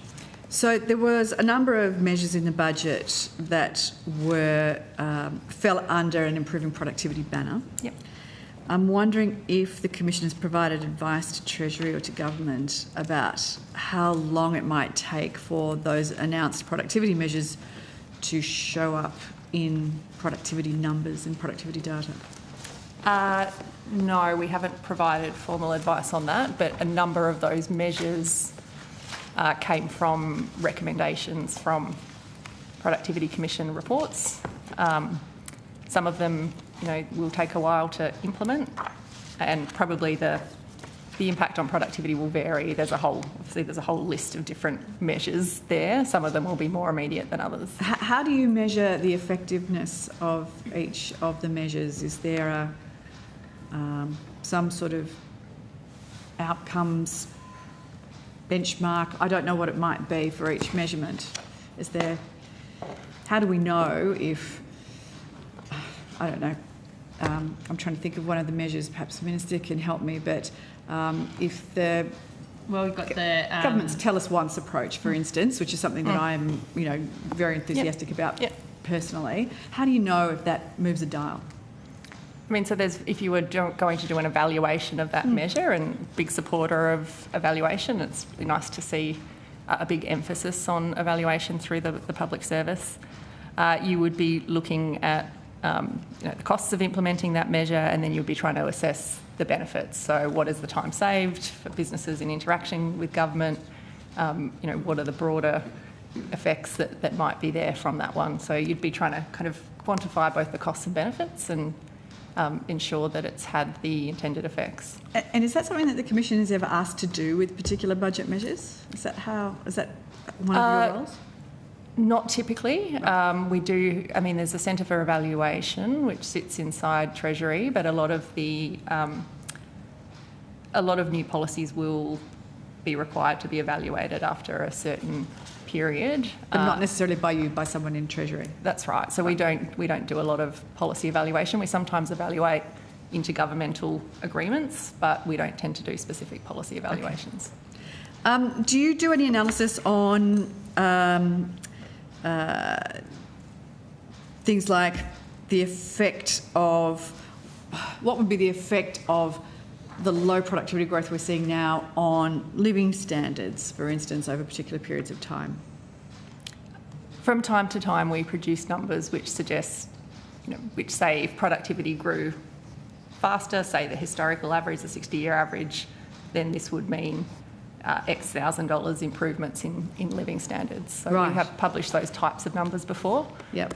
I can't think of one off the top of my head, but it does have if you look over an extended period of time, if you materially increase the productivity growth rate, it does have a sizable impact on living standards. And what about in the ability to fight inflation? Is that something that you look at and associate with productivity growth? In the words of I think it's the RBA Deputy Governor, it goes to the sort of speed limit on the economy. Yep. And so, to the extent you have higher productivity growth, you have the capacity for higher demand without stoking inflation. So that's the relationship that's relevant. Okay. I suppose the reason why I'm asking these things is I'm concerned about what happens to the budget if at the end of the financial year we realise a productivity figure closer to the 0.3% that has been reported in the national accounts, which is 75% lower than the government's target of 1.2%. Is that something that you would look at? Is that something we would look at? Yeah. We obviously monitor what's going on with the productivity numbers. We commentate on what we see as the drivers. But so we would look at it in sort of to that extent, but Right. we're not doing a sort of specific analysis of the budget measures. So do you look at the budget measures though and say, right, well, the government's target forecast, It's a forecast, productivity is 1.2%, but in your own words, the long-term average is consistent with 0.3%. The 2-year average. Do you think? You had a forecast of 1.5. Well, I'm asking. I know. Productivity Commission. I'm just drawing the comparison when delivering. But is that something that you advise the forecast? But as Macro said yesterday, I mean, they were saying that the combination of all of these elements in the productivity package gave them the confidence around the forecasts that they had put in the budget. So does the Productivity Commission think that we're going to hit 1.2% productivity next year? As I said, we don't do forecasts. I mean, there are, I think when that sort of medium-term productivity number was revised down from 1.5 to 1.2, the sense was that happened, I think, because there were these sort of structural forces which were pushing productivity down. As I said, they were seen, right around the developed world. I think there are, some reasons to be more positive on the upside. I think, the role of AI and technology, technology frontier really matters for productivity numbers. So that would tend to sort of push those structural forces the other way. What are the structural forces that you're most concerned about? So, the sorts of things that we've talked about in the past are lower levels of investment as a share of GDP. That goes to sort of capital deepening, dynamism in the economy. So things like people switching jobs, new businesses being started, broad structural shifts. As economies get richer, we tend to move from producing and consuming sort of manufactured goods to more services, and particularly fast-growing parts of the services sector have tended to have lower measured productivity, as we just talked about. So those are the sort of standard structural factors that we see across OECD nations that have contributed to that structural decline in productivity. As I said, there's now, there's some potential upsides shifting the other way. Okay, I've got some more questions, but I'll come back. Senator Smith. Thank you very, very much. Can I get an update, please, on the Productivity Commission's work in regards to its inquiry into the GST distribution arrangements? Sure. I might hand to my colleague, Dr. Robson. Alex Robson, Deputy Chair. Senator, so the inquiry's been going since December. We've conducted a number of discussions with various individuals and groups. We've had a call for submissions. We've received 64 submissions. We've spoken to state and territory treasurers, and we're in the middle of undertaking that work, and there'll be an interim report released in August. So the timetable for the interim report is on track? Yes. Will it be early August or late August? I think it's due the 28th of August. 28th of August, thanks very much. How many times has the Productivity Commission met with Mr Michael Barnes from Western Australia, who leads the GST fighting squad, if the WA Premier is to be believed?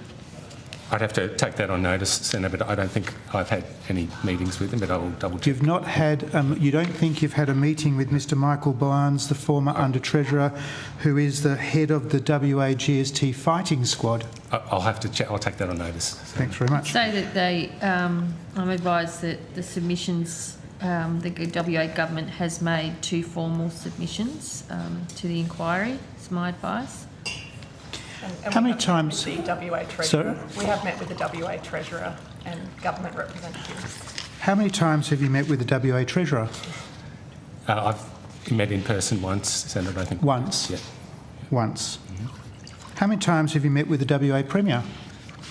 I don't think we've had a meeting with any of the state premiers other than perhaps the ones who have the Treasury portfolio. But I can take that on notice, Senator, and come back to you. Have you met with the Premier of New South Wales in regards to the GST inquiry? You just answered that. New South Wales. New South Wales? We met with the New South Wales Treasurer, Senator, but not the Premier. The Premier of Victoria?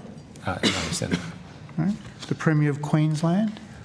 No, Senator. We've met with the State Treasurers, but not the Premiers. The Premier of Tasmania? No, Senator. The witness has answered this. Have not met with premiers. Sorry?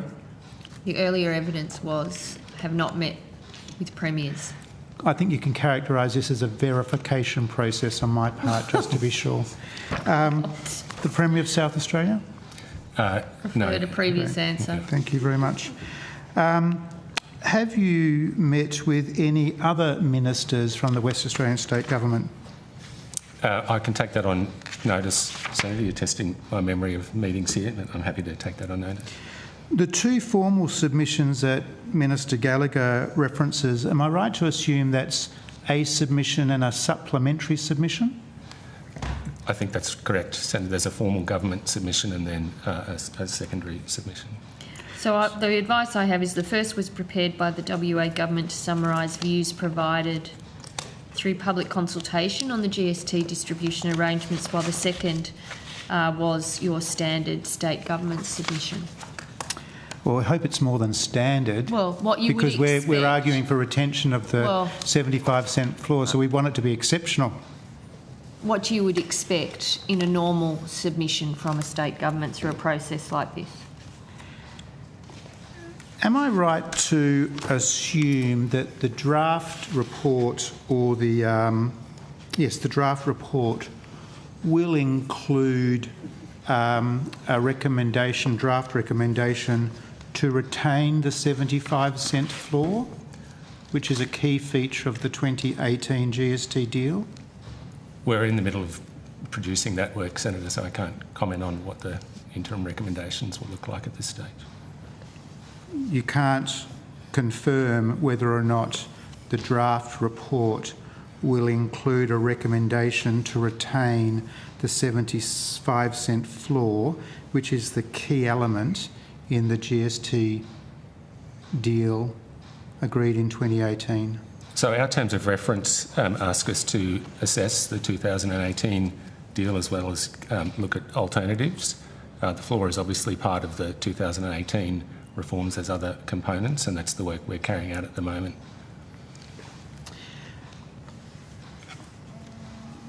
Minister,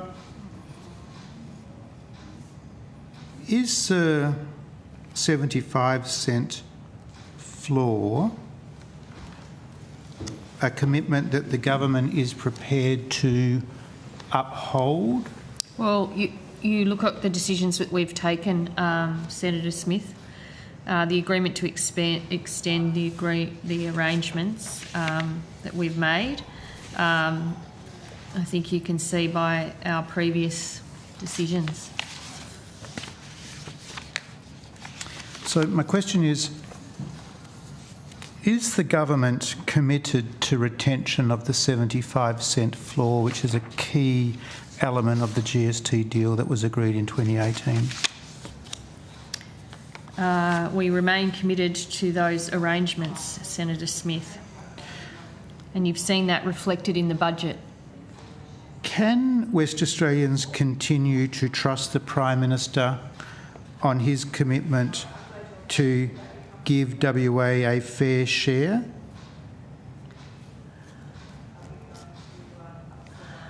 Well, you can see it reflected in the decisions in this budget and the decisions the government has taken to extend the no worse off guarantee to 2029-30.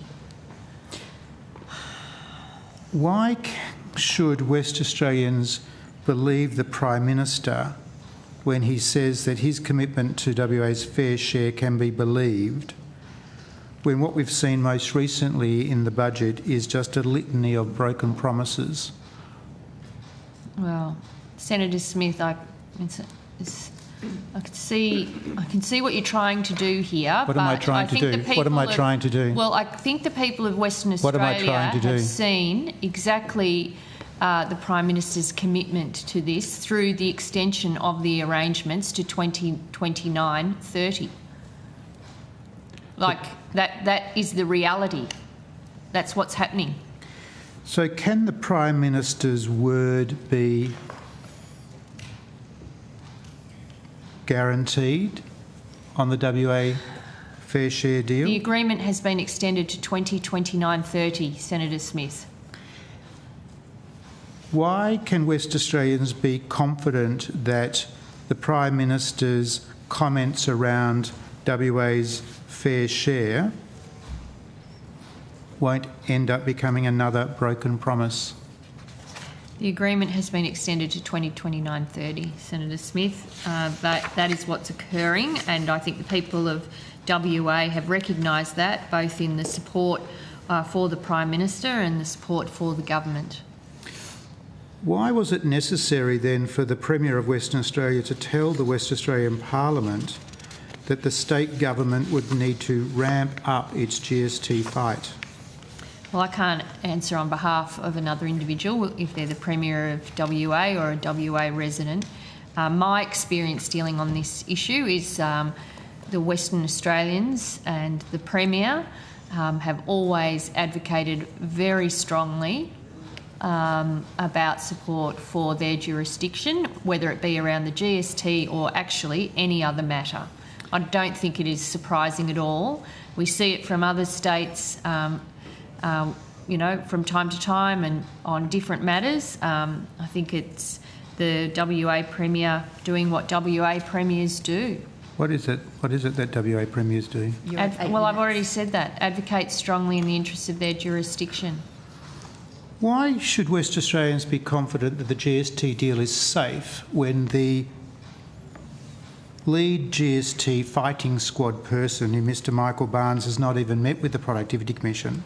Why should West Australians feel confident that the GST deal is safe when the Premier of Western Australia has not even met the Productivity Commission, and when the chief advocate against the GST deal and the 75% floor in the form of the New South Wales Premier has met the Productivity Commission? Well, no, that is not the evidence that you've heard today, and I do find it slightly... No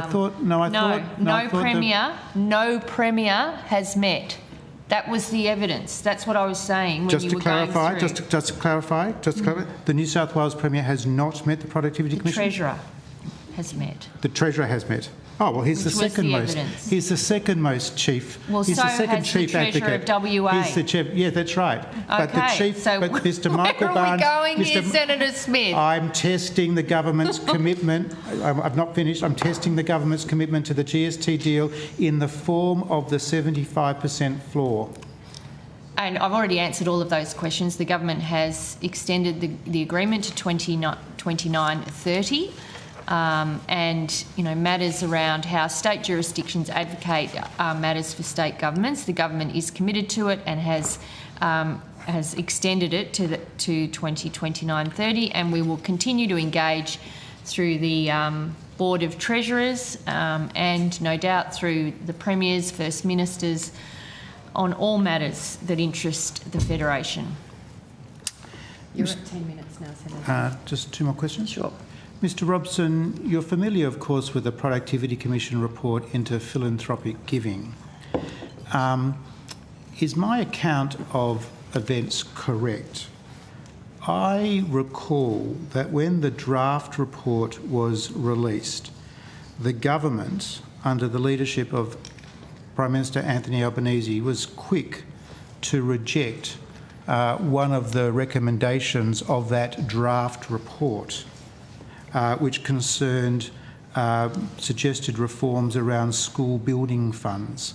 My account of events is correct? I can take that on notice, Senator. It sounds that's my memory as well, but I'm happy to... That's right. And I remember, Senator Gallagher, we had this exchange at this committee at One Estimates, I think, in front of the Productivity Commission. So I asked that question because based on that precedent, and I'm sure there's other precedents, it's open to the government to reject any of the draft, any or all of the draft recommendations from the Productivity Commission report when it is released on the 28th of August. Correct? Have you got a question, or is that an assertion? No. Well, you said to me it is open to the government to do this. It's a question. Right. Question. Is it open? Is it open to the government to reject any or all of the draft recommendations of the draft report released on the 28th of August, given the precedent of your government in regards to the Productivity Commission report into philanthropic giving? Question mark. Right, got it. Senator Smith, well, in relation to the agreement, it remains, our commitment remains. It has not changed and it's reflected in the budget. I'm not, let's come back to this in next estimates, right? Like, they haven't even reported. The Productivity Commission hasn't even reported their interim report. It's close. Yeah, but what you're trying to get me to do is to rule things out or in before I'm not. a review has even been. I'm just. My question to you is a simple one. Well, the precedent that you set, the precedent that you set yourself in regards to the PC report on philanthropic giving is a precedent that your government could use when the PC draft report on GST distribution arrangements is released. You can, in that moment, reject, decline any or all of those draft recommendations. You can, because that's the precedent you've set. Governments reserve the right to respond to any report on any matter in any way they choose, Senator Smith.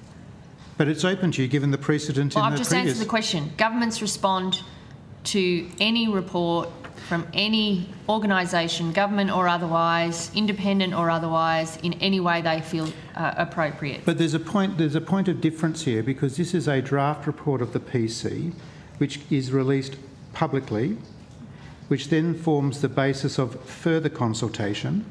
Then there is the final report, and that final report goes to government, and the government is given time to assess that final report, and then the final report is released. That's correct, isn't it, Mr. Robson and Ms. Wood, in terms of how the PC process works differently to other processes? I've understood that correctly, That's haven't I? right. We put out a draft or interim report. We then do another round of consultation on that report. Yep. Then we hand a final report to government, and they have a certain period before they must take So it. the key point here is that at the point at which the draft report is released and the draft recommendations are released on the 28th of August, given precedent, the government it's open to the government, if it wanted to reject any or all of those draft recommendations. I've answered the question, Chair, and we remain committed to the agreement as reached across jurisdictions, which is that the arrangements of the No Worse Off guarantee remain in place for 2029-30. And the 2018 agreement includes specific reference to a 75-cent floor. So why, Minister, can you not say the words, we are committed to a 75-cent floor? And why is it that when the Treasurer and the Prime Minister are asked about the GST, they never talk about their commitment to the 75-cent floor? Well, that's the agreement. Like, we remain committed to the agreement. It was extended. Do you remain committed to the 75-cent floor? Well, you understand what the agreement is, Senator Smith. We remain committed to it. We've extended it. We've funded it, which is something that your government didn't do or didn't have to do to the... No, that's not true. You might want to correct the record. Of course we funded it because it was a legislated deal. It was funded. It was committed to. And we have extended that. It was committed. With significant so one last question, budget Chair, supplementation. Please, one last question. Minister, is the federal Labor government, under the leadership of Prime Minister Albanese, committed to retaining the 75-cent floor? I have answered this question 1,000 times, Senator Smith. I think the people of Western Australia understand that this is the government that is delivering the agreement for them, and they recognise that. My challenge to you, Minister Gallagher, and to the Prime Minister and to the Treasurer is to, as quickly as possible, say to West Australians, we are committed to retention of the 75-cent floor. I think the Minister's... The clock is ticking. Thank you. Thank you, Chair. Thank you. Senator Hume. Thanks, Chair. I want to ask the Commission about the issue that you raised before, Chair, which was business dynamism, and how that is associated with workplace relations, so things like hiring decisions, labour allocation, investment. Is that part of the work that you undertook when you were doing the 5 pillars?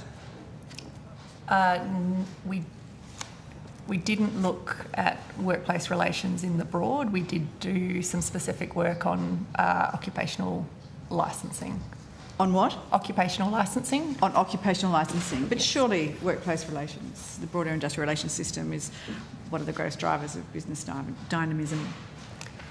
When we undertook the pillars, we were very clear from the outset that we were not going to cover everything that was relevant for productivity. It simply wasn't possible. We decided to focus in on a small number of areas. For business dynamism, that meant focusing on corporate tax reforms and the need for regulatory reform, deregulation across the economy. So those were the 2 that we chose to focus on under the business dynamism report. So has the Commission examined the productivity effects of any of the government's recent industrial relations changes? No, we have not. And that's not unusual. As I said before, we're not typically asked to look at specific government policies. Is there any body of work that the Commission can point to where the effect and the role of our industrial relations system drives productivity? We did pick up we made some comments on workplace relations in a very large previous productivity review, Advancing Prosperity. We touched on some of the relationships. It was 2022, 2023? 2023. Okay. And when you look at, for instance, the number of workplace disputes that are occurring now, are you concerned for the economy-wide productivity costs that those workplace disputes might affect? We haven't looked at those numbers. As I said, we haven't been requested to do anything on workplace relations. Why is that? Why have you not been... I mean, it's such an enormous driver of productivity. So we're commissioned to do work by the government. And they've just said, don't worry about this entire area of things that can drive productivity. We'll take care of that. You have a look at these things. I mean, there's a limited number of things that we have capacity to look at, and those things are ultimately decided by the government of the day. Can you be commissioned to do work by any other government agencies? For instance, can the Fair Work Commission commission the Productivity Commission via the appropriate ministers, for instance, to say, well, the number of unfair dismissal claims that we have has just blown out enormously. Can the Productivity Commission do some work on what sort of cost this is to business, not just what sort of cost it is to the Fair Work Commission? So ultimately, our terms of reference come via the Treasurer, sometimes with the support of the relevant minister. They can sometimes be instigated by different parties raising issues. Sometimes we raise issues. It might come from Treasury. So in theory, yes, somebody could raise that, and if the government decided that they would like an inquiry into that, they can send us one. Do you feed back to government what it is that you're hearing on the ground from the business community about what it is that concerns them that's affecting productivity? So I think the Pillars reports were an example of us reflecting some of the priorities we were hearing from business. But yes, we also from time to time provide input via Treasury around things that we think are pressing policy issues. So the Pillars report, which is very comprehensive, I mean, you've covered an awful lot in the Pillars report. If that was driven by what was you're hearing on the ground, why didn't it include anything about the industrial relations framework? Because it can't just be me, where everywhere you go somebody says it's harder to hire, it's harder to fire. I'm stuck in the Fair Work Commission with unfair dismissal claims. Multi-employer bargaining has now driven the Pilbara to a standstill with industrial disputes. I mean, all of these sorts of things, we hear about it every day. It's in the newspapers every day. You're closer to the business community than almost anybody within any government agencies. Is nobody saying this to you? I mean, I certainly hear things from time to time. I think we decided regulatory reform, to the extent there was an overwhelming message from business, it was around the sort of cost and complexity of regulation. So we thought that one was really important to focus on. And then we bit off corporate tax because we could see that the investment challenge, the fact that investment has fallen as a share of GDP, since the global financial crisis, is really incredibly important for productivity. So that is why we decided to focus on those two. It's not to say there's not other things at play. I guess the other point I would make is when you're in a policy area where there's been a lot of recent changes, it can be sometimes hard to unpick what's going on when you haven't fully seen the effects of those changes play out. Well, I'm glad you said that, because I wanted to ask you whether the government has asked the Commission to assess any productivity outcomes from the closing the loopholes reforms. That those reforms are currently undergoing a review. I would imagine that the Productivity Commission's input into that review would be invaluable. Have you been asked to provide any evidence, do any work on the Closing the Loopholes bill? Not to my knowledge, but I can take that on notice. Yeah, if you could, please. It's a statutory review of the laws, so it's not something that was entirely unexpected. I think that the Productivity Commission's... Sorry? I understand that may be underway. Yeah, that's why I'm surprised at the But that's not Commission. a review of the Productivity Commission. No, I know, but it is a review that has a number of feedback from a number of stakeholders. I would have thought that the Productivity Commission would be an important voice for a number of those stakeholders, particularly from government's perspective. If those reforms are holding back productivity in any way, shape or form, well, that's going to have profound effects on real wage rises, it's going to have profound effects on economic growth, and that I would have thought would be a priority of government. So if you could come back to the committee with any work that has been done or requested to be done on the closing the loophole legislation, that would be terrific. Because if productivity is going backwards while labour regulation is becoming more complex, do you feel that the Commission should be advising government to assess whether workplace relations are contributing to weaker productivity? I mean, ultimately, the inquiries that come to us are a matter for government, but if we were sent an inquiry on that, we would...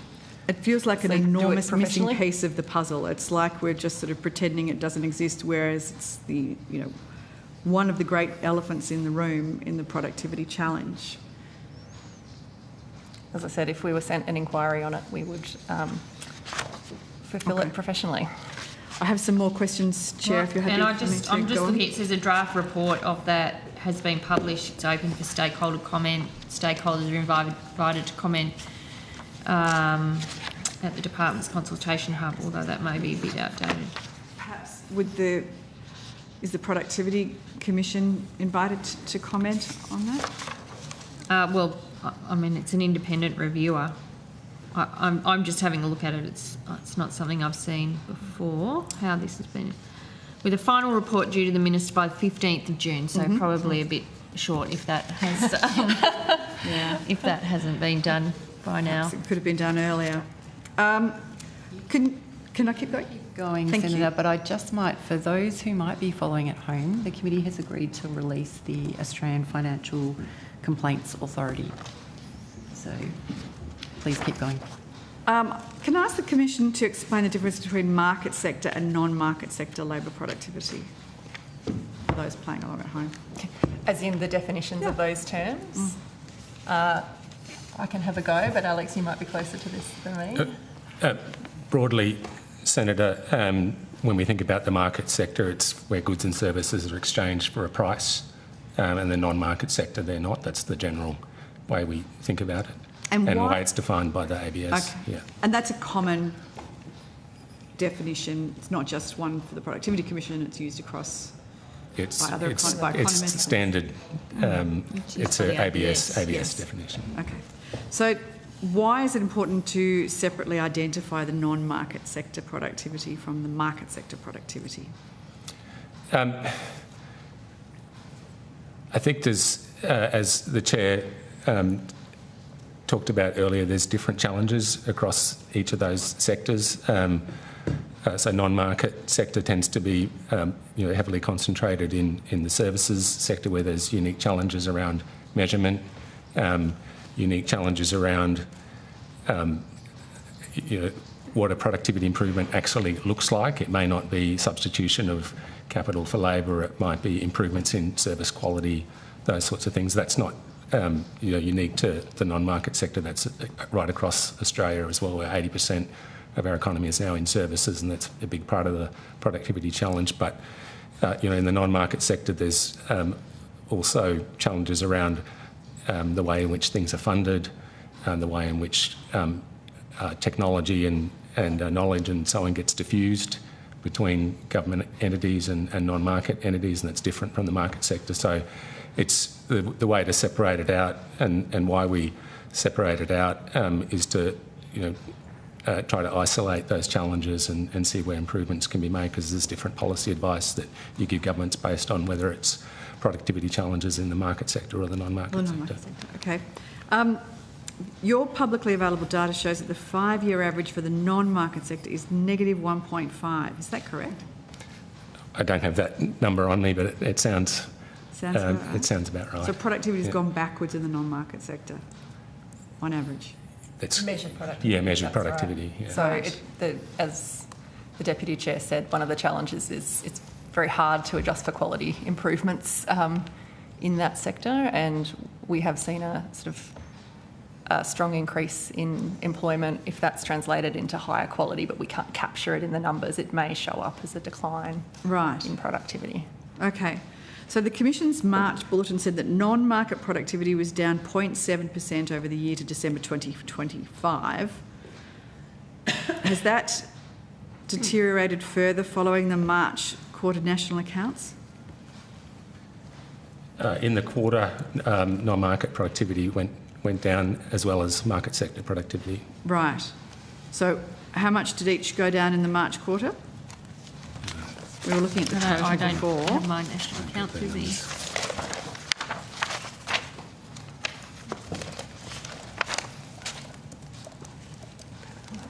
So it was 0.6% in the quarter, the total, wasn't it? Correct. And how's that split out? It's minus 0.7 in the market sector, and the non-market one I haven't.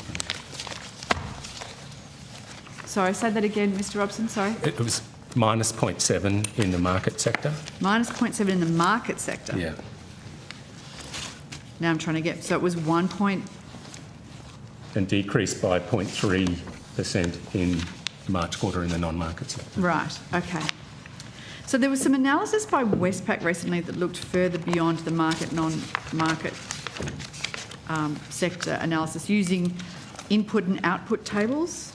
Did you read that? Do you know what I'm talking about when I talk about input and output tables? I do, but I haven't read the Westpac. Okay, analysis. that's all right. It was new to me before too, but it said that it suggested that there'd been an increase of 9% in employment linked to public spending over the last decade, so that 40% of all employment is now driven by public spending. Have you undertaken any similar work to look at the true influence of public spending and its effect on market and non-market sector productivity? We did do some work in one of our quarterly productivity bulletins, I believe, unpicking some of that non-market productivity and making the point that I just made before. We have had a fairly strong expansion in employment in that sector that can have both short-term effects of depressing productivity, because it can take a while for the capital stock to keep up if you've sort of relatively rapidly expanded labour, and it may have a more permanent effect to the extent that it improves the quality of those services, but we're not able to capture that in the productivity data. So is the implication then that labour is being drawn away from higher productivity market sectors into lower productivity non-market sectors? There has been a very strong expansion in labour force participation during that period as well. So the sort of the total hours worked has expanded quite strongly post-COVID. Yes. So some of that is labour that wasn't previously in the market. So it's not a one-to-one swap, but just by virtue of the fact that the non-market sector labour force has expanded so much, surely the implication is some must be coming from the more productive parts sector. I suspect so. I haven't seen the breakdown. The expansion in hours worked has actually been pretty extraordinary, I have to say, but it may well be that some of it has come from the sector with what we call higher measured productivity. So is there any evidence that the Productivity Commission looks at that suggests that labour shortages in things like construction and agriculture and manufacturing or small business have been worsened by the growth in publicly funded employment? We haven't done that analysis. Okay. And, I mean, a lot of this is in the care economy, in aged care, disability, early education and care jobs, and part of that is related to demographic changes that we're seeing, as well as the role of the NDIS and that, and what's, you know, the industry that's been created around that. I'm not passing judgment, Minister. I'm simply concerned for the economic effect of what it is that we're seeing.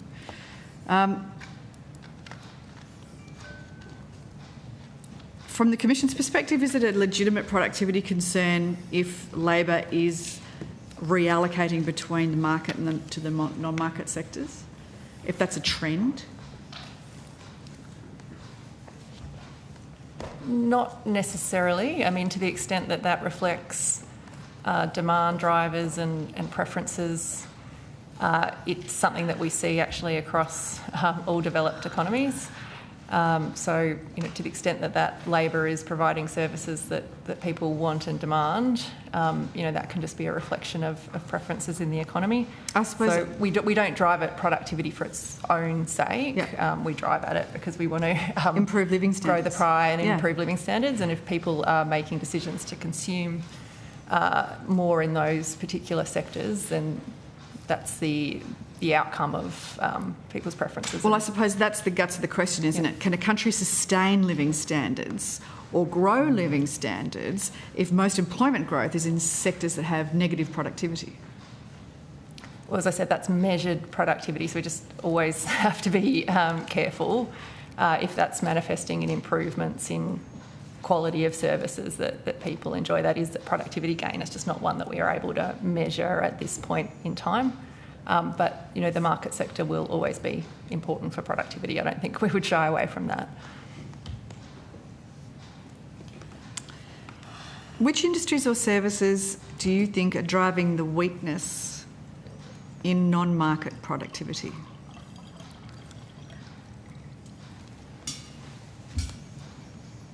I don't think we have done analysis of the sectoral composition of non-market productivity. I suspect we know that a lot of the employment growth, as the Minister just said, has been in some of those care sectors.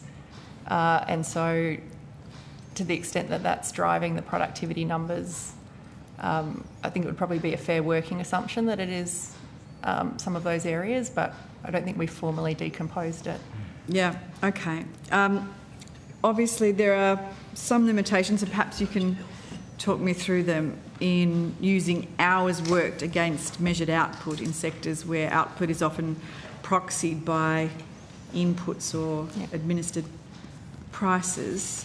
So what work do you do in unpacking that? Obviously, I know it's difficult to measure, but measuring productivity is kind of your bread and butter. So how do you go about doing it?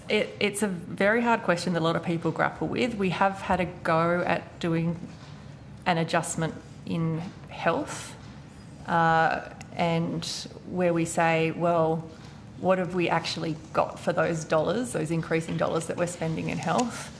So we looked at a subset of diseases and said, well, what are health outcomes? Are people living longer lives? Are they living better quality lives with those diseases now?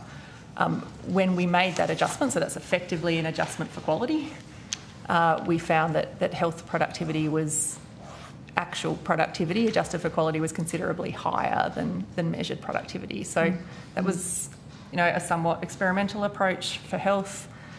We are thinking about whether there was equivalents that we may be able to do for some of those other caring services.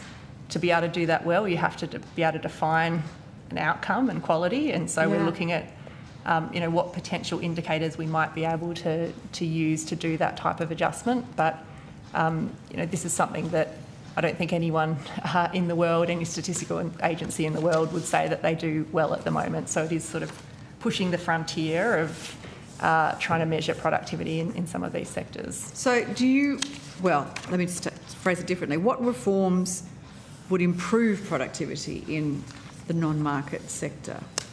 I mean, and that is the important question. So it is, we need to think about what it is exactly that we can do that makes a difference.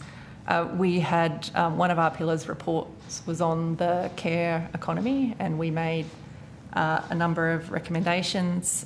Some were around regulatory reform and reducing barriers for workers and firms in that sector. Some of that has been picked up, for example, through the National Care Worker Screening Check. We think that will be both an improvement in quality and efficiency in that workforce. We also made some recommendations around better local collaboration between primary care and tertiary care sectors, and some of that has been picked up in the National Health Reform Agreement. We had a recommendation around greater focus on prevention and early intervention, so you're not treating problems down the track. And, I think there is a broader piece as well on sort of system design and funding, and some of the NDIS reforms would probably fall into that bucket. Yeah, okay, that's interesting. Do you think that perhaps it would help in understanding effectiveness if government published productivity and outcome benchmarks for those major non-market sector programs?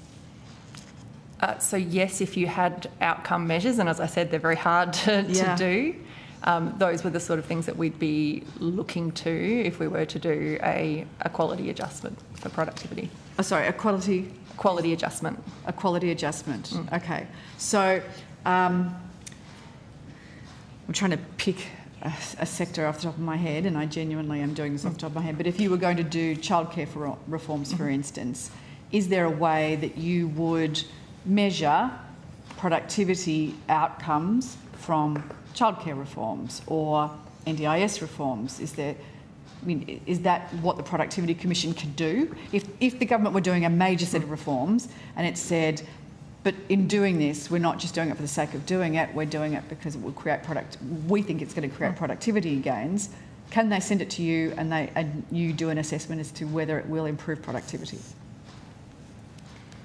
in the non-market sector areas? In theory, yes. I mean, that's closer to a policy evaluation, which, as I said, is sort of not typically what we do. But yes, we would be certainly interested in understanding the impacts of reforms on both spending and quality outcomes in different sectors. Right. Okay. I've still got some more questions. I'm not entirely sure how much I'm testing the patience of my colleagues here. You are the only one from your colleagues that I think has questions, so I'm sure that everyone would be super pleased if you move through them as fast as possible. I will move very quickly. Okay. I just want to ask a couple of questions about tax policy and productivity. Obviously, it's fair to say that a tax mix that tax high productivity businesses at a higher rate than low productivity businesses would have a less productive economy than a tax mix that incentivised growth. There was an article the other day by an economist, Professor Richard Holden, that analysed the recent budget's tax changes, and it said the exact problem that I just outlined. He called it a productivity tax. He said two identical businesses delivering exactly the same service, one highly productive, the other unproductive, will now face vastly different effective capital gains tax. He outlines a very simple cleaning business comparison. all things being equal, with one business growing at 3%, the other one growing at 15% annually, which results in the tax treatment being 55% more for the successful business. And that's a tax on productivity, a tax on success. Is that something that the Productivity Commission has assessed, the impact of the government's capital gains tax changes? No. Have you read that analysis by Professor Holden? Yes, I have read that analysis. Yeah. What did you think? I mean, well, it was an aspect that I hadn't thought about before, but he's absolutely right. I mean, it reflects the fact we have a progressive tax system, and this is being captured in personal income tax. It is, but capital gains tax is theoretically different from personal income tax, even though it is charged at a highest marginal tax rate, or at the individual's marginal tax rate. I wonder whether the Commission was asked to advise government before the budget on the productivity consequences of the changes to tax. No, we weren't, but that is typical. We would not normally be asked to advise on budget measures. Does increasing the effective tax rate on capital gains tax generally increase or reduce incentives to invest? So just a change in capital gains tax and no other changes? I mean, any tax drags on economic growth. Capital gains tax is no exception. But obviously the question is always, what's your sort of mix of taxes overall? Is it possible that a higher tax burden on capital gains could reduce risk-taking, reduce entrepreneurship or investment in productive assets? Look, I think you're asking the witness for an opinion there. Well, it's their area of expertise, Minister. Yeah, I'll draw your attention to the economic impacts that Treasury have outlined in Budget Paper 1, page 187, where it explains the impact of the tax package is incorporated into Treasury's economic forecasts. The reforms to negative gearing and capital gains tax are expected to improve the efficiency of investment decisions, as they are more likely to be made for economic reasons rather than tax outcome.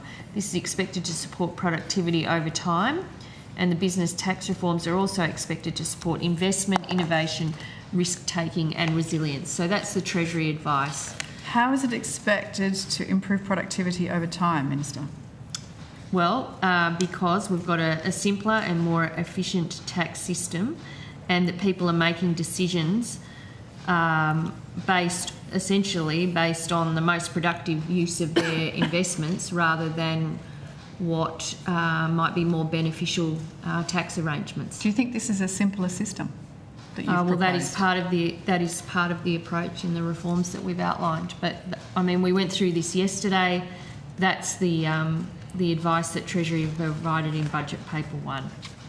So the Budget Tax Explainer says that capital gains tax changes will apply broadly to assets, including property and shares. Does broadening the change beyond housing create productivity risks? I'm asking the Commissioner. Sorry, the Chair of the Commission. We haven't done analysis on the tax package, as I said. And the tax package, I mean, when you asked me where it's simpler, there are a number of measures around making it simpler. So the instant tax deduction, the $1,000 instant tax deduction, the abolishing more nuisance tariffs, and some of the measures around making, essentially engaging with the tax system simpler for businesses. So that is a part of the tax package, as is providing a tax cut for over 13 million working Australians. Sorry, I was talking specifically about capital gains tax. Is that simpler? Yes, well, I'm talking, and that's fine, but I am talking about the reforms as a whole as they have been presented in the budget. So Peter Costello, a former Treasurer, said once that tax reform should do three things. It should reduce the tax burden on the economy. It should simplify the tax system, and it should, what was the third thing? Reduce the burden, simplify the tax system, and Productivity Commission could probably help me with this one. And simplify, reduce the burden, and it should increase economic growth. There you go. It should encourage more productive investment. And we would argue it does that. Senator Hume. I'm sorry, Minister, did you just say that the changes to the capital gains tax simplify the tax? It's the tax simplify the tax, encourage economic growth, and reduce the tax burden. That is one measure. I think in a they do. Not package. one of those three things are achieved. Not one. We are putting forward a comprehensive tax reform package. It does a number of things, as we went through yesterday. We believe it delivers a fairer system for workers and deals with some of those issues around intergenerational equity. It does it in a way that's affordable and supports ongoing business investment and making the system simpler. But it does a number of things, and we can go through it all, over the evidence we went through yesterday. Funding tax relief for workers, making it easier to buy a home for first home buyers, more closely aligning the tax treatment of trusts with the tax treatment for working Australians, reducing the tax burden, supporting a more dynamic, resilient economy. There's $3.5 billion there in that package, and reducing compliance costs for businesses. So, I mean, you have to see the whole package as one. Can I just ask the Chair whether making changes to the capital gains tax that are neither more simple, that don't grow the economic pie and don't reduce the overall tax burden, are consistent with the Productivities Commission's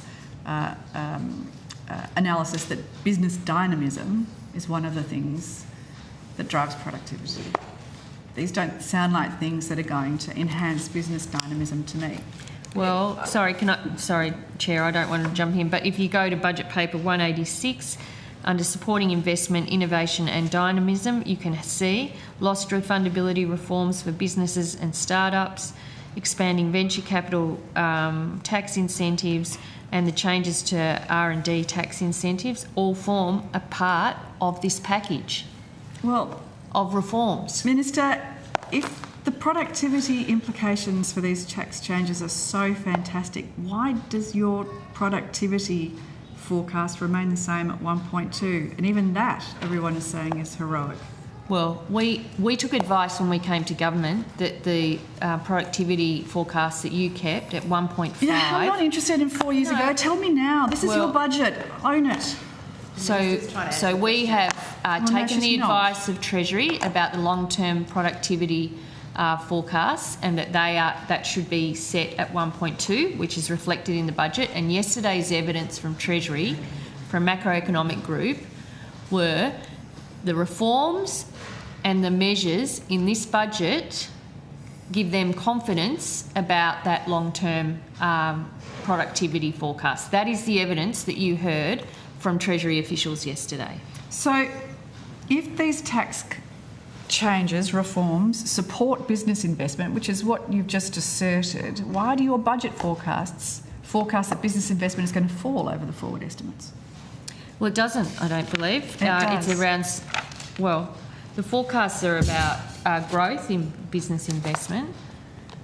And we can go back to this. We covered this yesterday. The rate of business when Macro investment were falls. here. And if you look at the national accounts... That's what that testimony was yesterday. When you look at the national accounts, we had a very strong response on business investment. Senator Hume. But the rate of business investment falls. To be honest, I'm trying to recall the evidence that was given yesterday on that. And just if you give me a second, I will get back to it. Table 2.2, domestic economy detailed forecasts.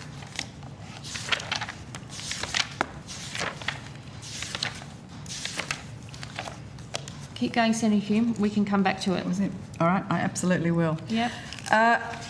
The government said that limiting negative gearing to new builds will support housing supply, and I'm wondering if the Commission has done any assessment on that claim. No, we haven't. Okay. Has the Commission assessed the rental market impact of limiting negative gearing for established dwellings? No, we haven't analysed those budget measures. Okay. Has the Commission assessed whether changes to trust taxation will increase tax system complexity? No. does the Commission consider that additional tax complexity is a productivity cost? As a general principle. Has the Commission received any modelling from Treasury on the behavioural response to higher taxes on trusts?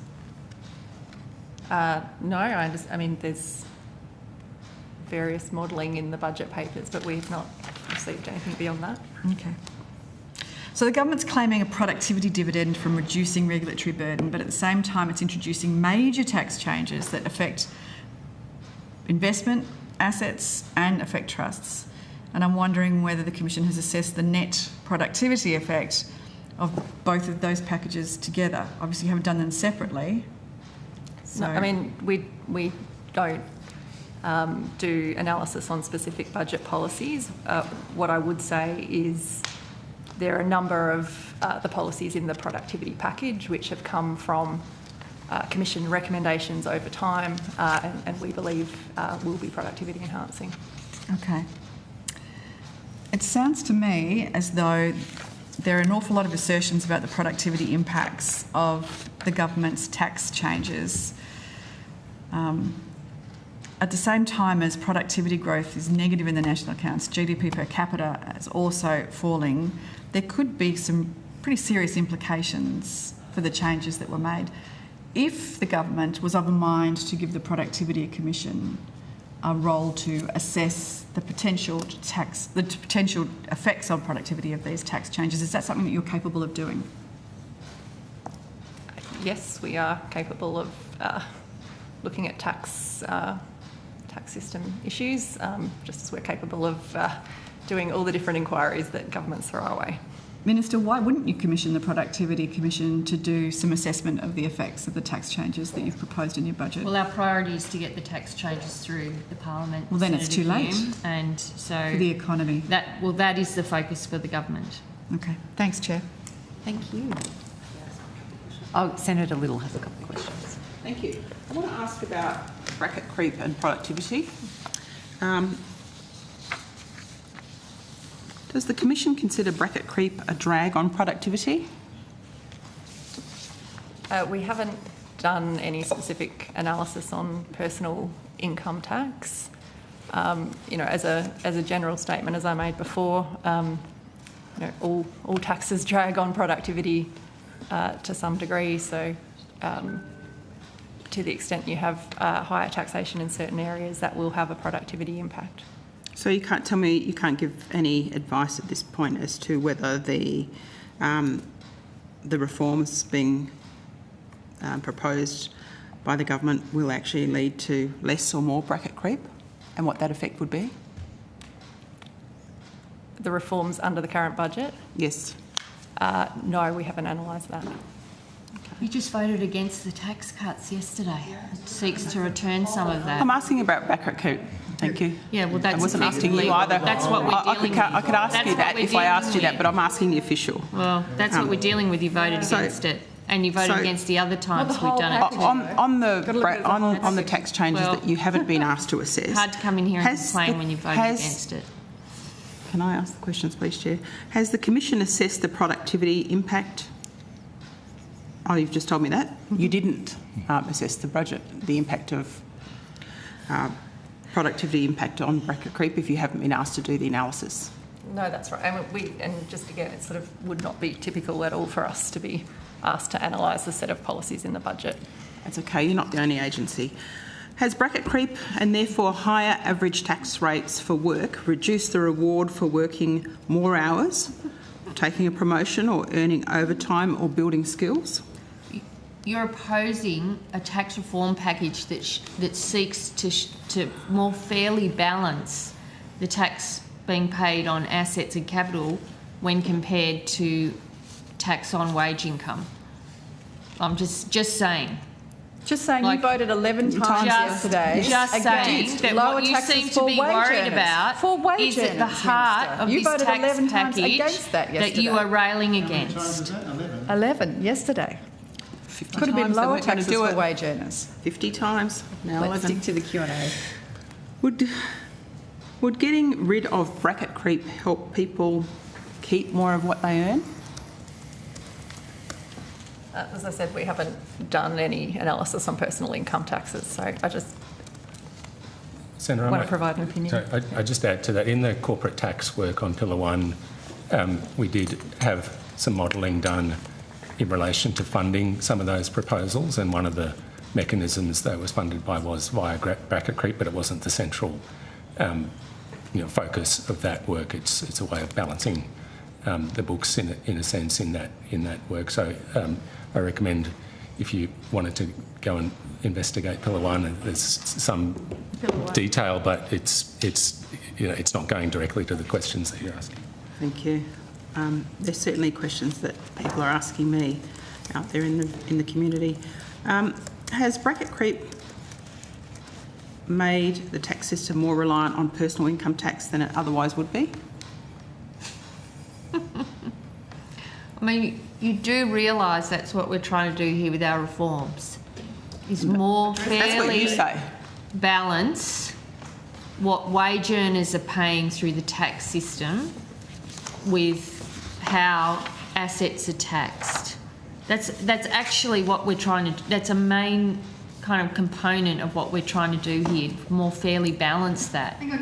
So what a nurse and a teacher pays as a wage earner. I'm just drawing to your attention the thing you seem to be concerned about is at the heart of these tax reforms. What I'm asking is not what you're trying to do, but what the officials believe that will be the effect of what you're trying to do. You're concerned by I'm concerned a similar problem that we are seeking to address. You're saying you're trying to do it. I'm asking the officials whether they believe that that will be the effect of these changes. That's two completely different propositions. No. Yes, they are. You have said recently you're concerned about the burden on the labour income. You said tax on labour income. That's what you're saying. Here's the question. You have recently said that serious reform to capital gains tax and negative gearing should be linked with income tax relief. The government included a $250 working Australians tax offset. Is that enough? I think you're asking for an opinion. It's not in line with the standing orders, but also that is one component of 3 tax cuts. If you add that, that's 4 tax cuts. So the one that will come on the 1st of July this year, the reforms to stage 3, the one that will come on 1st of July this year, the tax cut that will come on the 1st of July next year, the WATO architecture being put in place with $250 and the $1,000 instant tax deduction, the component of all of those provides significant tax relief for working Australians. And I think you've voted against all of them. Is the net tax increase? I think you've voted against all of them. So is the Commission going to make a submission to the inquiry, the Senate inquiry, into these bills? No, we don't intend to. Don't intend to? But we haven't. We would typically only do a submission to an inquiry where we have a piece of work that is relevant. And as I said, we haven't done any work in the personal income tax space. Not making a submission to the Senate committee process, as rushed as it is. Oh, that would be terrific. Could you make that would be a helpful contribution. I don't think senators at Senate Estimates task witnesses with pieces of work. We could ask you to appear. That would be fantastic. You might need a bit more time to do some analysis. Maybe we could stretch out the time for the inquiry a little bit so that you could do the analysis needed to give us a sense of whether these tax changes are actually going to enhance productivity. Yes. Or at least offer to appear. Or at least offer to appear. Or at least offer to appear. The reforms. Just be honest about it. Well, we'd like to understand what the implications are. Right. I think Senator Little has another You've already voted against it. Okay. It is significant economic reform, and usually my understanding of the process is people are asked if they can make submissions, agencies are asked, and agencies either come forward or they don't. Is that not the process? We've asked the Productivity Commission to appear at things before. That's a great idea. You're the deputy chair of the committee that's overseeing this, but this isn't. That's what I understood the process was. So maybe you want to ask questions of the witnesses. Okay. So at this point, the answer is no. You are not Well, as I said, we typically choose to make a submission in areas where we have pieces of work to inform the process. As we haven't done specific work in this area, it would be a short submission. Right, okay. But there could be good questions. There could be good questions from senators. Senator McKim's, particularly skilled. So, just on the other issue that keeps coming up in relation to housing. That was a joke. Are higher taxes on housing going to deliver more housing dwelling investment? Done any work on that? No, we haven't. No? Has the Productivity Commission assessed or been asked to assess the productivity impact of the capital gains tax and negative gearing reforms? No, we haven't.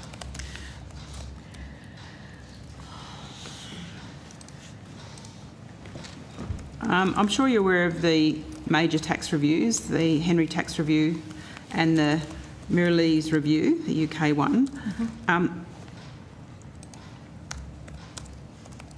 I understand both make the point that it's important capital gains are taxed less than labour and not just for inflation.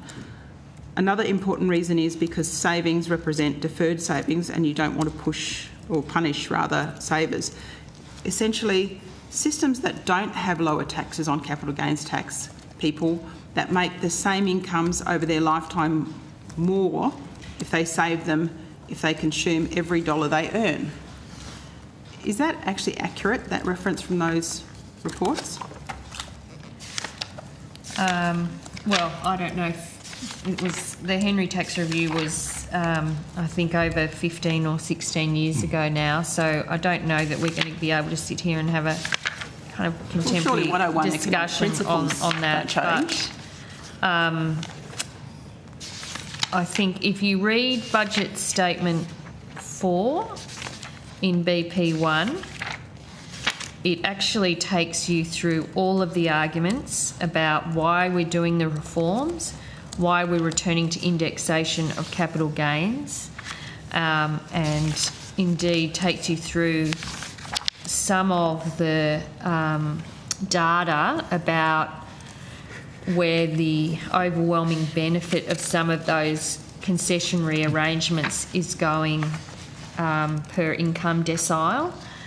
So I think that's the government's argument for tax reform is really outlined in budget statement 4 of BP1.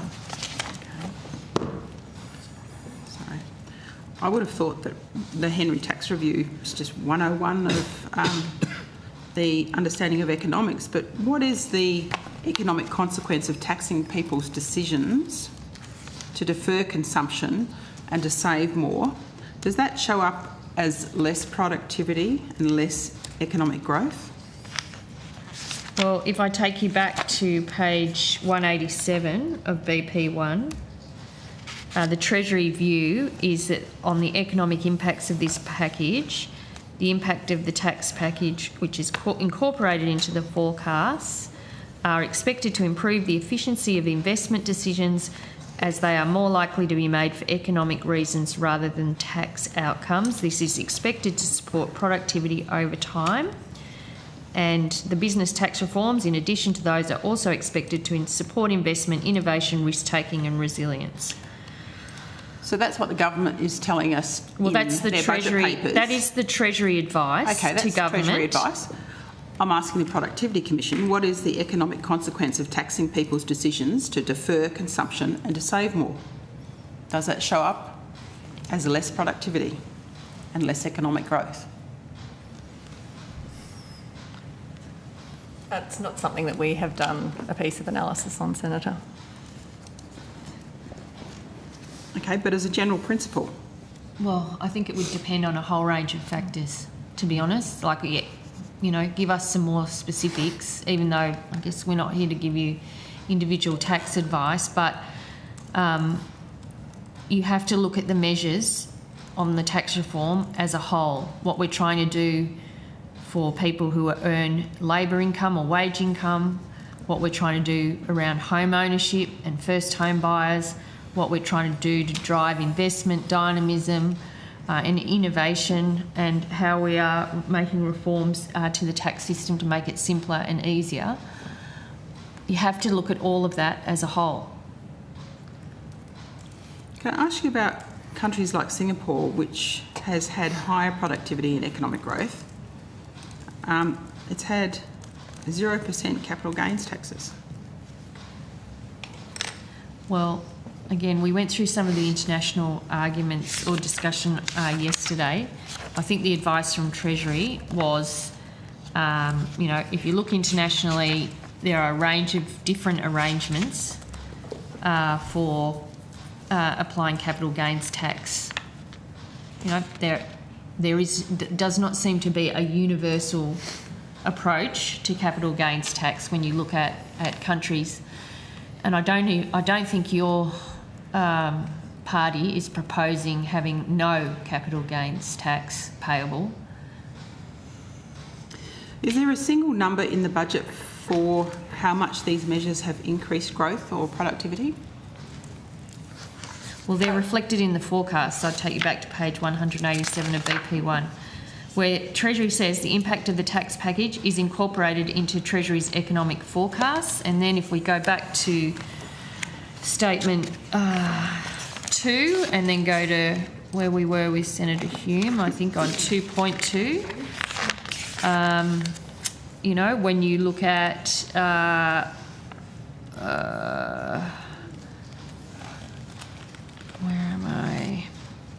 The forecast growth across the economy. They forecast growth in business investment. The forecast for productivity remains the same. So you can see all of that data there in 2.2 is informed by the measures in the tax reform package. So is the forecast that you're in the budget paper you're reading through, is that up or down? You just said it's equal, stays the same. Which one are you talking about? Talking about the productivity figure. Oh, productivity forecast. Mm-hmm. Well, we have a long-term forecast there of 1.2, which we agreed to, I think, in the 2022 budget. So sorry, that long-term forecast of 1.2. How much of that is driven by the tax reform changes? Well, I think when you spoke to Macro yesterday, they said that they don't break it down like that. Well, how can you then say that these are productivity-enhancing reforms if you can't tell us exactly because the evidence how from they are Macro going to enhance productivity? The evidence from Macro yesterday was that all of the decisions in the budget give them confidence about the forecast that they have agreed to, or that they have, you know, Treasury has determined, because government does not determine them. There's an easy answer to this. You take the reforms that you've proposed, you give them to the Productivity Commission, they do some analysis of what the implications are for productivity and report back to government or report back to this committee as part of the Senate inquiry. We can all go home happy if you agree to that. Well, I'm not sure about that, Senator Hume, but... I might not get home tonight. Yeah, I'd like to go home, but... You would like to go home. I'm sure people are listening. Senator Hume, I'm here repping the Treasury. We'll pass that on as your preferred approach. So there's been no change to the long-term forecast since 2022? Well, that's not unusual for productivity, Senator Little. It had remained, I think, at 1.5 for the entire duration of your government, even though you never met it once. Ms Wood, I noticed before you were trying to say something in response to when I first asked this question. Would you like to give an answer now? I can't remember what the original question was. I thought you might say that.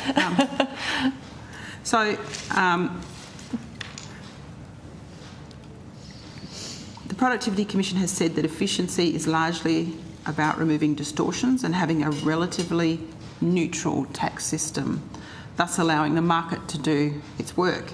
Is that a fair way to describe the Productivity Commission's view and the standard economic theory? Yes, it's a standard way to think about tax policy, is you want to remove distortions as far as possible. It's very challenging in the tax system because there can be distortions on different margins, but as a general statement, yes. Ms Wood, would the Productivity Commission be able to review those reforms quickly if the government asked you to do so? Or what would it take? I mean, a sort of significant tax modelling exercise is something that does take a fair amount of time, and just to give you an indication, the corporate tax modelling work that we did under Pillar 1, that played out over a year. These systems are big and complex. You need to bring in relevant models and expertise. So it's not something that we could deliver quickly. They don't kick in until the 1st of July 2028. There's plenty of time. Well, some of them. CGT and negative gearing would be earlier than that. Trusts are later. But Treasury set up their teams in February, didn't they? So Well, how did the minister the get done evidence so from quickly? Treasury, and I've sat in this committee for a while now, is that Treasury are working essentially on tax, as part of their core business. I mean, they release the tax expenditure and insights statement every year, and that requires them to be doing this as part of their standard operations.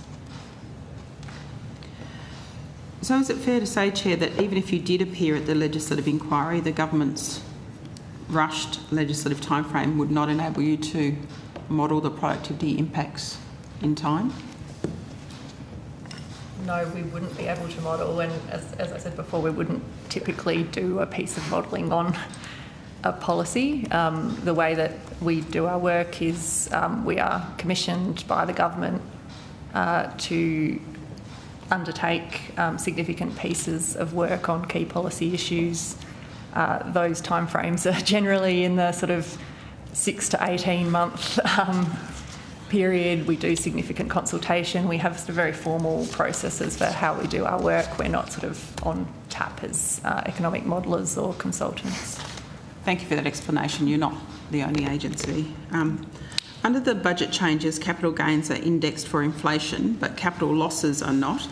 Doesn't that asymmetry introduce a new distortion that could favour lower risk, lower growth investments that are more likely to have losses? Look, as I said, we haven't done specific modelling on this. In tax, there can be multiple challenges that you're balancing at once. So, yes, it could introduce a distortion, but it may be required for integrity or other reasons. So those are the sort of trade-offs that you're making at different margins of decisions on tax policy. And doesn't a cost-based indexation model more generally also discourage those same high growth, high risk businesses more compared with the current settings? I think the evidence is that the Productivity Commission has not, reviewed or done analysis on the tax reform package. That's been the evidence this afternoon. They could, and all it would take would be you and the Treasurer to ask them. Well, Senator Hume, I've already said I'm sure people are listening, and we take your interest in this seriously, and that's a matter for others. No, it's a matter for you. Well, no, it's I mean, not. it's your decision. No, it's not. Thanks, Senator But you Hume. and the But Treasurer are driving I'm this. sure people are listening and aware of your views on this matter. I'm just surprised that they're not your views. You say that you're determined to lift productivity and Is there a question? reform the tax. Well, yes. Could you please ask the Productivity Commission to do some analysis I've noted that. of your tax You've said it 10 times. That's I've my noted question. it. I'm sure people are listening. Minister, you're taking it on notice. It's just unreal. She didn't say I said noted. Okay. Noted. Are the productivity impacts of these reforms not critical to? Well, we've to already you? been through that, Senator Little. They are contained in the budget forecasts. So, and they are central. Productivity and reform is central to this budget. If there was 2 words to describe it, I would say it's around productivity and reform. none of you seem to be the slightest bit interested in all the other productivity elements that are in the package, in the budget, which we could also talk about. Well, have you asked further. the Productivity Commission to assess them too? Well, many of them come from work the Productivity Commission has done. Well, why didn't you ask them to do tax as well? This is what they're good at. Well, that's a good idea. Well, I think it would be highly unusual for tax measures, and I would be interested if this happened under your government, Senator Hume, that when you were considering a tax measure that you referred it to the Productivity Commission for advice before you took that decision. Well, the Just Productivity saying. Commission's role is to provide independent research and advice to government on economic, social and environmental issues affecting the welfare of all Australians. Surely this is reflected the in best many example. of the decisions we've taken here in this. Selective. Very selective. Well, it informs the valued work of the Productivity Commission, informs government thinking. Tax and industrial relations are two of the greatest drivers of productivity and economic growth, and neither of them have you asked the Productivity Commission to have a look at. It's just crazy. So, Chair, given the Productivity Commission's role is independent research and advice to government, can you give me your view on should risk be considered as part of a neutral tax system, or is that only inflation? So, Senator, you mean incentive to take risk? Should risk be considered as part of a neutral tax system? So, I mean, I think a neutral tax system would be one in which people make decisions consistent with the underlying economics, not driven by the tax treatment. So that would include risk. Okay. Thank you. That's it from me on that one. Thank you. Yeah, done. Thank you very much. Chair, sorry, can I just add to an answer Sure. that Senator Smith asked me a question about? So I'm told that we did meet with Michael Barnes, Senator, in December. Yes. We did meet with Michael Barnes in December last year. It was part of the meeting with the WA Treasurer. Okay. Just wanted to correct So that. once. That is an September. December. Oh, so last year. December. Yep. All right. 6 months ago. Thank you. Thanks so much to representatives of the Productivity Commission.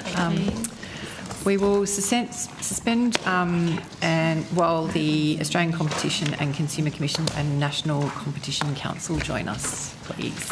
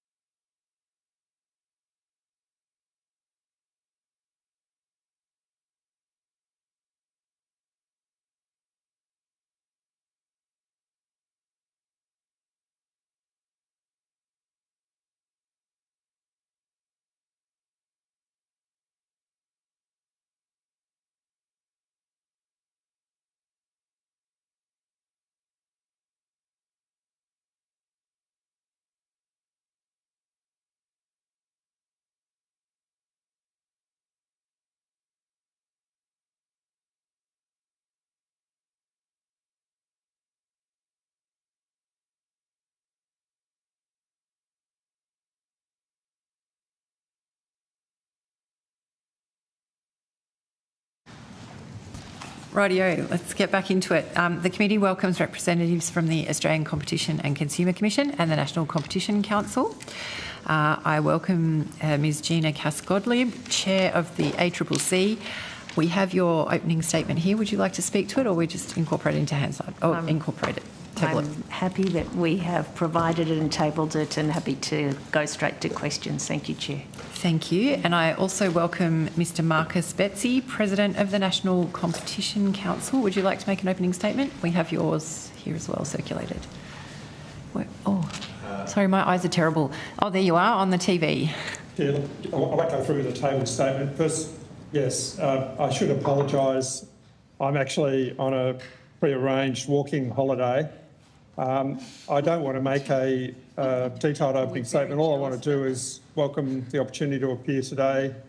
The NCC has been given a mandate to support the state, territory and Commonwealth government's decision to reinvigorate national competition policy. And we're also in the middle of some research relating to occupational licensing and what can be done to improve mutual recognition and promote labour mobility within the economy. The opening statement goes into some more detail on that. And I want to mention that I'm one of 4 part-time councillors. We have a full-time executive director, Mr Chris Bisaga, who is there with you today. Thank you. Thank you very much. We will go to questions now. Senator McDonald. Thank you very much, Chair, and great to see you as always, Ms Gottlieb. I'm sorry I haven't had time to scan your opening statement properly, so apologies if I cover off on anything that you've addressed already. I've got some questions about the domestic gas reservation, and I was just rereading, because that's what we do when we get into these jobs, rereading the options to ensure the domestic wholesale gas market delivers for Australians consultation paper of December 2022, and reflecting on actually what a great bit of work that was. It's just unfortunate that we keep reopening it. So many of the elements we were seeking to address then, the government was seeking to address then, and here we are with another round of changes. Is the ACCC aware of the federal government's domestic gas market reservation policy of 20%? Yes, we are. Yes, thank you. Has the ACCC provided advice on this policy?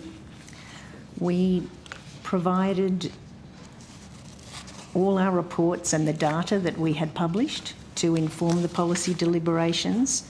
We provided a submission to the review on the 22nd of August 2025. We made a further submission on the 9th of March this year on reform design and implementation, looking at high-level proposals that have been put to our staff. And we have also engaged with DISA in late March to discuss the ADGSM transition in the context of the reservation policy. So most of that advice then has been made public. That was the data collection and the market assessment and whatnot. And the submissions, yes. And the submissions. Have you undertaken modelling in relation to the reservation paper? No, we have not. I'm reflecting again on this 2022 document where the priorities were allowing producers to make a reasonable return on investments to ensure sufficient domestic supply and diversity of suppliers, to retain incentives for future investments to develop and bring gas to market. In other words, allow producers to continue to meet their existing contractual obligations, including long-term foundational contracts with international partners. All good stuff. I'm very concerned that the construction of the reservation policy as it stands doesn't meet some of those objectives. particularly on allowing a reasonable rate of return for domestic producers. We did some questions 2 days ago now with DISA around the cost of production to deliver gas to the Wallumbilla hub, and it was noted as $11.40. And given that the current price at the Wallumbilla hub is somewhere between $9.50 and $10.40, that is already less than what we think the cost of production is at that point. You know, even if we take out the pipeline costs to then move the gas to somewhere else. I'm very concerned that the minister's position on a modest downward. I'm sorry, I'm a little bit tired now. The modest downward pressure on prices is actually now making those projects uninvestable. Has the ACCC done work on that point about how we allow gas producers to have a reasonable rate of return on investments to ensure sufficient domestic supply and diversity of supply, to retain incentives for future investment to develop and bring gas to market? Is that a requirement of the ACCC's work? As part of the multiple years of reporting and monitoring that we have done, we made a range of, firstly, investigations and findings and proposals. While we absolutely acknowledge the objectives of the policy to put downward pressure on prices, shield domestic users from price volatility and avoid potential supply shortfalls, we also continue to, as indeed the Gas Market Review acknowledges, the importance of promoting the most efficient gas sources and infrastructure solutions, which also we are continue to emphasise, as we have throughout, the importance of promoting diversity of the sources of supply, competition in the sources of supply, and removing barriers, regulatory barriers that sit in various ways to impede or hinder that. And we have continued to put evidence and material forward, looking indeed at state, territory and Commonwealth governments in terms of encouraging development of new domestic supply, releasing new acreage, helping to reduce infrastructure and regulatory delays and costs, and to proactively encourage gas to be brought to market in a timely manner. We have also done recently work on gas production costs, and I will pass to Ms Nicole Ross, who's the Executive General Manager of our Infrastructure Division. Ms Ross, while you get that data in front of you... I do have it, Senator. Well, I'm just going to ask one more question. I mean, isn't the very logical result of this policy will be not to increase competition in the gas market, but will be to, by its nature, force more of the exporter-produced gas into the market? It will increase the amount of gas that's coming from a very small number of LNG producers, particularly on the East Coast, and also drive out the profitability for future investment for those smaller domestic producers, particularly in the places where we need them, like Victoria, like New South Wales, places that would not normally supply into an export market anyway. We do understand, including from comments that DQ made earlier in the week, that there are key parts in the policy that allow,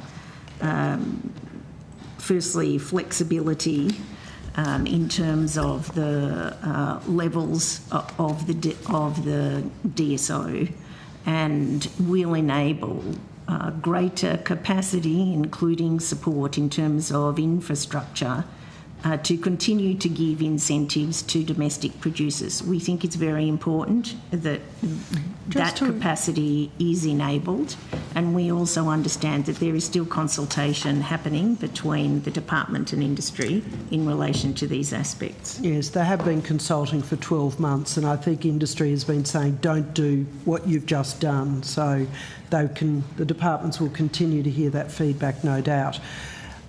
So just with regard to infrastructure, it is my understanding that the government, the Resources Minister and the Energy Minister are saying to pipeline developers and operators, don't come to us for money.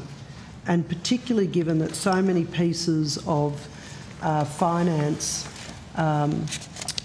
so many of those funds have got provisions in them that don't allow them to lend for coal, oil and gas, for infrastructure or new projects. So if the government's not funding and the government funds are not available, are we going to get more infrastructure, particularly into the places where we need it? You're at 9 minutes, Senator John. Thank you. At the moment, on the basis of AEMO forecasting, the South West Queensland pipeline, very important travelling from the north to the south, does have the necessary transmission capacity, including there may be several days in winter, in the coming winter, when it would be at capacity, but that it does have sufficient capacity for the expected volumes till at least 2030. But that will only be if there's additional storage built to provide a location for, if Queensland pumped its gas, and just noting that now Queensland will receive less royalties because of this policy, but if Queensland was to fill that pipeline and pump gas south every day to replace the declining Bass Strait fields, then where's it going? Where is it being stored up until the winters? But it's a bit cute, isn't it, to talk about pipeline capacity without talking about storage capacity? Currently, their Iona is at close to capacity. There has been some expansion of its capacity as well. There are discussions about other new storage projects. Shall we go back to the cost information that we have done, and then Nicole, you can add other points as well. Happy to do that, Chair. Senator, we did include in our December 2025 gas inquiry report advice from Rystad Energy, which is an independent research firm, on the costs of production. Production costs from expected marginal sources of supply are expected to rise over time. We are looking at around $7 a gigajoule in the near term for this year, 2026. At which point, please? I've got a general figure in front of me. East Coast, Senator. It would be East Coast. So and again, it would be the marginal So supply. the marginal is before or after infrastructure costs? It would have been across the East Coast without picking transportation routes. Okay, so excluding pipeline costs? Correct. Okay. And excluding retailers' costs? Correct, yes. Up to $8 to $9 a gigajoule in the medium term, around 2030, and around 13 to 14 gigajoules per gigajoule in the long term to 2035. Senator, should I rotate the call and come back for another block, or are you nearly done? I can go all day on this. No, seriously, yes, rotate the call and come back to me, please. All right, thanks. Senator Smith. Thank you very much. Just a number of matters. Could you give me an update on the craveable brands issue? Some time ago, I wrote on behalf of not a few, but for me, I think a significant number of affected people who I met with on a number of occasions, and I wrote to the ACCC, and I was just hoping to get an update on that matter, please. I think it's fair to say it was under investigation by the ACCC? It's correct, it was. And we have engaged with a range of the franchisees. I'm just going to find the relevant part on this, or see if Lauren White, yes, here's Lauren. Lauren is the head of the relevant Consumer and Fair Trading Division. Thanks, Gina. That's right. The matter does remain under investigation. It is an extraordinarily complex matter, and we are progressing as quickly as possible, and it is being progressed as a priority, but unfortunately I don't have any specific publicly available information to share beyond that. Okay, so the correct word is investigation, is ongoing. Yes. It is being addressed as a priority matter. Yes. What are the characteristics that allow an investigation to be characterised as a priority matter? So please, Gina, step in but I will start. We have a compliance and enforcement policy that guides our prioritisation process. This sets out a range of specific areas as well as ongoing factors that support our decision as to what will progress and what we might not progress or what we might pursue as a compliance or administrative outcome. So we look at consumer harm, small business harm, systemic conduct. They're the kind of factors that support consideration of pursuing something under one of those, the headline priority areas. So the ACCC is satisfied that there's there is harm enough to warrant it to be a priority investigation? Well, that remains under investigation, but we certainly, what we understand of the information provided to us, have concerns that warrant very close consideration. And again, that the matters that have been drawn to your attention are systemic in their nature, that suggest it should be regarded as a priority investigation? That is certainly a factor for us, yes. Is that everything that you can reveal to me and others that may be paying attention to this matter? Unfortunately, yes.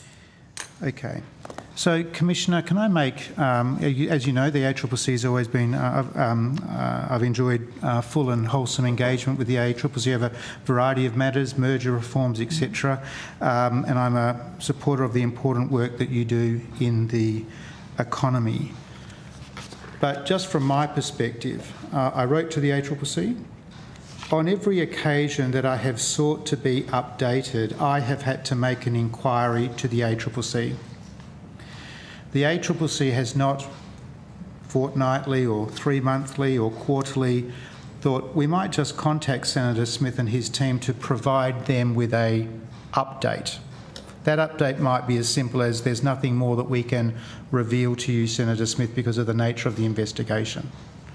So what's happened is I've had to be proactive on the part of my constituents. That's not a problem, that's the nature of the work we do. But I would have liked to have seen a little bit more proactivity on the part of the ACCC in terms of keeping me updated on this matter.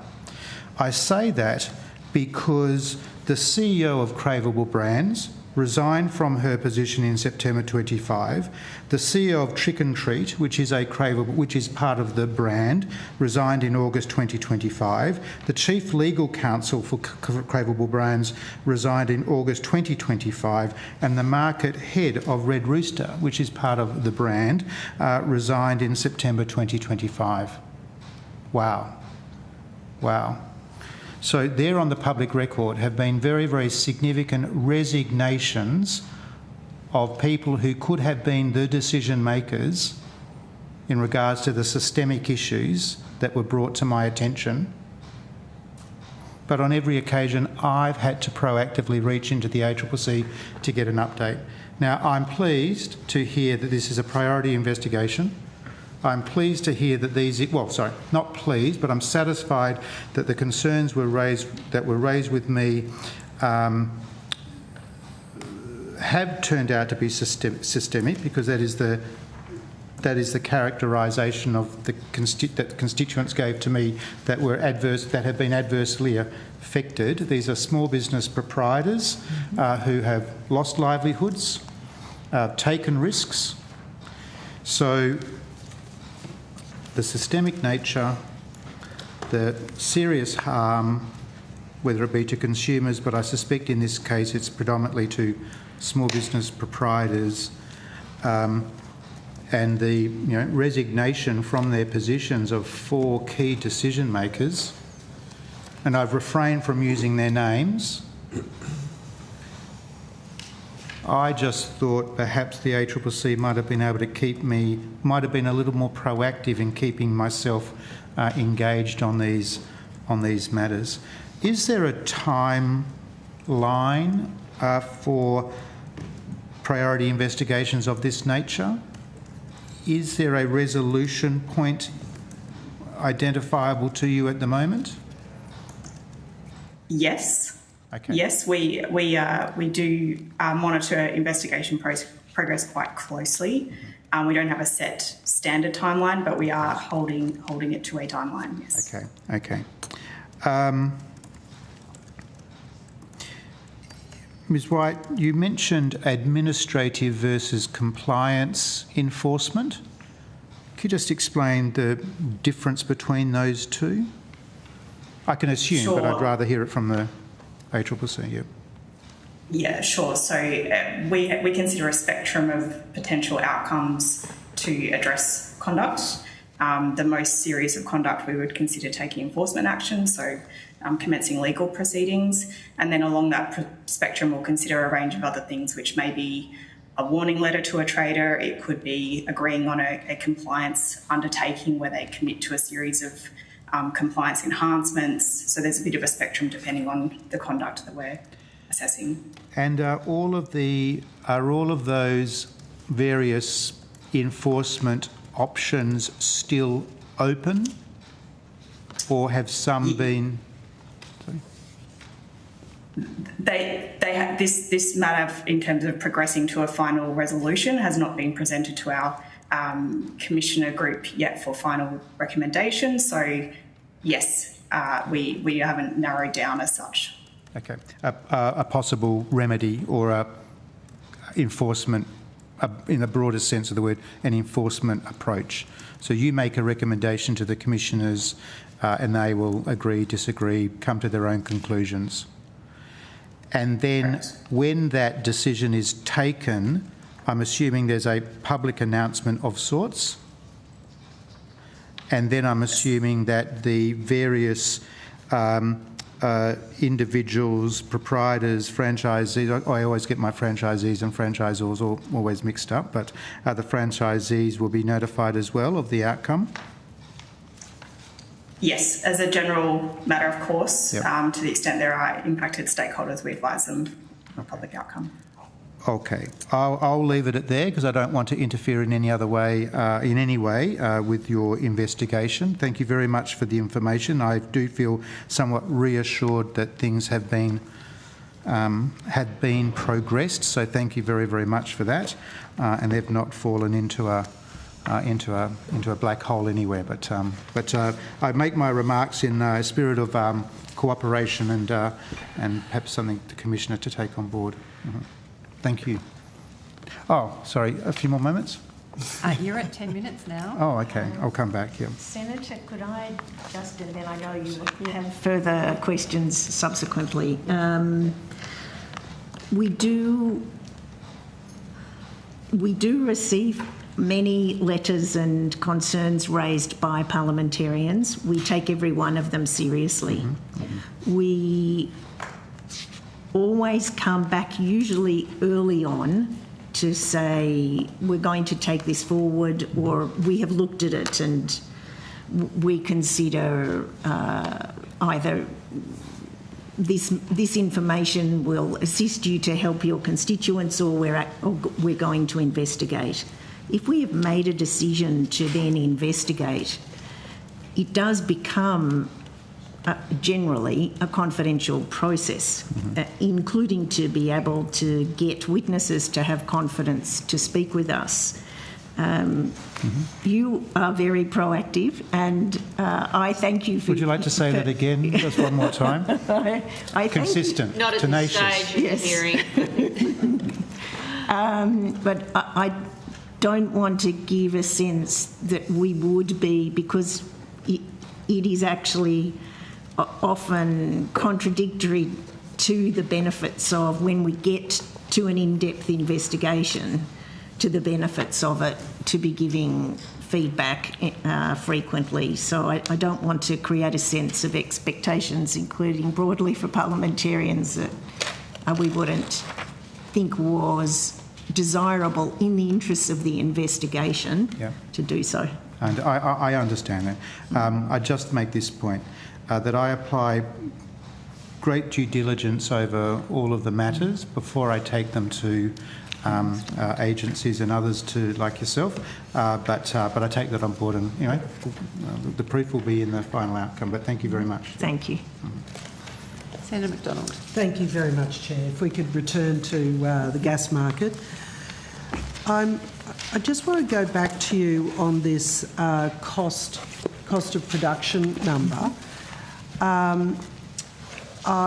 So you've said you based that on the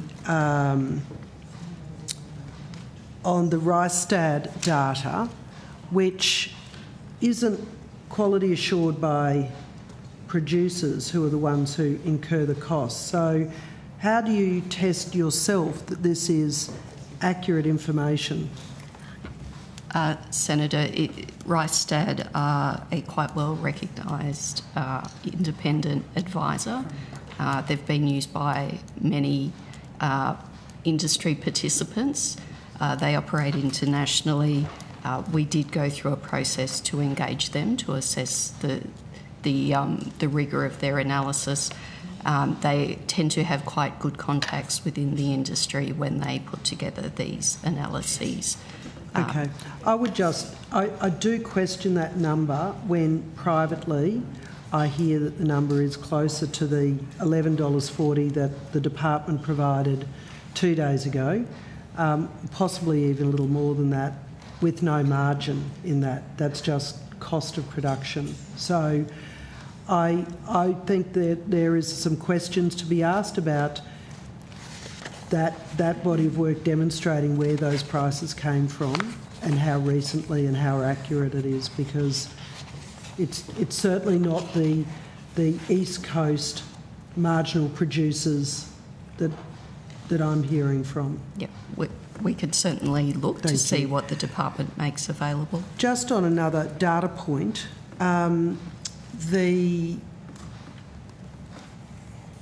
again on Tuesday, the department was, DISA said in estimates that the ACCC has forecast a shortfall of 350 petajoules in 2031. The most recent numbers I have is AEMO's GSU report having 160 petajoule shortfall.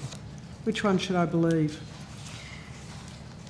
The figure that DISA quoted was, we believe, derived from data published as part of the gas inquiry report in June 2025. The AEMO GSU figure is more up to date.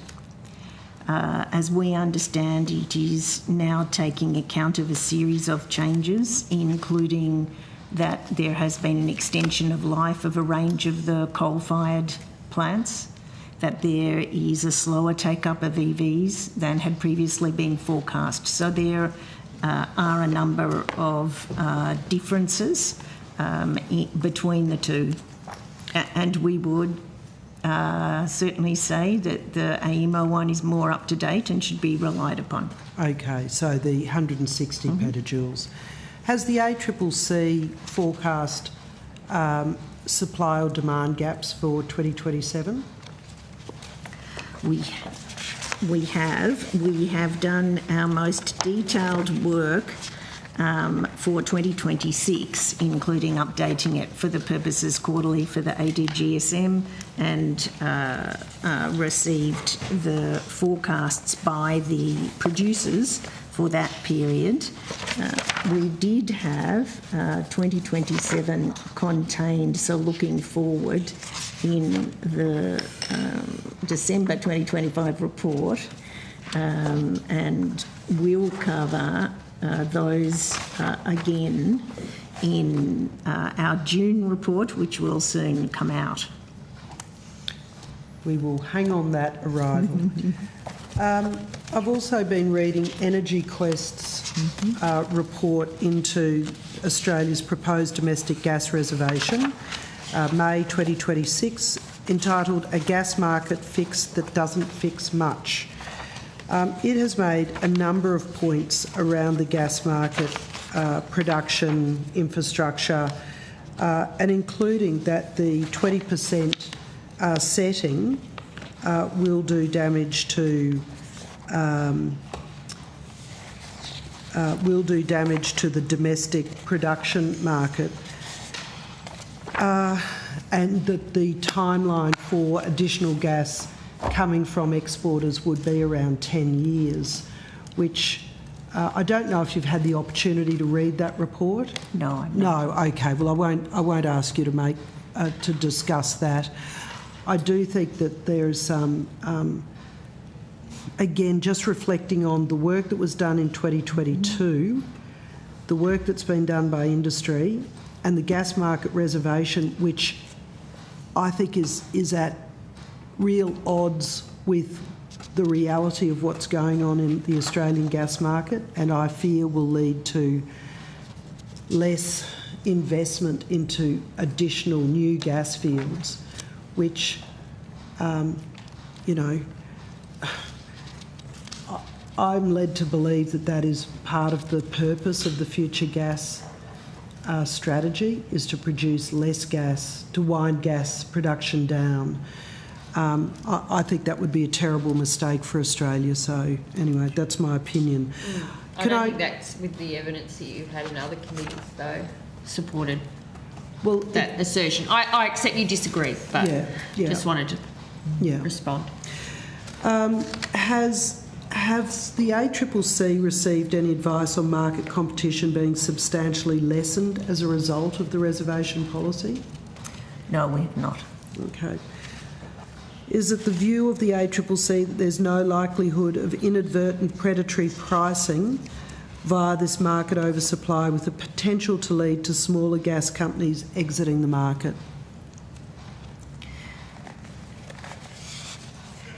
It is hard to forecast those questions because, first, there is still continuing consultation occurring. Secondly, there are a series of capacities at a ministerial level and then also at a regulatory level by the AER to open a release valve to reduce the level from 20% with appropriate evidence as such. So we do not have before us at the moment, with the policy process in principle and in key elements having been clearly announced, but with those capacities to modify in order to protect various outcomes, including competition and including the ability to perform to the foundational contracts, we would take each of those elements into account. What incentives does the domestic supply obligation provide for purchasers to sign long-term gas agreements which then underwrite the viability of smaller gas producers?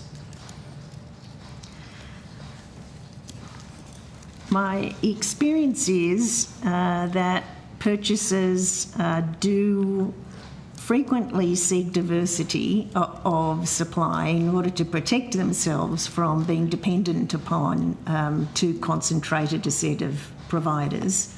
And we have seen such steps taken to date, in fact. We do consider an important part of the thinking on the policy and on the ability to provide the flexibility is that it is desirable that the policies continue to promote greater diversity of and competition in supply. You're at 9 minutes, Susan.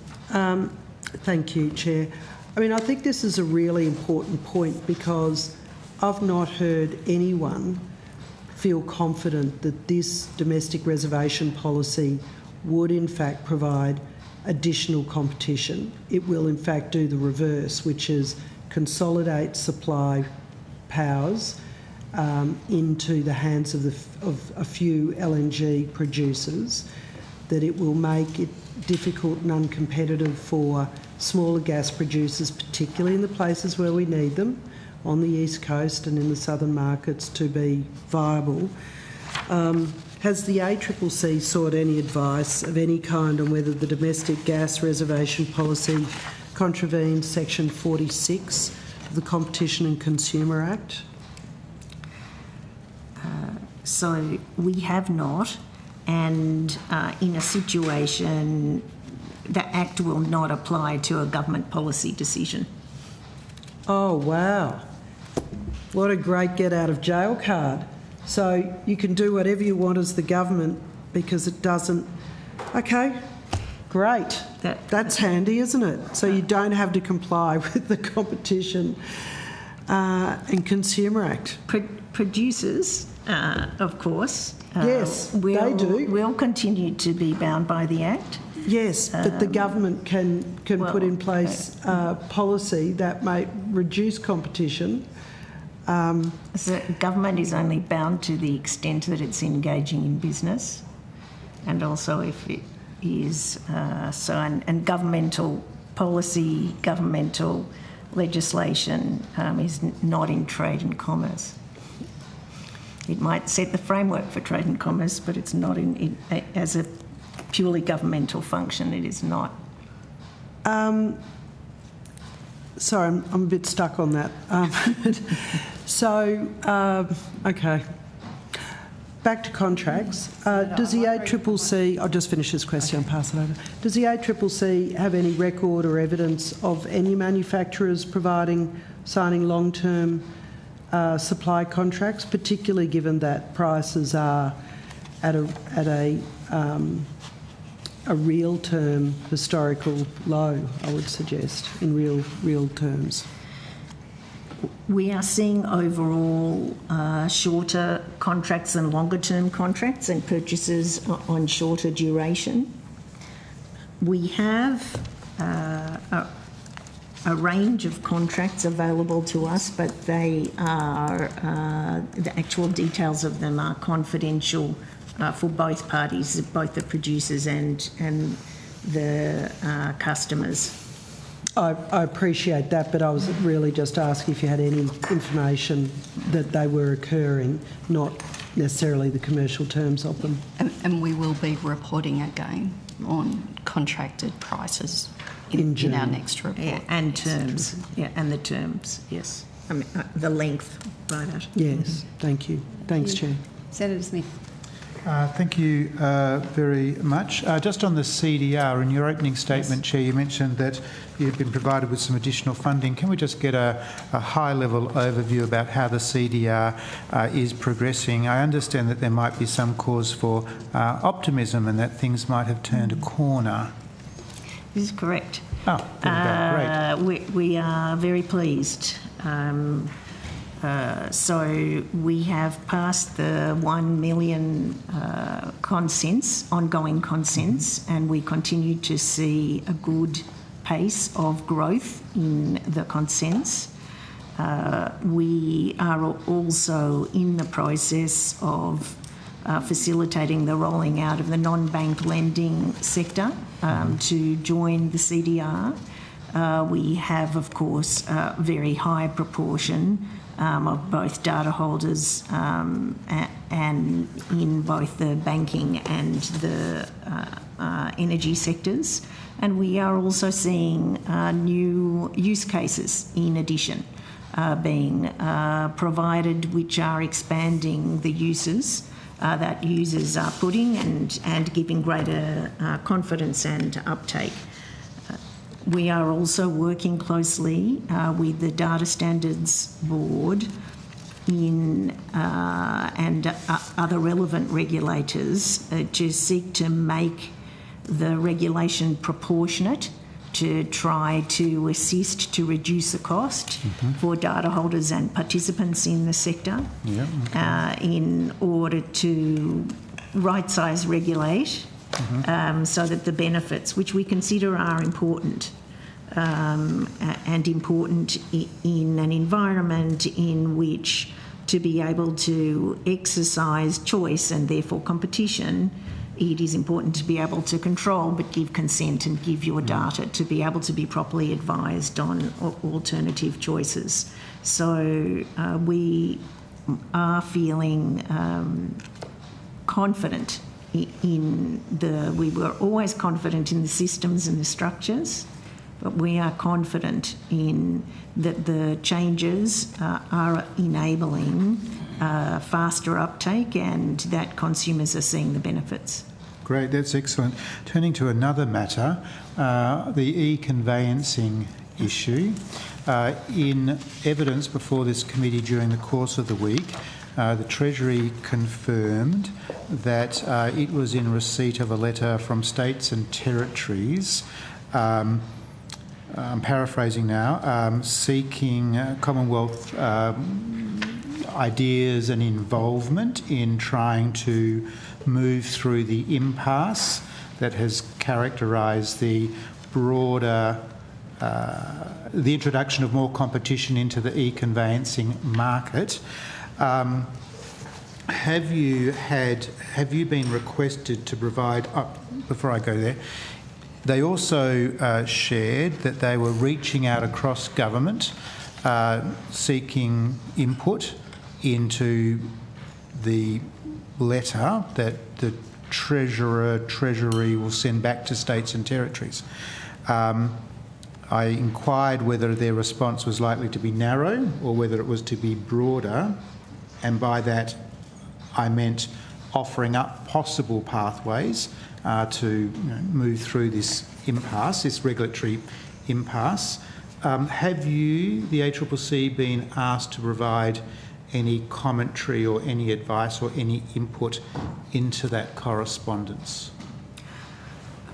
We are aware of the response Treasury gave, and also they are looking at these questions, and we will provide assistance to looking at the options. Right. Great. I might just leave it at that. Thank you very much. Thank you. Thank you. Senator Roberts. Wrap this up. Thank you, Chair. Thank you for appearing again today. Starting with ACCC, starting with the court case against Coles for misleading conduct. Congratulations. Thank you. That was a great result and one which Coles richly deserved. I note you only listed 14 products in your prosecution when you identified over 200 cases of offering misleading discounts. What was the logic behind that choice?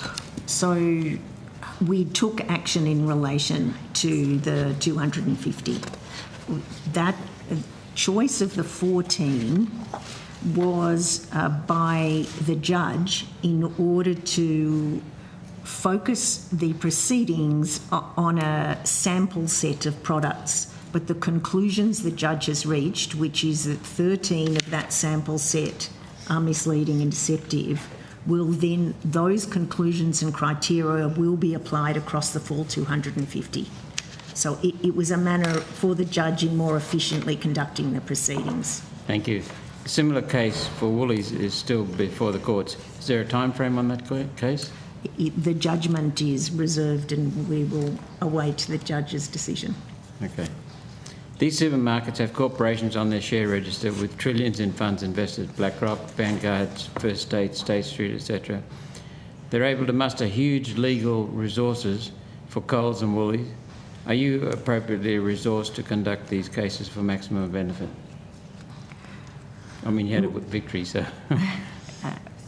Firstly, we prioritise the matters that are most significant in terms of consumer harm and cost of living and aspects of that nature, and also cost of doing business. We are well aware in the case of this sector that we need to look not only at consumers but at suppliers, including Australian farmers. So we do prioritise. In addition, in the last budget, we received a 67 million uplift specifically to assist with enforcement, both in competition matters and consumer protection matters, recognising the importance of setting clear standards, clear guidance across the business community of the way in which the law applies.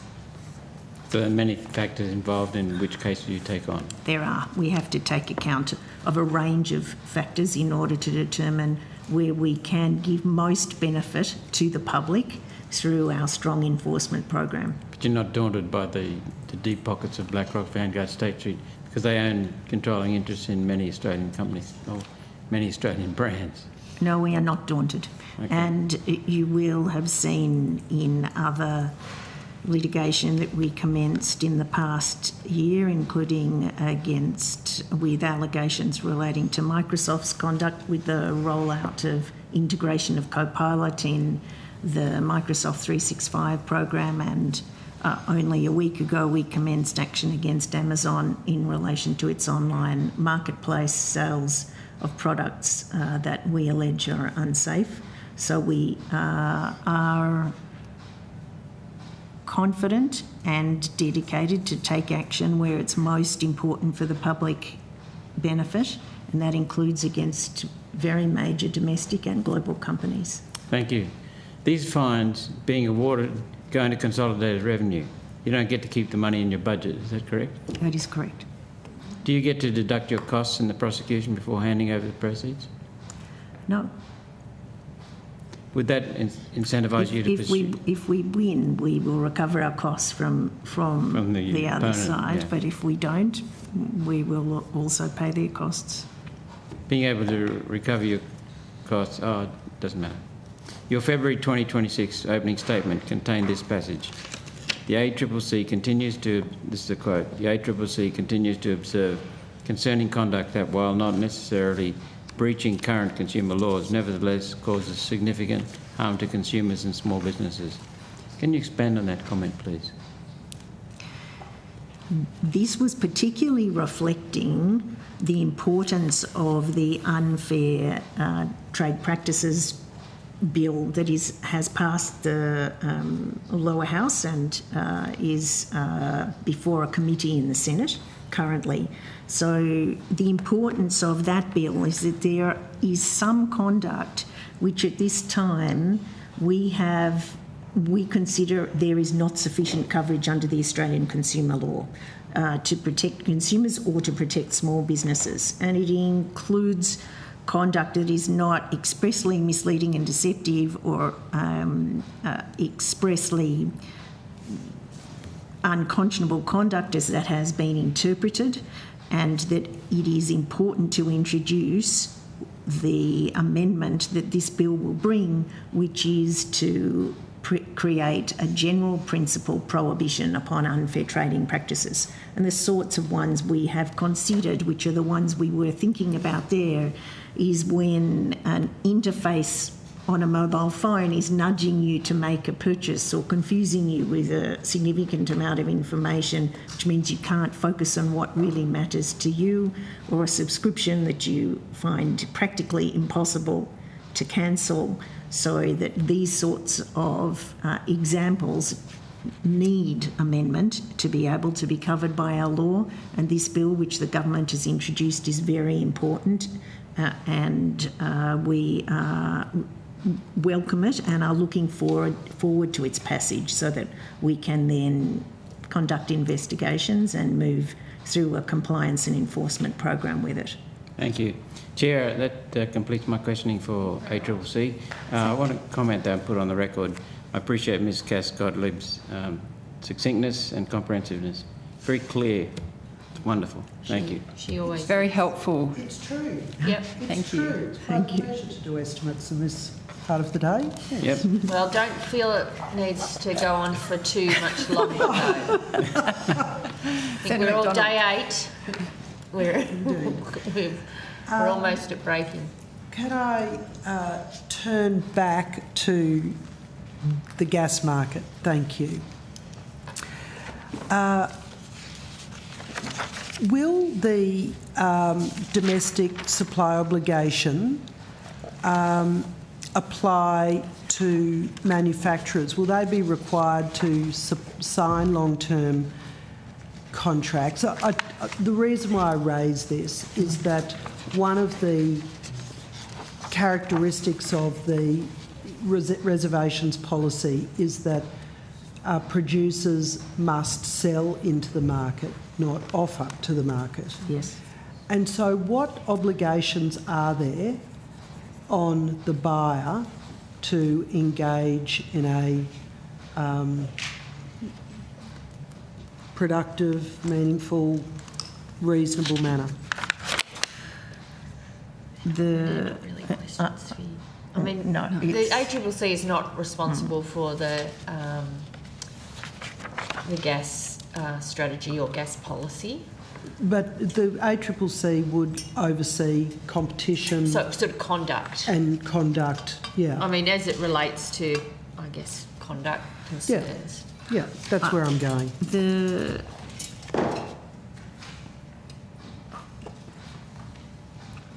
As we understand, the details of the provisions in the mandatory gas code that will remain are still to be considered as part of the work that the departments and the ministers are doing. And there is a consideration in terms of there being, or there is in the mandatory gas code, good faith by the parties. The question will be whether, as the review goes forward, looking at the current terms of the mandatory gas code, whether there will be changes to those provisions. Right. Okay, I understand. Will you be making recommendations around that as the nation's upholder of good conduct in competition? Sure, the ACCC will remain vigilant. Yes. And we have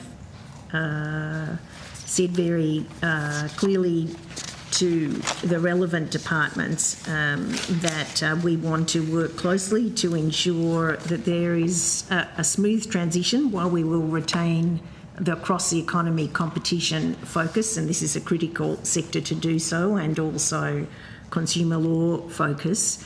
But we are working closely with the relevant departments to ensure that also the sector does not have duplication between the regulators and that there is an orderly and smooth transition. Yes, very important. I think that's creating additional costs and complexity that's unnecessary.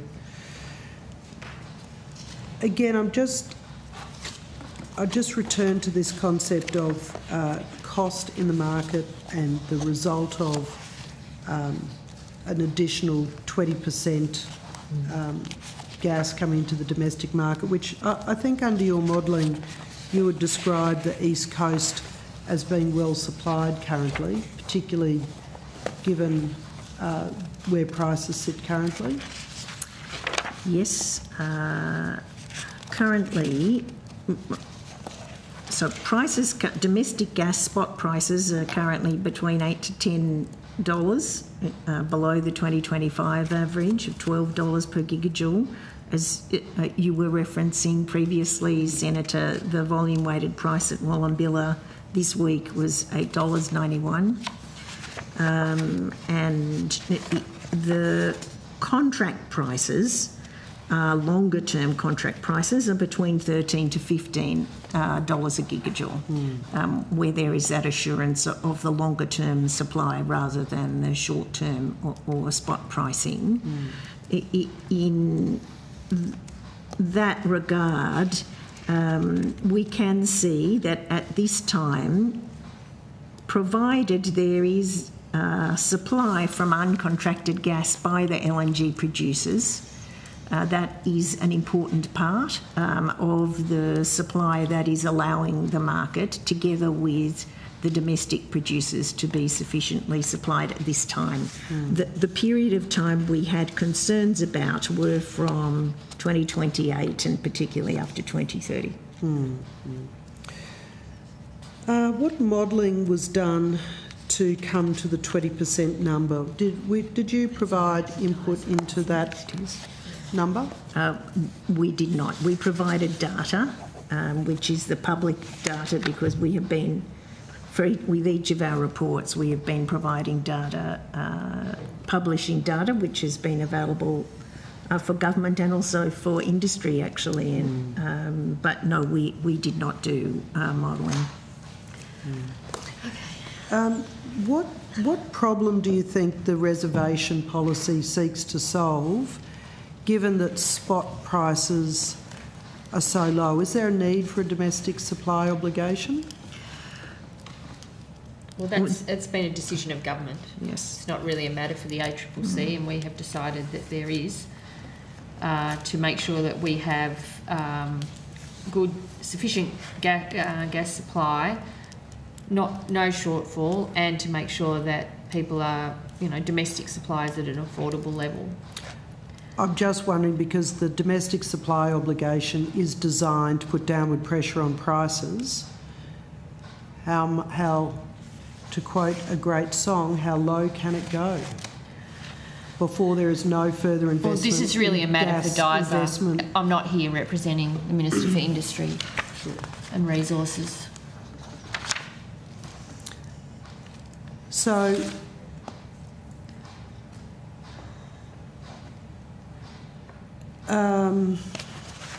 again, I'm just looking at spot prices in the East Coast market. They're lower than average, well below the international LNG price. Has there been any modelling done on the impacts on the domestic-only producers with this requirement? I don't know, Senator. It's a matter for DISA. Well, the ACCC provides data and advice. I know, but they have the policy responsibility. Okay. Thank you, Chair. I'll rotate the call. I'll just let me finish on this one before we go back. I'm just wondering who's going to oversee the impacts of this policy. I've asked questions of the Anti-Dumping Commission. They consider that it's not a matter for them, given it's a domestic dumping issue.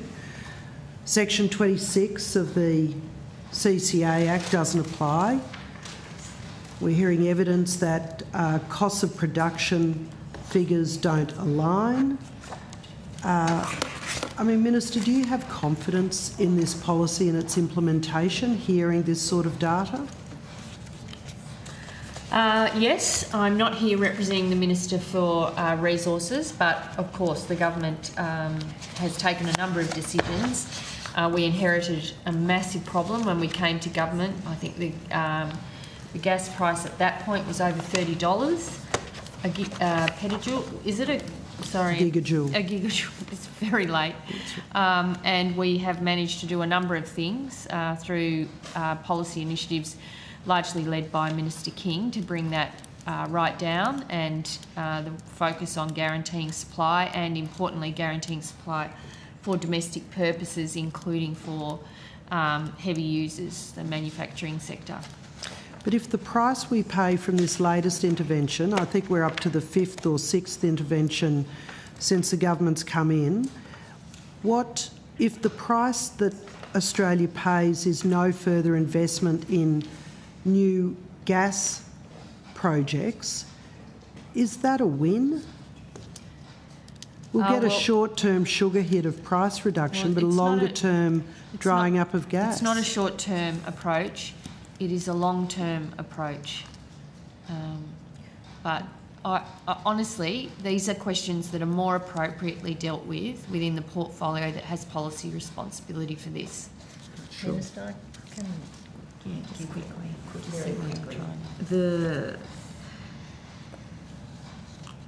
The framework allows, in order for the granting of expert approvals, we'll have the AER in consultation with AEMO providing advice on domestic markets demand outlook, impact of exports on domestic supply and any adjustments. So there are in the parameters that we have seen, the steps that will enable the fine-tuning to apply as the policy is rolled out, and also because it is framed to be a long-term domestic supply obligation, to look towards a period of time which on the ACCC forecasts did show a supply shortfall. AEMO is now saying a lesser supply shortfall, but still a meaningful supply shortfall, which is problematic given the needs of the East Coast economy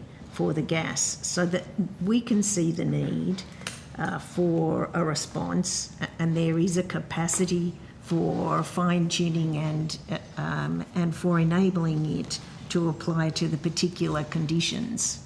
I think, though, the sledgehammer to the walnut approach means that where gas is needed, primarily in Victoria and New South Wales and to some extent South Australia, there's insufficient infrastructure, there's insufficient storage, there is now no price signal to encourage new investment in new gas projects in those places.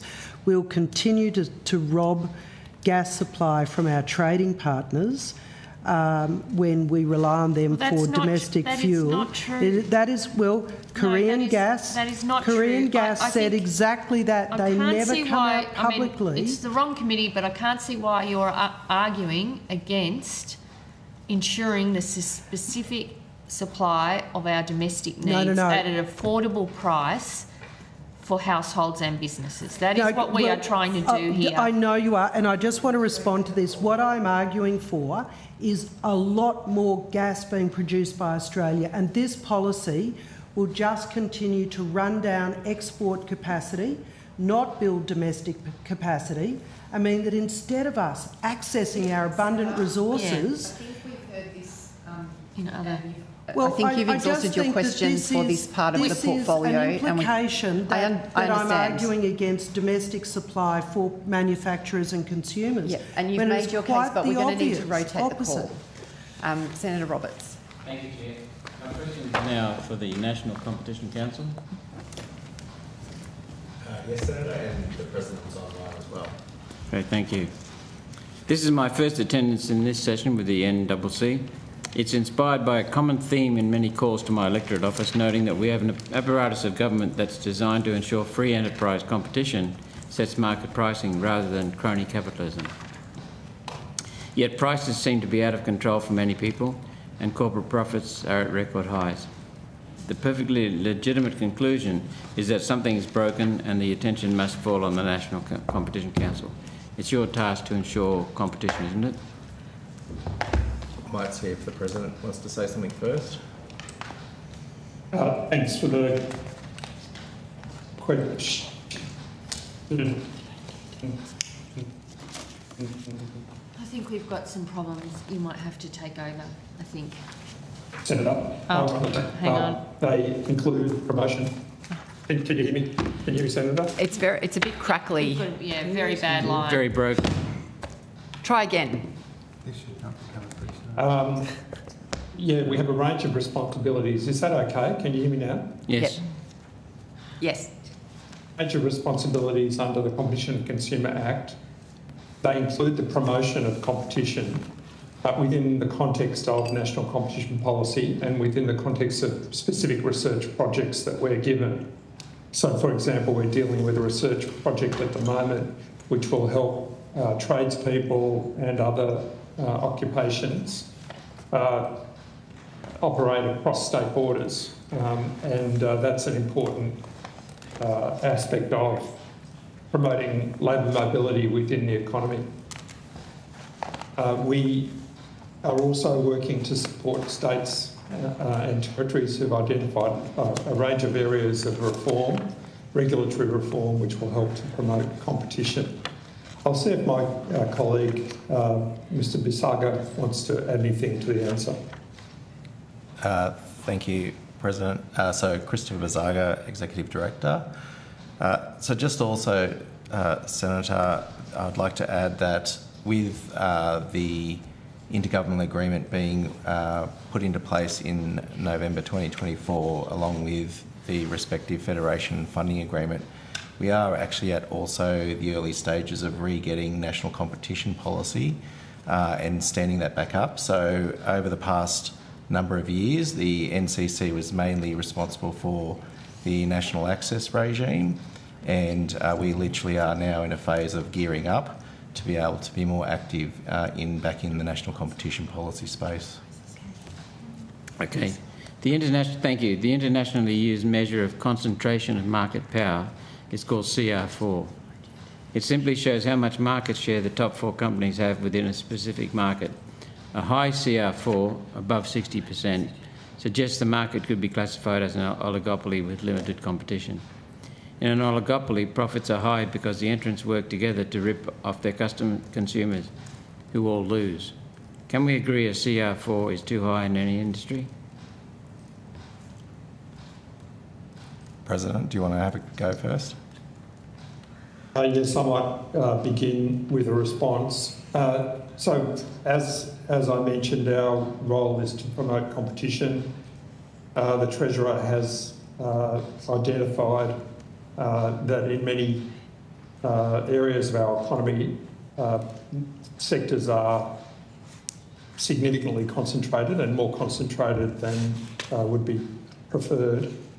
There are a number of reforms that the Parliament and the Government have engaged in recent years that have sought to address this issue. One of them is the development of national competition policy. Another is, and this is something that the Treasury worked closely with the ACCC on, is the reformed merger control provisions.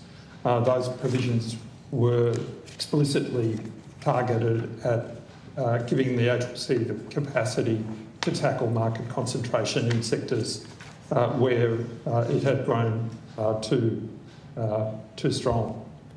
So I hope that helps respond. I hope that response assists you, Senator, but I'll ask Mr Basiga if he wants to add anything.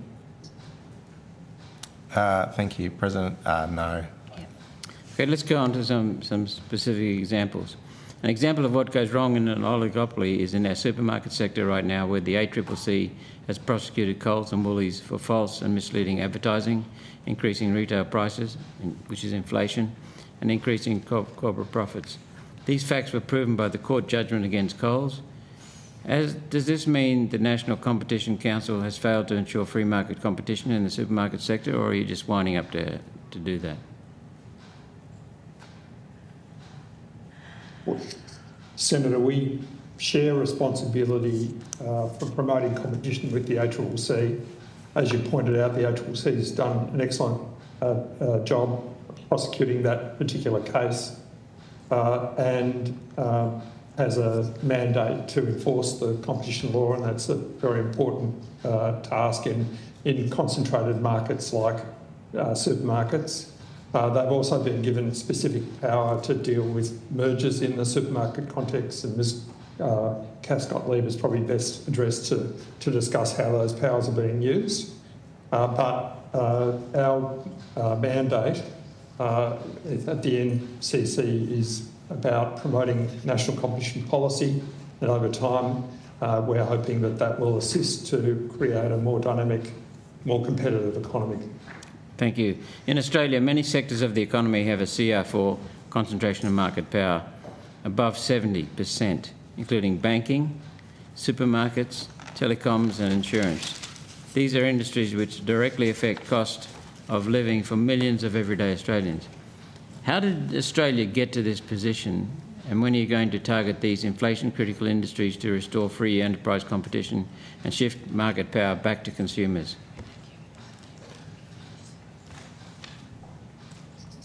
I'm not going to speak for the ACCC, but I can say that over many years the merger control provisions perhaps did not give the ACCC the capacity to deal with growing concentration in the way that it should have been able to, and that was certainly pointed out in the debate on merger reform, and I think that parliamentarians were convinced that was the case. Not sure whether Ms Cascott-Lee wishes to comment further, but these things happen over a long period and they're largely a result of the historical settings, legislative and regulatory settings that enable developments such as concentrated markets to occur. What options are available to you and what are you considering? So it's not the role of the National Competition Council to engage in enforcement action. That's the role of the ACCC. What options can you give the ACCC? What options can you give the ACCC? They've got options. They've got a range of options that they can speak to, including enforcement powers, significant enforcement powers under the Competition and Consumer Act. They've also got significantly enhanced merger powers. But that's something that probably should be addressed to them, Senator. Just checking, I thought you implied that we haven't been doing our job in Australia in banking, supermarkets, telecoms and insurance, and that you're now looking at addressing that. So I'm asking you, what options can you address it with? Well, Parliament has sought to address the concentration problem through the merger reform process. Are there any others? And well, there's stronger enforcement powers that the ACCC has in relation to misuse of market power. As I say, this isn't really, enforcement isn't really territory for the National Competition Policy. We're also looking at supporting the process of national competition policy where there are states and territories that have come together and agreed packages for reform. We support those reforms by recommending to the government that payments be made to states and territories to incentivise that reform process. Those payments will be made from the productivity fund that the government has established, the $900 million productivity fund, and over time that should help to make the economy more dynamic and more competitive. Senator, so there I've are a got 10 range minutes. of things that are being done. Two questions? I need to rotate the call if you Can I just ask two questions? If they're very quick. Okay. Australian industries are more concentrated than in the US, with 7% of Australian industries having a CR4 more than 80%, as against 1% of industries in the US. Revenue of Australia's top 100 listed companies as a percentage of GDP rose from 27% in 1993 to 47% in 2015, almost 50%. The source for that is the ACCC. This is not a new trend, it's been going on for years, and Minister, your government, your department and your National Competition Council are responsible. Seriously, the Liberals are paid by their donors to look the other way. What's your excuse? Well, You're concentrating the market. Well, I don't think you'll find a government who's done more than we have, Senator Roberts, to address competition across the economy. Like, seriously, go back and have a look. And yes, there's always more work to be done, but a combination of the reforms that have already passed the Parliament, the powers that we've given to the ACCC and their ability to enforce the laws that the Parliament has played is making a real difference. Are you aware the banks have, the four major retail banks have similar strategies, similar products, similar services? Their products are the same. I think those issues have been well understood and well canvassed. They've each got a controlling interest in them by BlackRock, Vanguard, State Street, First State. We haven't really got four major banks. We've got one major bank hiding behind four logos. The banks have got far too much power. Senator Roberts, are you finished with your questions? Minister, want to make a comment? Well, I mean, my answer is that there is continued focus in this area. We have assistant to the Assistant Treasurer, Minister Lee, Dr. Lee, working with the Treasurer in this area. There is a lot of effort going into it in our first term. It continues in this term. Thank you, Chair. Thank you, Minister. Thank you. That concludes our time with the ACCC and the NCC. Thank you very much. Thank you. And we will invite the Inspector General of Taxation and Tax Ombudsman to join us now. Still got so much to go. And Tax Ombudsman. then Office of Financial Management got shut in the past.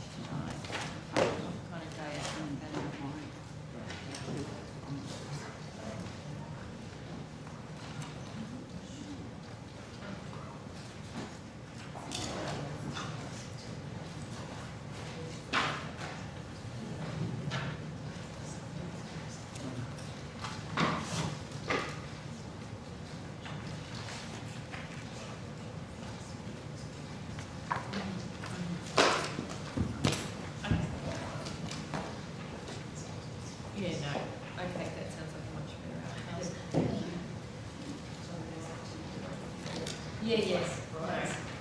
Thanks. Thanks. Nice to see you. All right. The committee welcomes representative from the Australian... Oh, no, sorry. We welcome... I'm getting ahead of myself here. Welcome Ms Ruth Owen, Inspector General of Taxation and Tax Ombudsman. Do you wish to make an opening statement? We do have it tabled in the interest of time. In the interest of time, I'll just give a couple of quick sentences from the statement, just to say thank you for the opportunity to appear before the committee. To remind the committee, my role is to improve the fairness and integrity of tax and super administration across Australia. Hopefully my opening statement that you have highlights how we've been fulfilling that role and how we've been improving our service to the community. Happy to take questions. Thank you very much. I'll go to Senator Little. Thank you.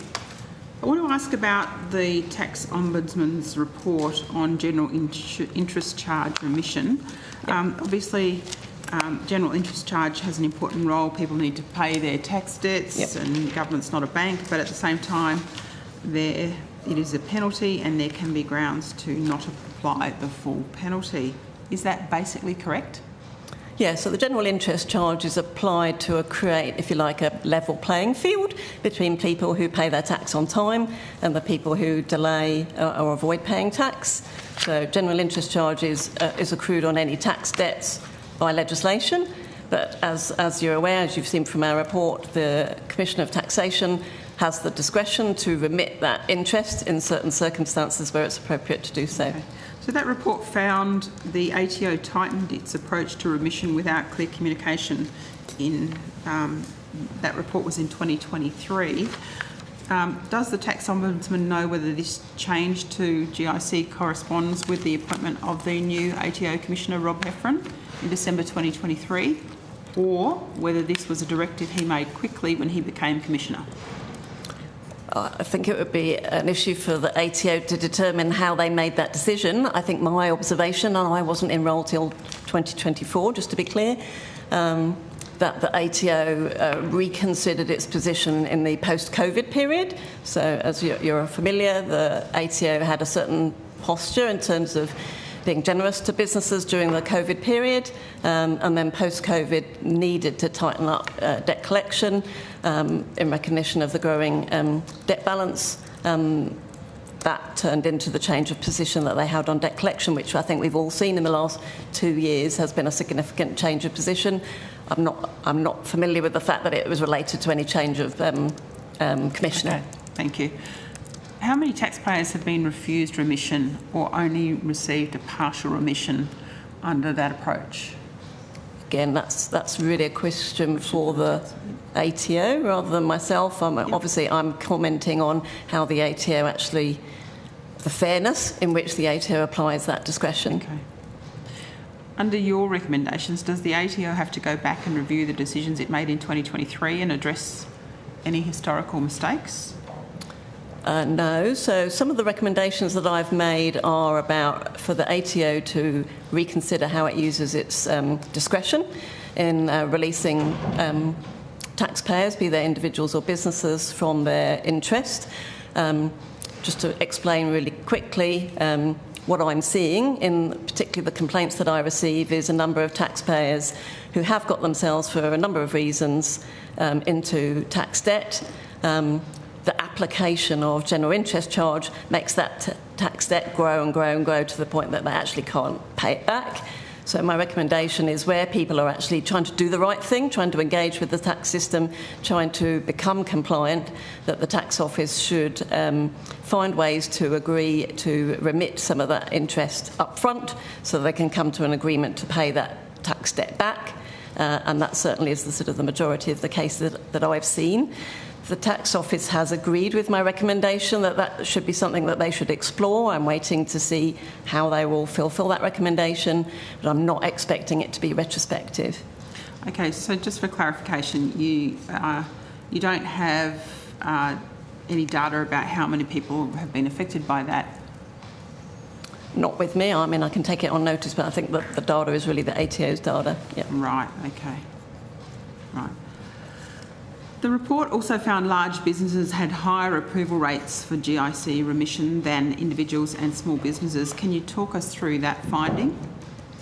Yeah, so what I found was over the last 2 years, as you've highlighted, Senator, the proportion of taxpayers applying for remission of their tax interest and successfully having that remitted declined for pretty much everybody other than for large business. So for unrepresented individuals, for small businesses, medium-sized businesses, the number of applications reduced. The applications that were agreed were reduced. That was not the case for large business for a number of reasons. How many small businesses now owe more in GIC than the original tax debt? Again, I don't have that data. That data belongs to the ATO. All I can comment on is the cases that are brought to my attention, which is mostly through complaints. But I would say the number of complaints to me in relation to the growth of GIC is a significant proportion of the complaints that I receive. Because I'm just trying to understand if some of your role is about fairness. How do you not know? Can you not give us an idea about whether you've seen a change in the fairness trend, for want of a better word? Yes, so what I can comment on is the cases that are brought to my attention, which are complaints, and I've seen a significant increase in complaints. I've just released my latest data, which has seen a 127% increase in complaints to my office, the highest proportion of which are about the debt collection practices of the ATO, including general interest charges. So I can definitely see a trend. I've addressed that trend by completing my review of general interest charge remittance, which was published in April. The ATO has agreed all of my recommendations within that report, and I'm awaiting their implementation. But are you able to get that data that could further inform your view from the ATO? Is that accessible for you? So I do have powers to seek information from the ATO, yes. And do you use those powers? Yes, I do, Senator. Right, okay. What are people who are sticking to what about people who are sticking to an agreed payment plan? Has the ATO changed its approach to upfront or conditional remission for taxpayers who stick to payment plans? So the ATO has agreed my recommendation, which I made in April, which is I think it's preferable for people who are agreeing a payment plan to know in advance if they can have their general interest charges remitted.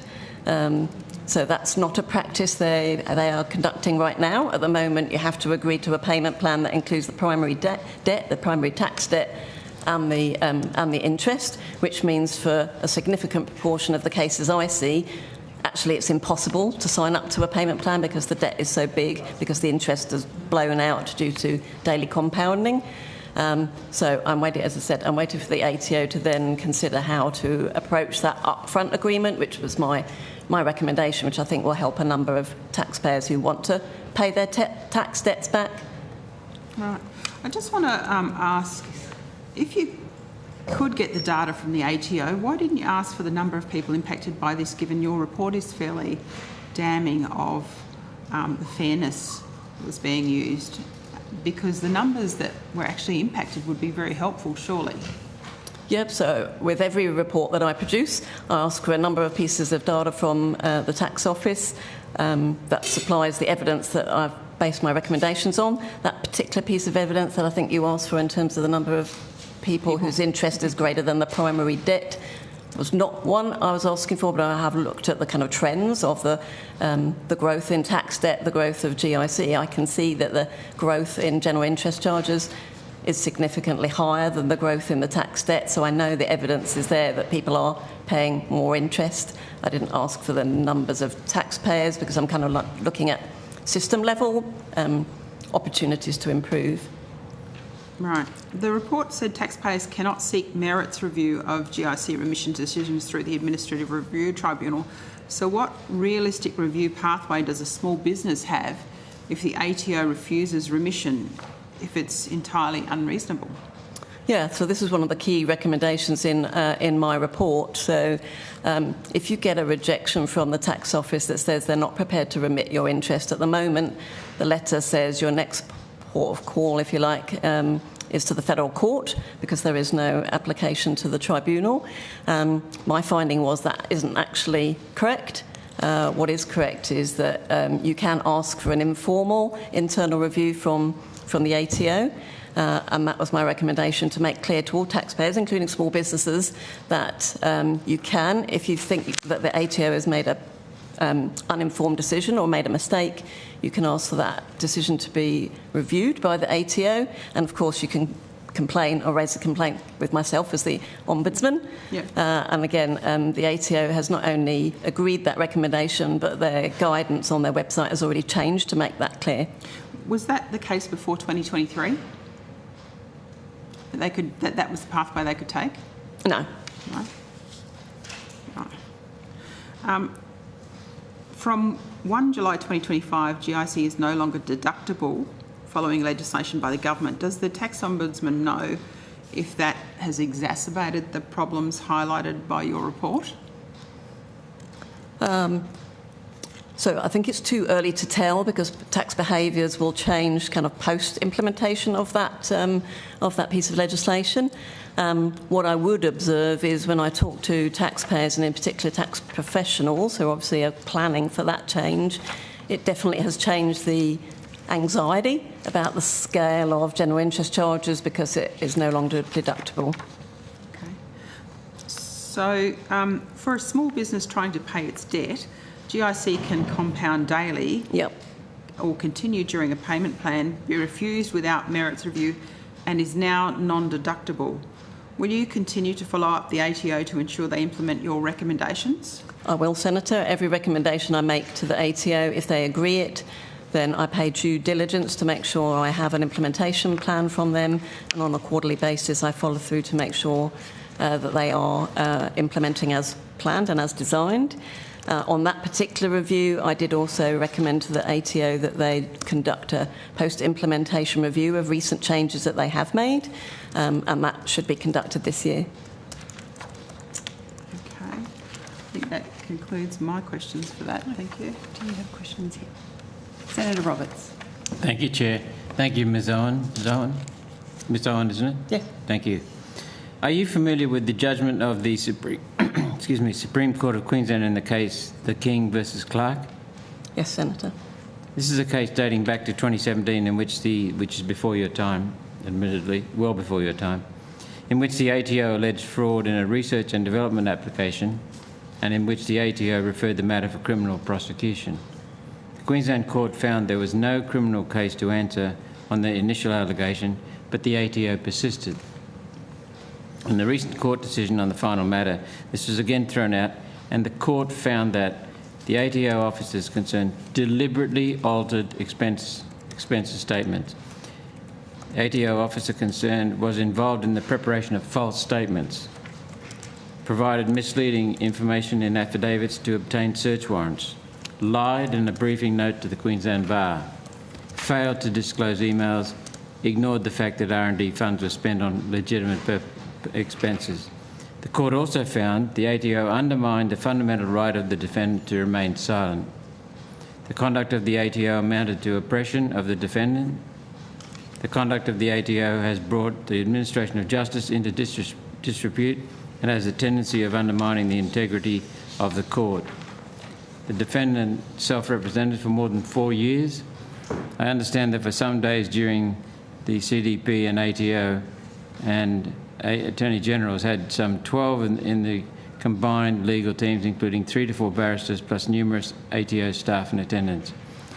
Would you agree, Ms Owen, that on the basis of this case alone and the court decision, that senators could readily form the view that there is something seriously wrong, maybe even sick, within the ATO to go to such lengths of persecuting an innocent person? Thank you for the question, Senator. The quote that you've just read out from the ruling of that judgment, that language concerns me greatly. To hear descriptions of the conduct of tax officers in the way that that judgment was described is exactly what we need to look at in terms of the integrity of the tax system. So I am awaiting the appeal on that case before I consider. The ATO is going to appeal, is it? I think the Attorney General's Office has appealed, the CDDP. So at the moment, I can't comment further on that case while that appeal is outstanding. I appreciate that. Thank you. Are you aware of and familiar with the case of Mr. Zhe Zhang? Is that how you pronounce it? Yes, I am, Senator. Reported on a current affair on the 14th and again the 15th of July 2025. The Zhe Zhang case has similar patterns to it to the Clark case that I just discussed. This is the ATO caused criminal charges to be brought against Mr. Zhang. His case dates back as far as 2011. After protracted legal activity, the case against Mr. Zhang was dropped because, quote, the prosecution had no evidence to offer, end of quote. Similarly, charges against employees of Mr. Zhang were dropped because there was no evidence to offer. Yet in this period, Mr. Zhang spent time in jail and his sister suicided after her bank accounts were falsely frozen by the ATO. So that means the ATO has blood on its hands. Are these two cases one-off aberrations by the ATO, or do they reflect a broader pattern of behaviour by the ATO? So what I can respond to that question, Senator, is I think it's on the public record that I have conducted a review of Mr. Zhang's case. He did complain to me about the case that you've just described there. And I've recently concluded my review of that case that was obviously reported recently in the media. I found some of his allegations to have been substantiated, but not all of them, from the evidence that I've reviewed. Mr. Zhang has my report, my full findings, as does the Commissioner of Tax. What I've done beyond that review, because that is a particular taxpayer, as you say, it's egregious case, and particularly in relation to suicide. Every loss of life to suicide is a tragedy, and I have paid my condolences to Mr. Zhang and his family. But in terms of my role is to ensure that isn't systemic, which I think is your question generally, of tying those two cases together and say, is there a systemic issue here in the ATO? So having followed my review of that individual tax case, I'm now conducting a systemic review that looks at should those matters which were historical, as you say, several years ago, could they or would they happen now under current protocols? Is there a systemic issue within the ATO, and what controls do they have in place? Should there be individual instances of bias or prejudice within their decision making? That report will be published, Senator, next month. Systems drive behaviour. Some of the systems are the most powerful drivers of behaviour. In the United States, so I'm advised, the arm, I might not be perfectly correct on this, but the arm that identifies a case of tax cheating or fraud or whatever hands it over to another group, separate group, to prosecute. Not so in the ATO. It's the same group, which would mean, I think, an incentive to not drop a case even if it was found to be not correct. Again, that's probably more a question for the ATO, but my observation would be the ATO does put separation of duties into some of those duties, like the difference between an investigation, as in an audit, and a criminal investigation, for example. The teams that select the cases for audit are separate from the teams that conduct the audit. So some of that pattern that you've described from the USA, and I have to say I don't have that knowledge of the USA system, is in effect in the ATO. And part of my questioning is it effective? Yes, and I'm in touch with someone in Australia who's helped a lot of small businesses where they haven't had that separation of powers. Yeah. And they're victims wrongly so. Do you see any parallels, Ms Owen, in between these two cases and the behaviour of the ATO and the robo-debt scandal? Specifically, the false income assessments by social services were based on incomplete and arguably misleading income data provided to it by the ATO, and the ATO knew or should have known the data was unreliable for the robo-debt exercise. Any parallels? I don't see a parallel between the investigation that I've made in the case of Mr Jang and the systemic review I'm undertaking on how the ATO controls for bias in its decision-making and then what you've described in terms of robo-debt. No, I think they are separate. They provided sloppy information in robo-debt. You've already acknowledged that both these cases have incurred or resulted in major financial, emotional and business harm Yes. to the people that the ATO had in its sights. In the case of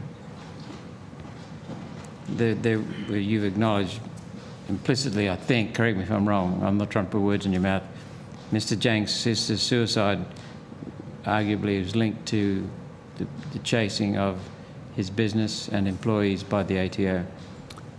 So I should put on the record, Senator, my findings, and as I said, looking into somebody who has committed suicide is a very tragic event in a set of very complex circumstances.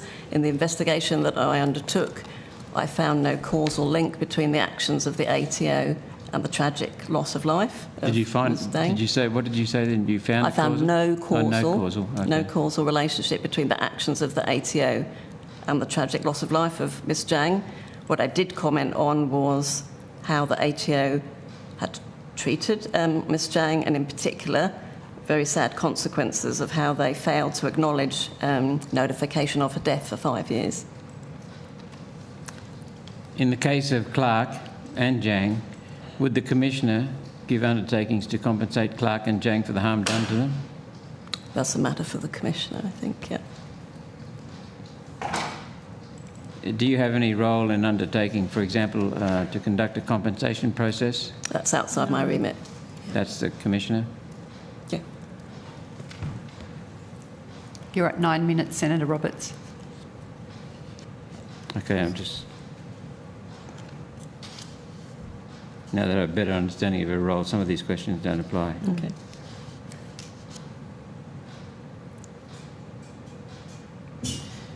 In the Jang case, the ATO apparently is cooperating with the Tax Ombudsman on an investigation into the matter. Will the investigation be confined, or should it be confined, to the specifics of Jang and not draw broader conclusions?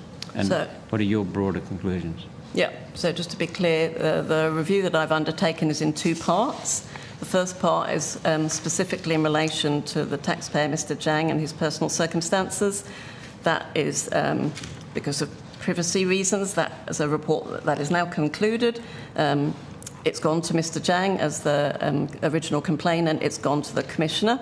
That will not be published. I've put a short statement on my website to explain what I've done in that position on that particular case.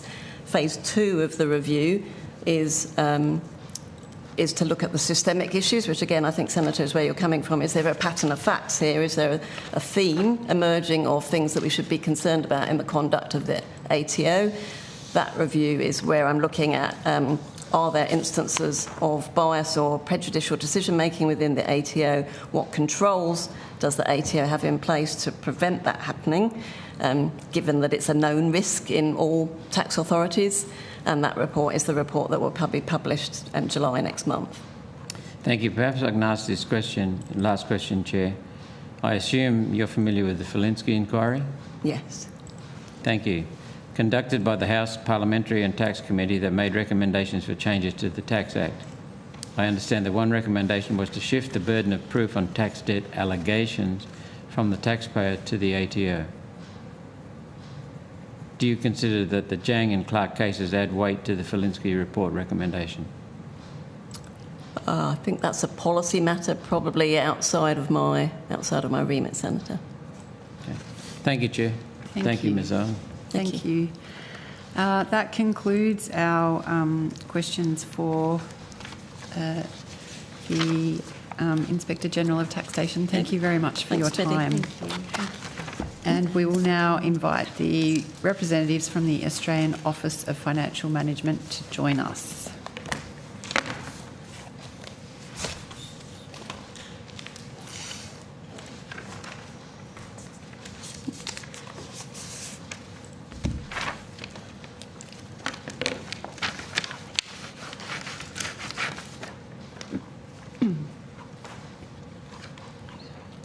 Are they here? Yeah, they're here. Just building the suspense.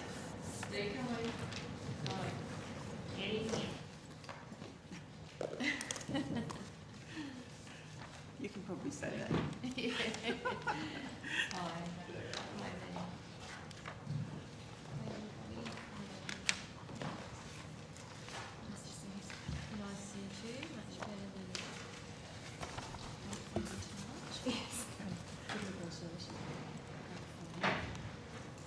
Righty. We'll kick off. The committee welcomes representatives from the Australian Office of Financial Management.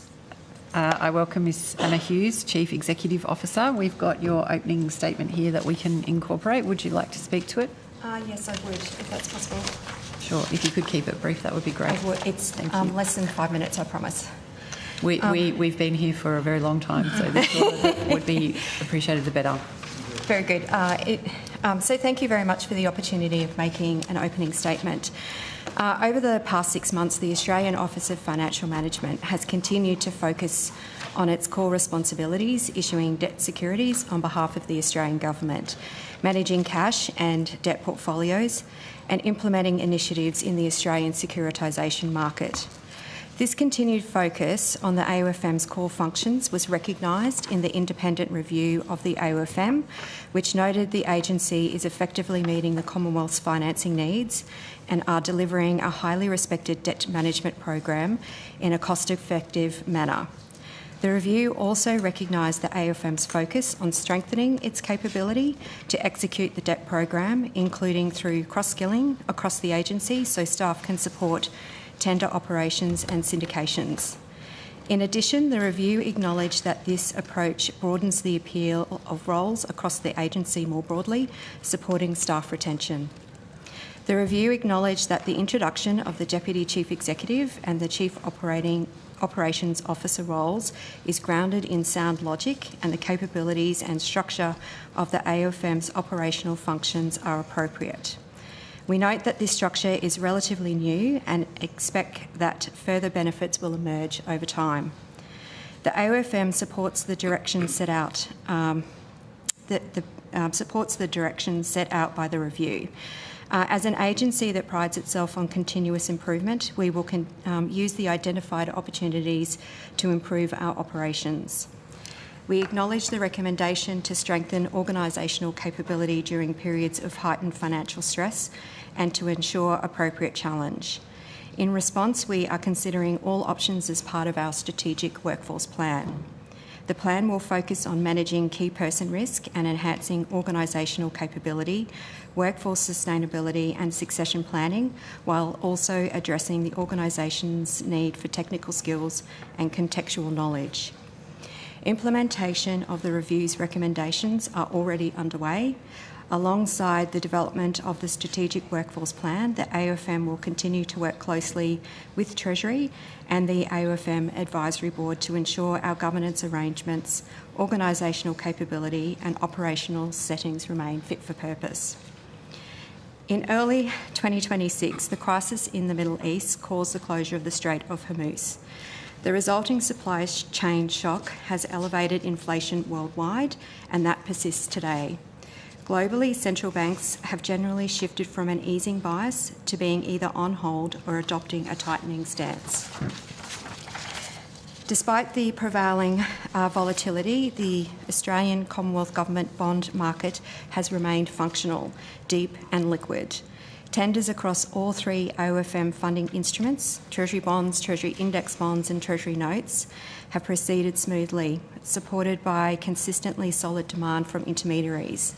Coverage ratios and tender spreads to mid-market levels have remained strong. I'd like to provide a quick update to the committee on the financial year's issuance and our plans for the 26-27 financial year. The 25 to 26, we started the year expecting to issue around 150 billion of Treasury bonds.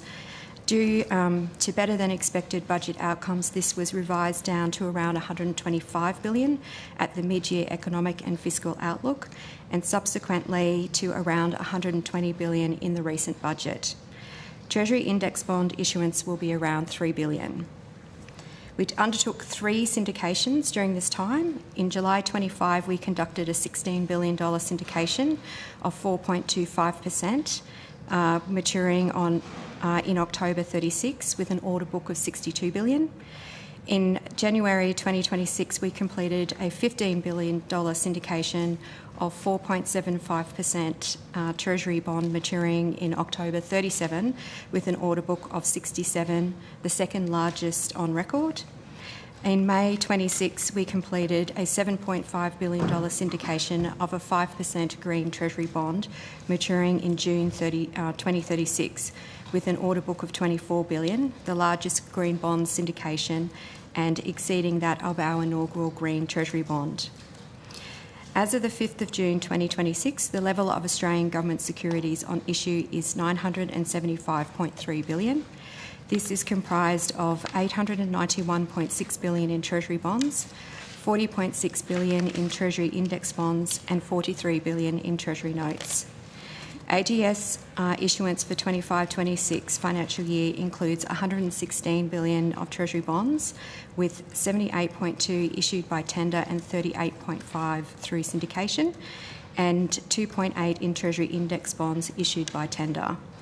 The AOFM continues to deliver a resilient and scalable issuance program. There is flexibility within the program to adjust issuance, for example, in times of higher than forecast tax receipts.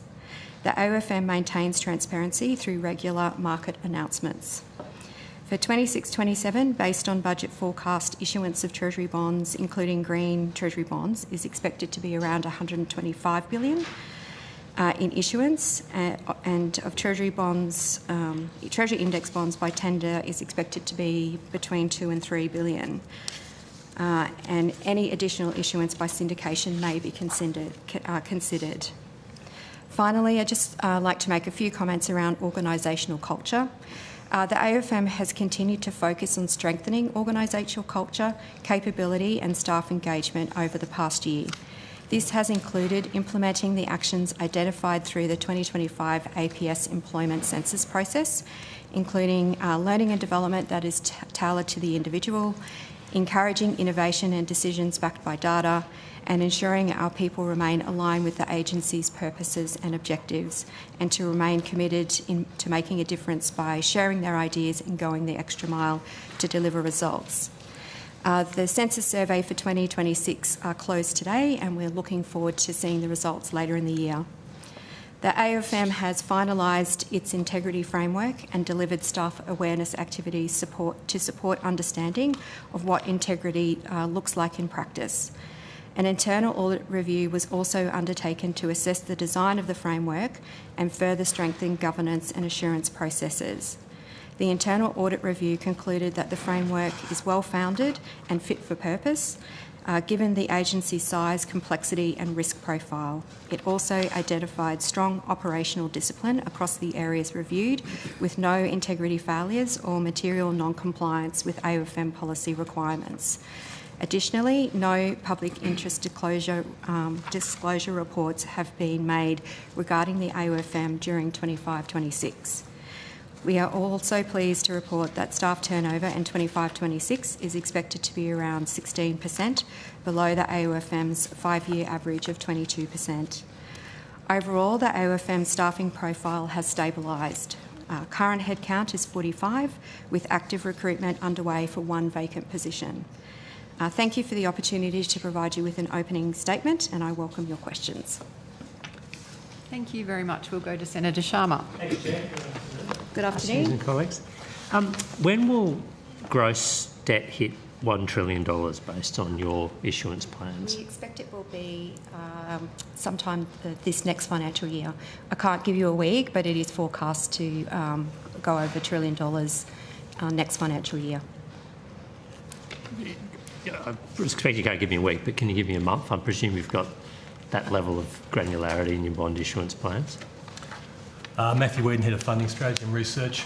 Look, we'll get pretty close in September, just prior to the September 26 maturity. It's going to be, we could be either side of it at that point in time. If we don't exceed it at that point, there'll be gross debt will fall by about $40 billion, and then we build up again. Because of the maturity maturities, cycle. that's right. Okay. So, okay, likely to be September 2026. I'd say 50-50. As forecast in the budget. Yes. Yeah, I don't think the month is forecast in the budget. Not a month, but we forecast over the forward estimates. Yeah. No, And I'd just like to add that it's dependent on cash flow. So if tax receipts are stronger than forecast, it may actually get pushed out to later in the financial year. But as things currently stand, September is correct. Okay, thank you. Do bond markets often react to major economic announcements like budgets? It depends on what else is happening. What else is happening globally? Certainly for this year, the yield curve has pretty much tracked the price of oil, and so when basically any other sort of announcements that we've seen over the last few months have actually not had an impact on the yield curve at all. It's been very much around the conflict in the Middle East. I saw, what are current 10-year Treasury bond yields on the secondary market? Off the top of your head, Matt? 4.9%. 4.9% on the secondary market. And what was your last issue of a 10-year Treasury bond? When was that? That was a couple of weeks ago, and it was at a 5%. Okay, so I do want to get into the specifics here. Was that the issue of 20 May with a maturity date of June 2036? I've just got your table here. So yes. So I've got 5.065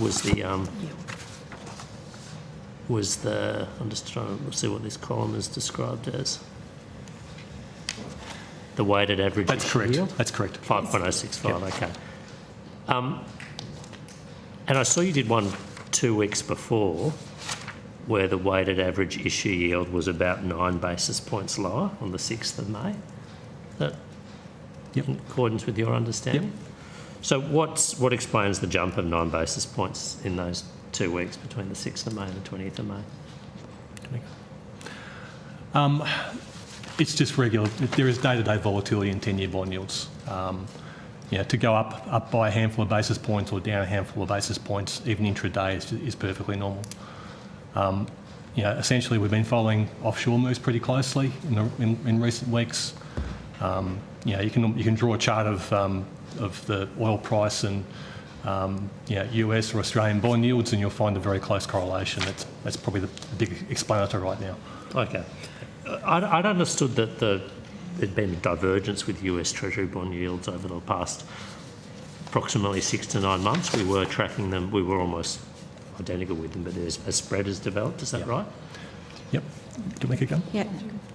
What is that current spread? Sorry, did you want to pick that up, Katina? Yeah, sure. Yes. So Katina Kikidas, Deputy CEO of the AOFM. Sorry, the question was, what is the average spread? Well, I understand there's been a divergence with US 10-year Treasury bond yields. When does that date from, and what is it currently? Yeah. So late last year, there certainly was a divergence between Australian yields and US Treasury bond yields, primarily driven by policy rate, cash rate expectations.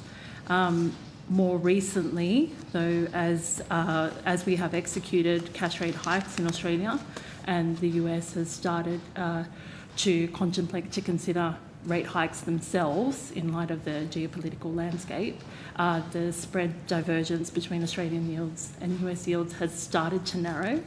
As of 31st of May, in the 10-year bonds, the difference between Aussie yields to US Treasuries was 40 basis points. By comparison, for example, at 30th of April, the difference was 64 basis points. Okay. So it has been a narrowing. But if I'm right about November, December last year, there was no spread, right? Or effectively very little. Yeah. Okay. When were 10-year Treasury bond yields in Australia this high? Don't have that off the top of my head. Can you take that away on notice? Could you take that on notice? Yeah. Please don't take my figures for granted, but I understand it's about they're at a 15-year high. That's what. It's fine. Financial. Notice. Yes, please. We'll get back to you maybe potentially in this session. Okay. There was a financial markets analyst that was quoted in the Australian Financial Review on the 19th of May saying that the spike, as he described it, in 10-year government bond yields was, quote, a damning assessment by the bond market of the damage it sees that could hit the economy from this radical budget. From this what? From this radical budget. Right. I'm quoting this. It's not my words, Senator. Who is it? It is Bell Potter market veteran Richard Coppelson, quoted in the Australian Financial Review. Yes, so we went back on the 19th of May. After we saw those comments, You Senator, did say you're aware of those comments? Yeah, we went back and just had a question, and certainly it was a question that we answered ourselves, and also we spoke to other market intermediaries, and certainly we haven't seen any evidence of that. And if we were to sort of see any evidence of that, you would see that our bonds would actually be underperforming, but they're not at this particular point in time. So there's no evidence of that. And as I mentioned at the top, a lot of what we're seeing in yields is reflective of what's actually happening in the Middle East rather than domestic factors. It's my understanding that how does our 10-year Treasury bond yield compare to other OECD economies, advanced economies at the moment? Yes, so in regards to other, let's look. In regards to how we can actually compare, generally we are higher than global peers. We're roughly in line with the UK, but higher than the New Zealand and the US, and materially higher than the EU and LATAM. What we think is the main driver of that has actually been the increase in changing market expectations around the RBA policy movements, and that's particularly following better economic data and higher inflation data. And so when the market went from pricing 2 rate cuts in October 25 to pricing in 2 rate hikes in December 25, this was reflected both in wider spreads to the US and a higher domestic 10-year. But what we've actually seen over the last month is the spreads across the curve compared particularly to the US and global peers have been narrowing, and particularly at the long end of the curve it remains flatter than global peers, and again that's very much reflective of a global inflation story due to the supply chain shock rather than domestic factors. But it is higher, other than the UK, which you said is about the same. Yes. It's higher than any other advanced economy, the 10-year bond yield in Australia. And I just want to make sure I understood you correctly. You said higher inflation and interest rate expectations in Australia were informing that decision. So market participants expect further interest rate rises and higher inflation in Australia than other economies. In other economies, but as I also said, that is changing, primarily because of the global impact on inflation because of the closure of the Strait of Hormuz and oil prices. So those global factors are playing out a lot more than what they were the last time we saw you in February. Okay, thank you. The budget papers also foreshadowed the gross government debt reaching 1.2 trillion in 2028-29, I believe. We hit a debt ceiling, don't we, of 1.2 trillion? Isn't there a legislative debt ceiling? There is, that's correct. So are there plans underway to adjust that ceiling? That's not a matter for the AO. Okay, Minister, can you advise me? Is it a matter for you? No. Aren't you responsible for our debt ceiling? Well, you asked me, are there plans underway to deal with that, and I've said no. Oh, okay. You said no. Yeah. So there's no plans to adjust the debt ceiling? We're managing debt, and as I've said, I mean, we've dealt with this over 3 committees over 4 days. That's what We have estimates are lowered the debt in every budget year. We've lowered it by 176 billion. You'd forecast to reach 1.2 trillion in your final budget that you handed down 2 years earlier than we are now predicting because of the way we've been managing and paying down debt and paying down interest on that debt, and we will continue to take that approach. Okay. I mean, you're free to give that explanation, Minister, but the fact is... Well, I'm not just free, I'm giving you the facts. Yeah, well, debt is increasing year on year, so you can tell the public it's lower. It is lower than every year from what we inherited when we came to government. Well, no, because it's all this faux concern that you have now that you didn't have when you were in government, when you were doubling the debt before the pandemic, and when you handed the government's budget to us and you were forecasting hitting $1 trillion, I think in 23-24 from memory. We have managed to manage the debt in a much more responsible way, and we will continue to do so. From memory, Minister, all the spending measures in our budget you supported, and many of those you wanted to maintain for longer. I don't think that you had any quarrel with our fiscal settings at the time of COVID. Well, I seem to recall we had quite a lot of disagreement. You wanted to extend JobSeeker, for instance, and you wanted to extend JobKeeper. Well, don't even get me started. Don't even get me started on the commitments that you have already made this term. Even Inland Rail, $30 billion, that was a Matt Canavan special, just straight on your budget books. We can go through all of them that you have already announced. Did you want to do that, or would you prefer? Well, I've done it, but I will continue to push back because I don't accept this massive concern that you all have now that you didn't have when you were in government. My concern, Minister, is pretty straightforward. We hit a debt ceiling of 1.2 trillion. It's legislated.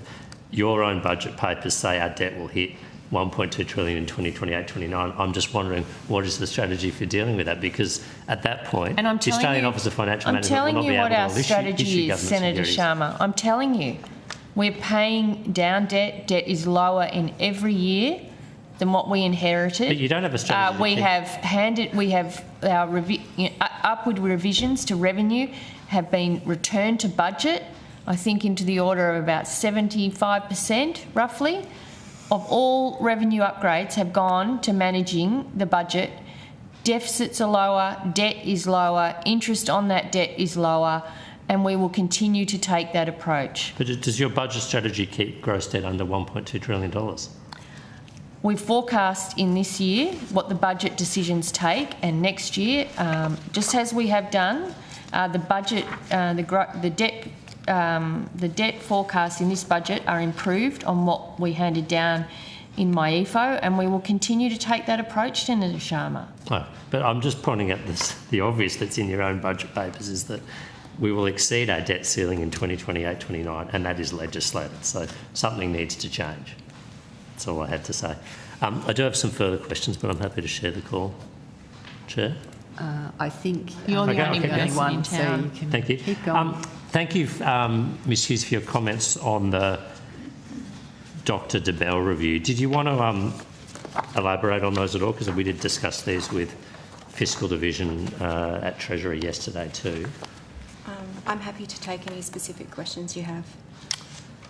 Okay, well, to start with, do you support the recommendations in the DeBell review? Yes, we support the direction of the recommendations in the review.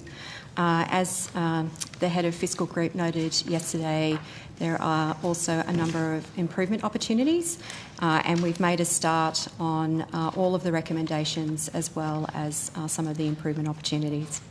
Okay, thank you. So do you agree with all the firstly, not just the recommendations, do you agree with the findings in the Dr DeBell's review? The findings? Well, various findings, but he expresses concerns about the ability of the office to manage at a time of crisis, I believe. Capacity to respond effectively in a crisis is the words.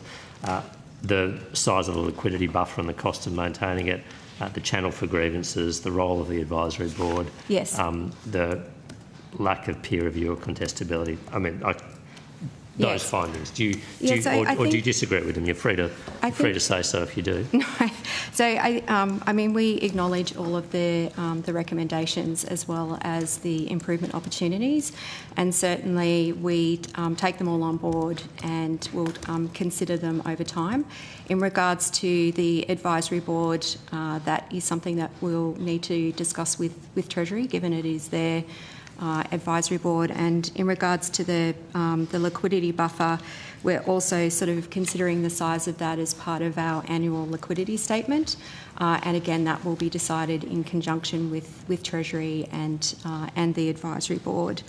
A lot of the recommendations will be considered at the advisory board meeting, which is part of the which will occur early in the next financial year, so we'll have more answers for you then.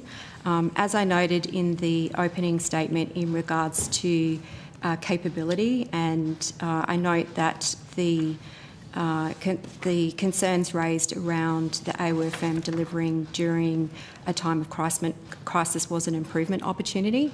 He also did note that the new structure was relatively new and had some time to settle, and certainly in regards to how we're going to respond to some of those recommendations, we are undertaking a strategic workforce plan.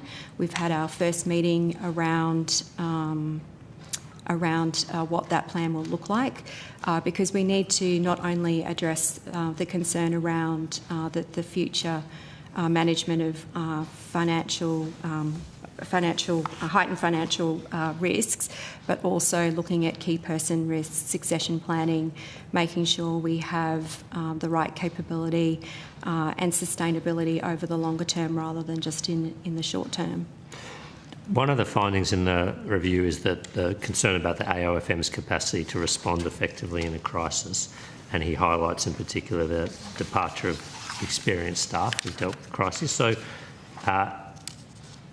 are you currently staffed to handle a crisis? Yes, we are. That doesn't need to wait for... I mean, I'm just concerned you've laid out a process for dealing with these recommendations, but I'm just concerned about what happens if a crisis hits in the next week or two. If it happens in the next... We are. So our operating model is essentially set up to deal with financial crises, and we've been preparing for the next financial crisis since COVID. The liquidity buffer and the fact that we have an extensive investor relation program is two examples of how we're responding to this. And certainly since COVID, we've focused on implementing the recommendations that came out of an internal review that we did post that event. And it specifically looked at not just the debt funding program, but also the recommendations that we had around our securitisation program. In our view, and in my view, the bond issuance program is resilient and scalable, and we could start that tomorrow. So I feel confident that we can deal with that. The other thing that we are continuing to work on is those external relationships. So we don't work in a vacuum.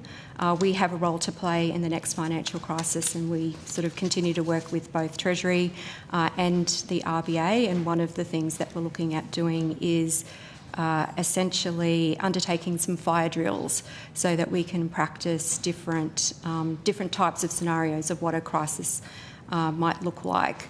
I'd also note that one of the lessons learned after COVID was the importance of culture and having an organisation where people are willing to collaborate and to go the extra mile, and that's certainly something that we have been focused on.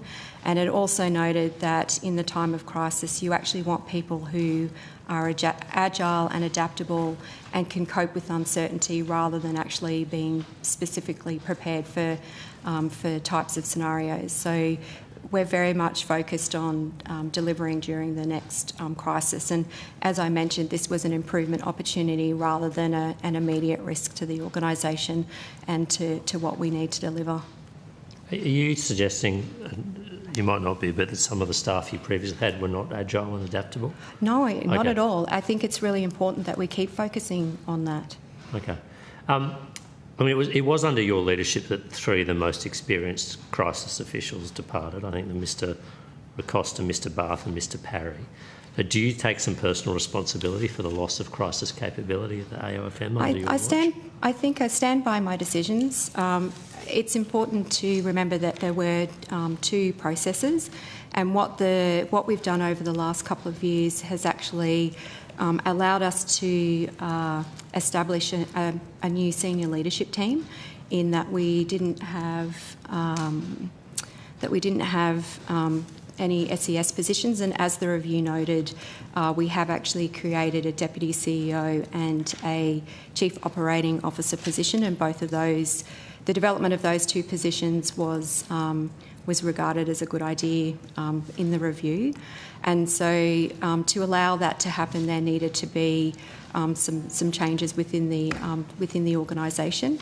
And then in regards to the future AOFM, which was undertaken last year, so those original processes were actually taken in 2024 and early into 25, and then at the end of 25 we actually undertook the future AOFM process, which was all around strategic alignment, making sure we had the right roles within the whole organisation, and then the right people with the right skills in the right roles.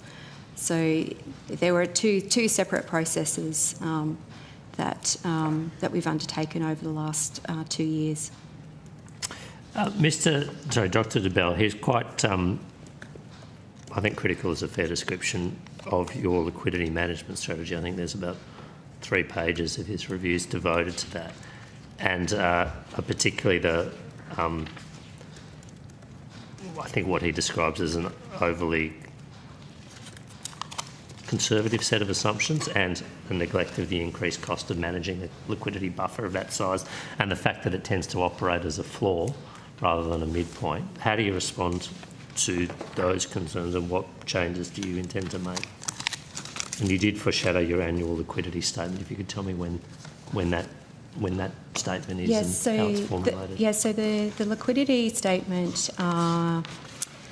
The liquidity statement is currently being developed, and that will be considered at the advisory board meeting in the next financial year. So it will be at that meeting that we will make a decision around the size of the liquidity buffer.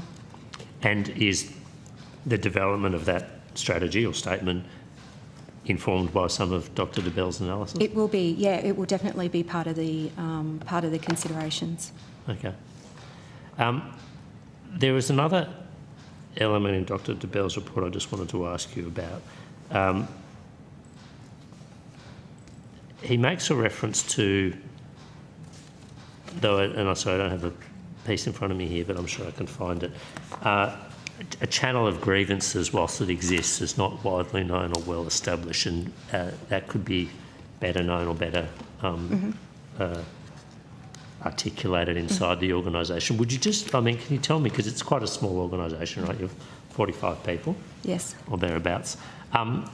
Is there anyone independent inside or outside the organisation that staff can confidentially report concerns to? I'll start to answer that question, and then I'll ask our Chief Operating Officer to take you through in more detail some of the things that we've implemented over the last few months. As I sort of said at the last Senate estimates hearing, that we have worked very hard on creating and informing people as to what fraud and corruption looks like, and the avenues in which they can report those issues. And we've also undertaken we've developed an integrity policy and had our internal auditors undertake a integrity review. So this is a continuing piece of work that we are doing, but I'll ask our COO to actually expand a bit more on some of that. Okay, thank you. Yeah, so Julia Hendrickson, Chief Operating Officer. So as Anna mentioned, we have been continuing to develop our fraud and and corruption control plan. Specifically to your question, Senator, we have developed a how to report guide for our employees that goes through the different channels available for reporting. That was presented both in an agency stand-up, but also then communicated via our staff newsletter.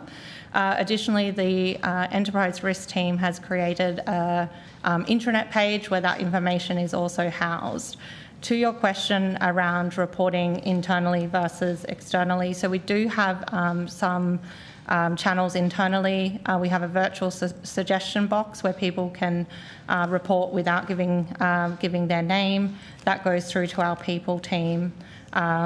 We then obviously have channels into Treasury. Dr. DeBell's review highlighted that these channels exist, but raised some concerns that potentially some junior staff might not feel comfortable raising concerns into senior Treasury officials. So we are working with Treasury at the moment to define what channels may be available in addition to the multiple channels we already have available internally and through Treasury. What are those multiple channels internally? You mentioned the anonymous suggestion box, but what else is there? I mean, I'm thinking not a suggestion here. If someone has a serious concern about corruption or a grievance or a personal bullying issue, what are their channels? So they can also lodge a PID form as well, which is an independent form. But internally we have the Enterprise Risk team maintain a fraud and corruption inbox that, again, people can submit concerns to. We've got our Chief Risk Officer, Erin Martin, and myself. Erin's here today. Where in the fraud and corruption control plan, we are noted as the primary contact for the investigation of, or the initial triage of any concerns that individuals may have. In this one pager for staff, we also go into how to report whether it's workplace health and safety concerns, human resources concerns, and we provide primarily different inboxes that are owned by different teams within the agency where they can report those issues, but that is then supplemented by external channels like the PID channel. So what's the PID channel? The Public Interest Disclosure Channel. Okay, so that's a whistleblower published on our website. So we do have information on our website around that reporting channel. One thing the team also prepared was a reporting template, and that was just to give individuals an idea of what type of information we would need in order to properly assess and investigate a complaint that is raised, so that we have enough information if it is raised by someone without a name, we still have enough information to investigate and look into the concern raised if they've used the template. Otherwise, it's sometimes hard to identify the root cause of the complaint. Can I ask you to table or provide on notice your how to report guide to employees?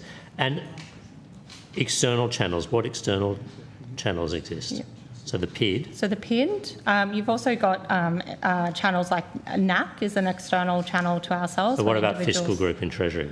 Is that known to staff? Yes, so that is a channel that Dr. DeBell highlighted does exist. However, some staff may not feel comfortable going into a senior Treasury official. What, is it named as Mr. Damien White, or what does it say? No, it's not named as an individual, but we have connected already off the back of the review findings with Treasury to discuss how we can address that concern or that improvement opportunity from the report. So is that listed in your how to report guide to employees at the moment, a Treasury channel?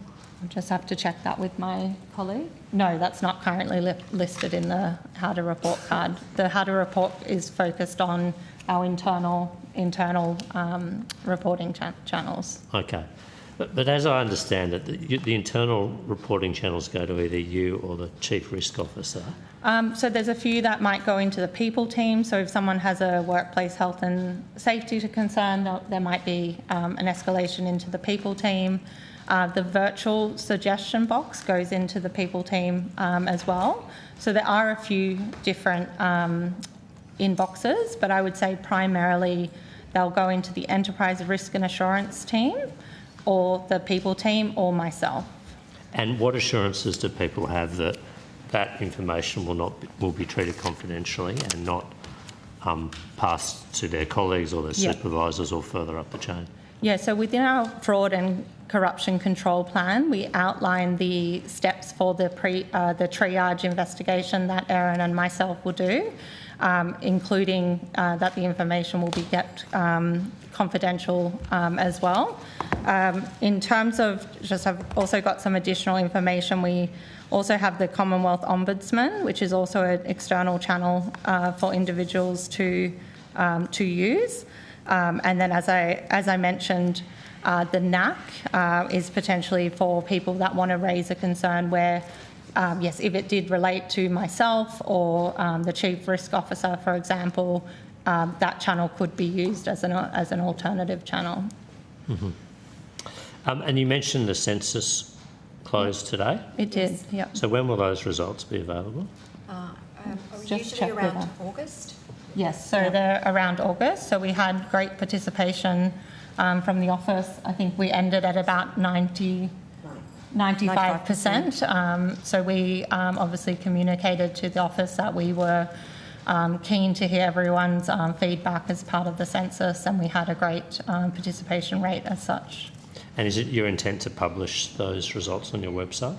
We're required to by the APSC. Okay, so that will be published in August. Yes, thereabouts. yes. I'd also like to flag that post the restructure, we asked for feedback from the organisation around how we were actually going with the restructure, and generally the comments were fairly positive and constructive, and any of the constructive comments were around bedding down the implementation, because we did shift quite a number of functions within the organisation and set up a couple of new teams. So those comments were well noted, and we're continuing to work on those as well. So one of the things that we've been working really hard at is creating that speak up culture, where it doesn't matter what level you are within the organisation, you can feel comfortable contributing to any sort of group discussion. And certainly that was an observation I think we all made at our latest portfolio strategy meeting that we had a few weeks ago, where it was a very lively and engaged conversation with everybody in the office that had people from APS 5s upwards actually contributing and asking questions. So it feels to us that we are definitely moving in the right direction in regards to some of those cultural issues. Okay, thank you, Ms Hughes. Just last question, the advisory board, when is the next advisory board meeting? It's early in the next financial year. Do you have a date or a month? Yeah. 6th of July. 6th of July, okay, because it seems like this advisory board will has a fair few items of work which are important to the implementation of the DeBell review, so I'm keen to understand that it's meeting as soon as possible. It's an important step in the development of the debt and liquidity strategies, and this year we'll also have a look at the financial risk management plan as well. Okay, thank you. Thank you, Chair. That was all I had. Thank you. Well, that concludes our session with the AOFM. Thank you very much for coming. And we'll ask the Australian Small Business and Family Enterprise Ombudsman to make them way to the room, and we'll just suspend until they get themselves settled.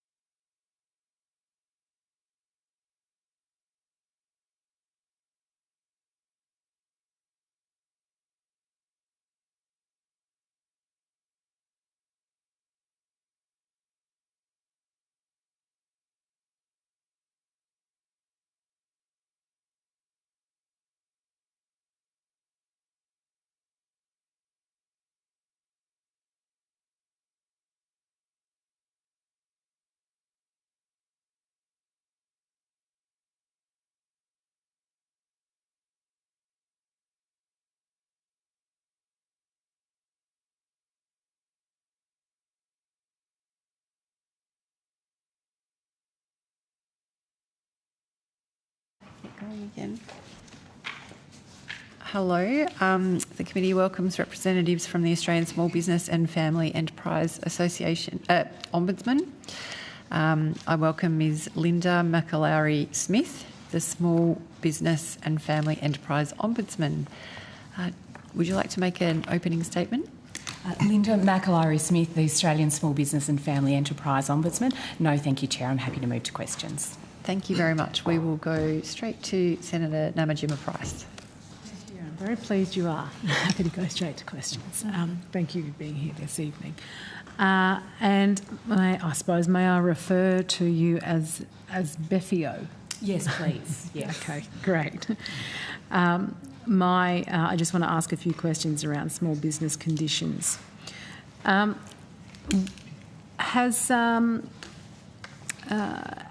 Beffio observed an increase in financial distress among small businesses? And I suppose, what are the most common issues currently raised with Beffio? Thank you for your question, Senator.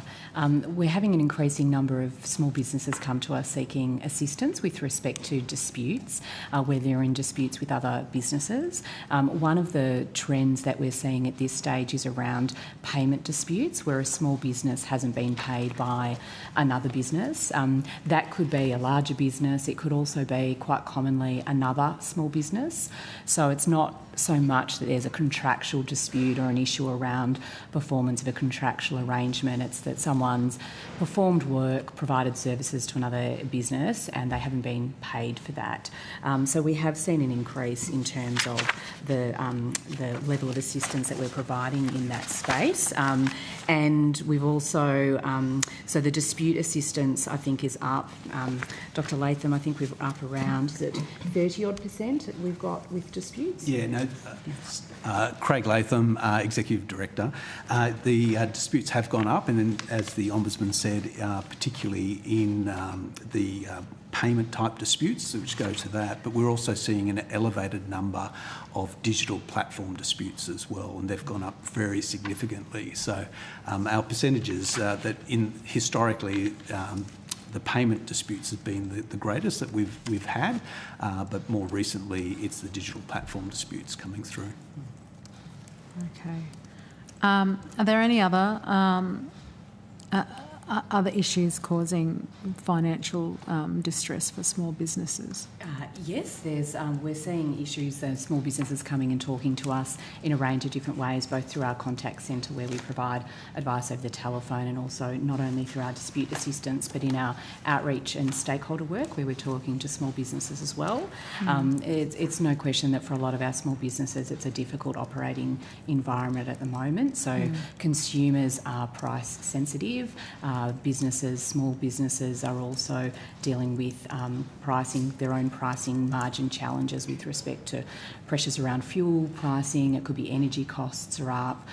Businesses are also talking to us around challenges in accessing insurance and either not being able to secure insurance, or if they can, the lack of affordability actually of the insurance as well too. And with our small businesses, they're invariably really closely connected to their consumers and their customers. So our small businesses can often feel that pressure of not feeling able to increase their price margins because they're concerned that their customers will either drop off because they can't afford it, or they're conscious of the impact that will have on their customers who they've got a relationship with as well. Thank you. Beffio has previously recognised that small business failure can have significant personal and mental health consequences for owners and their families. Is the Ombudsman seeing increased demand for support services associated with business distress? We would certainly say that. So there's the new Access for Small Business service which is provided, which is funded by the Commonwealth and provided through Beyond Blue. Our relationship with them, they would indicate that yes, they're seeing increased levels of assistance required through that space. I completely completely empathise with small businesses in distress. My parents had a business in the 90s and it didn't survive the 90s recession, and mum and dad had to sell the house, all that sort of stuff. So with our small businesses, the challenge is that financial pressures are often very closely linked to mental health challenges as well. And one of the key messages we have to our small businesses is that there is no shame in putting your hand up and seeking assistance. There is the feedback that we get from the new Access for Small Business service is brilliant in terms of the small businesses who've used it. They feel well supported and that it has actually made a difference to their mental health, which is also, because it's provided in a business context, it also gives them some actionable things that they can do in terms of from a business perspective as well too, which is of course very important. So they would be some of the things that we're seeing at the moment. Dr. Latham? Yeah, and I'll just add as well, because I've been with the organisation for a period now, and certainly before COVID, these were quite difficult conversations to have with people, but we've noticed a real change since then of people much more open to talking about mental health challenges and certainly not feeling that we're doing something to them when we suggest, oh look, we've got some resources, would you like it? So we've done more recently, it's become very much part of our normal way of operating, where we will very commonly refer people to places like Lifeline or Beyond Blue and the NASBO type service as well. Alongside that though, we've expanded our service to provide low cost legal support as well, so that we can give people up to a couple of hours of time with a lawyer to help them understand their matter. And again, it doesn't sound as quite like it's not mental health service, but it actually giving people a person who can hear and give some really practical advice is really beneficial as well. And with people suffering the stress of running the small business and the added stress, personal mental health issues, that's been a real benefit, I think, for the people coming to us as well. Oh, that's good. Senator, if I can also add as well, the Small Business Debt Helpline as well, which is also funded by the Commonwealth, is actually very well utilised by small businesses, and I know is actively promoted not only by organisations such as ourselves, but financial counsellors, both rural financial counsellors and personal and business financial counsellors as well. And again, the feedback that we hear from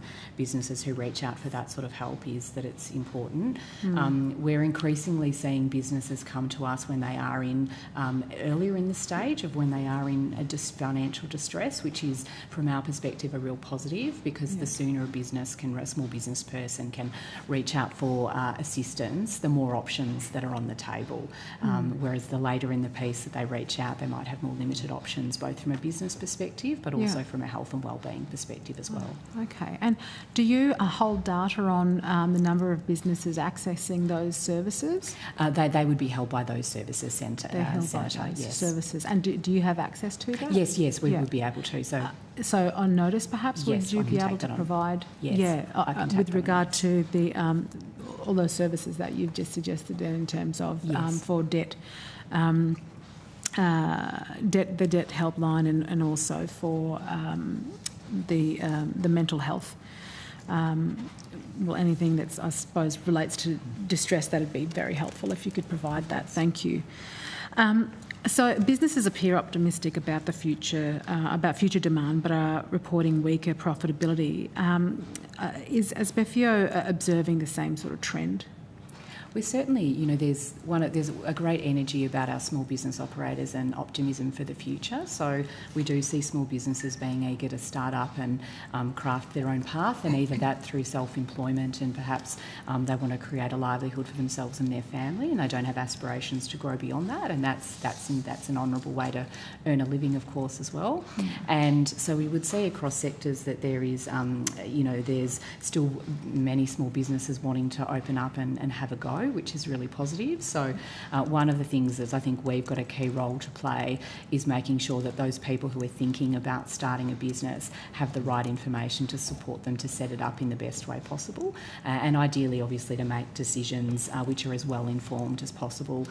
We had a team of the staff providing support, staffing a stall at a franchise expo in New South Wales. I think it was Sydney, if that was right, the other week, and the team just came back back and said there were so many people coming up to them with ideas around starting a business, and it was far beyond franchising systems. It was people who were eager to explore the idea of setting up their own business and hungry for advice and support about how to do that as well. That's good to know. And are there any, what sort of trends are emerging from complaints and inquiries? Yes, I might pass that across to Dr. Latham. Sure. Yes, so as we mentioned before, we're getting significant numbers around payment disputes, and so by payment dispute, what we're really talking about here is there's no real argument over the services provided. It's just purely, I'm not going to pay you. And so it has varied over time, but we're sitting up probably, I think at the moment, a little bit under 40% of our cases sit inside that zone. Historically, they've risen as high as sort of 40s up to towards 50 even on occasion. They're only a little bit lower at the moment because of the number of digital platform disputes coming through. So as a percentage of overall cases, it's come down a little bit. But they're, again, are quite a distressing thing for a small business because it's not just the loss of your profit margin, it can be the loss of the cost of the product that you've provided as well. And so we've certainly got those as a significant level, and this is again post-COVID, those levels are elevated and remain elevated. The other sorts of disputes, I keep saying digital platforms, so a lot of previous digital platforms disputes were smaller, we got fewer of them, and they were mostly historically around like hacking type things. So somebody has come in, taken advantage of your site, used your ad spend or whatever as part of the dispute. But now a lot more of it is around small businesses being removed from platforms for breaches of community standards. And so what's happening there is that the algorithms of the various platforms will look at your activity on a platform and across platforms, as there are multiple digital platforms as part of the one unit, or in the way that you are talking to your customers using direct messaging services and stuff through the platform, then the algorithm can pick you up and say, right, we remove you. And they're much harder for us also to deal with. And that's because the platforms won't tell anyone, won't tell the small business, won't tell us precisely why you've been kicked off, because the idea here is that if you start to give that information, then people will sort of act around and still get up to things on the platform. And so those disputes, so that's the growing number and quite a large number that we're handling. Yeah, right. And you'd have to be keeping up with how technology is moving, I suppose, in this area. Which sectors are experiencing the greatest difficulties? Is it predominantly online?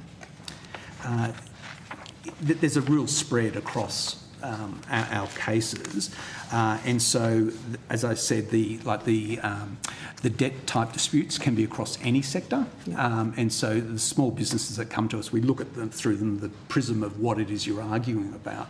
But the sorts of people with a debt dispute, it could be a delivery driver, it could be somebody who's providing services like through NDIS or other things like health services, but it can be anything. And so we often look at it that way. Franchising is a large, and we've got a special role under the Franchising Code of Practice. Franchising disputes are about 10% or so of what we handle as well. And again, though, that they can be across all sorts of range, like it can be a retail business, it can be like a retail vending of goods, or it could be food. And so it's a whole spread. And so we always say that the small business is very diverse. Yeah, so absolutely. It's everywhere. Absolutely. So, I mean, are there any particular regions experiencing high levels of distress, or once again it's all very kind of dispersed? Yes, and so we, as a federal body, will look at, inside our remit is cross-border type disputes, and then also the small business commissioners in each of the states will also be doing their more inside the state sort of disputes. And so our disputes are spread all across Australia.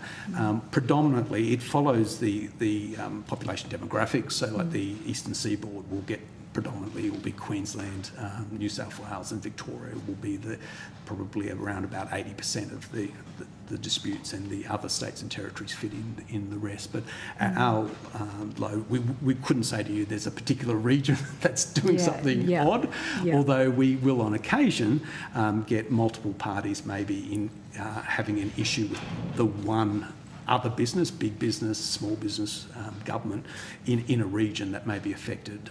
But that's just, it happens and it dissipates. Fair enough. There's no outliers, Senator, in terms of when you look at the spread of businesses, the percentages roughly line up with what you'd expect. Okay. And are businesses reporting declining demand, rising costs, or both? Well, in terms of rising costs, so a little, and I guess going to what Dr. Latham was saying, our small businesses themselves are so diverse. We've got a lot of small businesses in the country who are doing extraordinarily well. They're not the ones who come to us for assistance and help. So when we're looking at our dispute data, it's necessarily a business that's having an issue or a trouble. The businesses that are doing really well and flying high, they're off doing their thing, which is great. So it goes from both. So pricing pressures, cost pressures around fuel costs, insurance, their own input costs from when they're purchasing it from other businesses as well, and then the consumer demand being a bit softer. But again, it can vary not only within sectors. Hospitality traditionally, particularly at the cafe sector, is quite price sensitive, understandably, but then that will vary depending on the type of market in which you're actually operating, that type of business, and the kind of food and drinks you might serve your customers and what you can charge them for. That will vary from a place-based perspective as well. Okay. And are businesses citing taxation, regulation, and you've pointed out insurance, labour or financing costs most frequently? I think, Senator, they would talk about it in terms of sort of the cost or the red tape or the challenges of doing business. So yes, businesses would regularly raise that with us, and not only the specific businesses who come to us for assistance, but in our outreach and stakeholder work with stakeholders, and then also small businesses directly in the community, the complexity in navigating what's required of them. And it's not only regulation that might be imposed by all three tiers of government at the Commonwealth, state and local level as well, but it can also be effectively regulation in a way that's passed down from larger businesses. The language we use around that is white tape, where the large companies have certain obligations on them, and those obligations are not extended to small businesses, but what those large organisations do is they push them down their supply chain to the small businesses. And we were actually tasked last year with a review by the Minister for Small Business to conduct a review into what's happening in the white tape space. So on that, I'll hand over to Mr. Storer. Sure. Aidan Storer, Executive Director of Policy and Advocacy. As the Ombudsman mentioned, the Minister's asked us to look into this issue of white tape. And we've sort of described it as obligations that have cascaded down to smaller businesses who might not have had the direct obligation that sat with them as part of a supply chain or a procurement arrangement. So as we've kind of progressing that review, we've certainly talked to we've done some targeted consultation, talked to a range of sectors where we'd heard some of these issues emerging. Some of the areas that we've actually, in terms of obligations, have been in areas like climate reporting, modern slavery reporting as well, often requirements that have reporting regimes that obviously can sit within a supply chain. So being asked in that sense, some of the things around government procurement as well, and things that smaller businesses might need to do to meet the requirements to even bid for work. We're really sort of surfacing those issues, and we're sort of making sure that the Minister is aware of them, and obviously as part of that we'll be doing some further deep diving to try and get a handle on what are those actual costs look like for those affected businesses, and also what are some of the things that can potentially be done to reduce those costs, put downward pressure, because often those requirements might be a sound policy reason for why we're trying to tackle those areas. It's just in the implementation and what compliance looks like. Do those policymakers understand that in the actual implementation it actually reaches those businesses that they might not have realised? So that's a piece of work we're progressing through this year. Okay, and I've got a bunch of questions in my next part, specifically about compliance and regulation. But one more question in this section: what concerns are businesses expressing about future investment and hiring decisions? I think one of the challenges that our small businesses can have is finding the right staff as well, in terms of an understanding what their obligations might be. As we've said, the experience of our small businesses vary enormously, so some won't have a problem at all. Others, particularly in rural, remote and regional communities, will find it harder in terms of being able to secure the right staffing. And certainly in terms of going from being, particularly those who are sole traders, going to employing your first employees is a significant jump in terms of what's expected of you. So being across all of that is very much at the forefront of businesses' minds. And then obviously as you may be looking to grow your business and perhaps move from 1 to 5 and beyond, there's different challenges that come with that and costs associated with ensuring that you're being a compliant and lawful business. So that would certainly be, that's the reality of our small businesses. We will always encourage our small businesses to join the relevant industry associations, chambers of commerce, trader associations as well, because they can be a great source of support and advice for small businesses who are looking at employing or looking to managing their obligations as an employer if they already have staff as well. And one of the strong advantages we see in that space is that it's very sector specific or location specific to them. And we really would encourage, when we're talking to small businesses who aren't members of those sort of professional bodies or associations, that it's money well invested to invest in that kind of relationship and support. There's also extensive support and information available for small businesses who are trying to navigate understanding those obligations as well, both with what's available through the Fair Work Ombudsman's services, both their website and their contact centre, and they also have a service where small businesses can obtain free written legal advice around complex workplace issues, and of course the work that the Fair Work Commission is doing as well too. Okay. Which regulatory reforms would have the greatest impact on small business productivity? That's an excellent question, Senator. And again, it would depend a little bit on sector as well too, and the scale of the size of where businesses sit. I think, like speaking more broadly around regulatory improvements that could potentially be made. I think there were some of the announcements as part of the budget in terms of the regulatory reform agenda, and I think one of the key things would be, if I had the number one wish, would be that when regulations are being designed and or improvements being made and regulators are operationalising that small businesses are front of mind in their thinking, because the resources that small businesses have available to them to understand what regulations apply and how to comply is just vastly different to the larger organisations. And I think one of the challenges in the regulatory space is when there's additional regulatory changes made with, as Mr Storer said, often with very good policy intent, small businesses can be overwhelmed by the scale of the different changes that are required. Can I just add one thing on that? I mean, when we talk to small businesses and small business stakeholders around regulation, it's generally the cumulative compliance burden is what comes up. So it's not one particular thing necessarily, it's just that combination of things they're required to meet, and dealt with the reality that they have often very limited sort of administrative resources. It's often the business owner at the end of the day that's sort of doing that work at home to meet compliance. So it is a challenging area around regulation, because to try and point to one thing that will make really shift the dial, it's often that cumulative process. But as the Ombudsman said, what we are really trying to encourage policymakers is to think about early on in the design process, reach out and for ourselves or other small business stakeholders to understand, does this impact small business? If it does, are there things that we can think about to really minimise that burden so we can actually put downward pressure on that cumulative effect?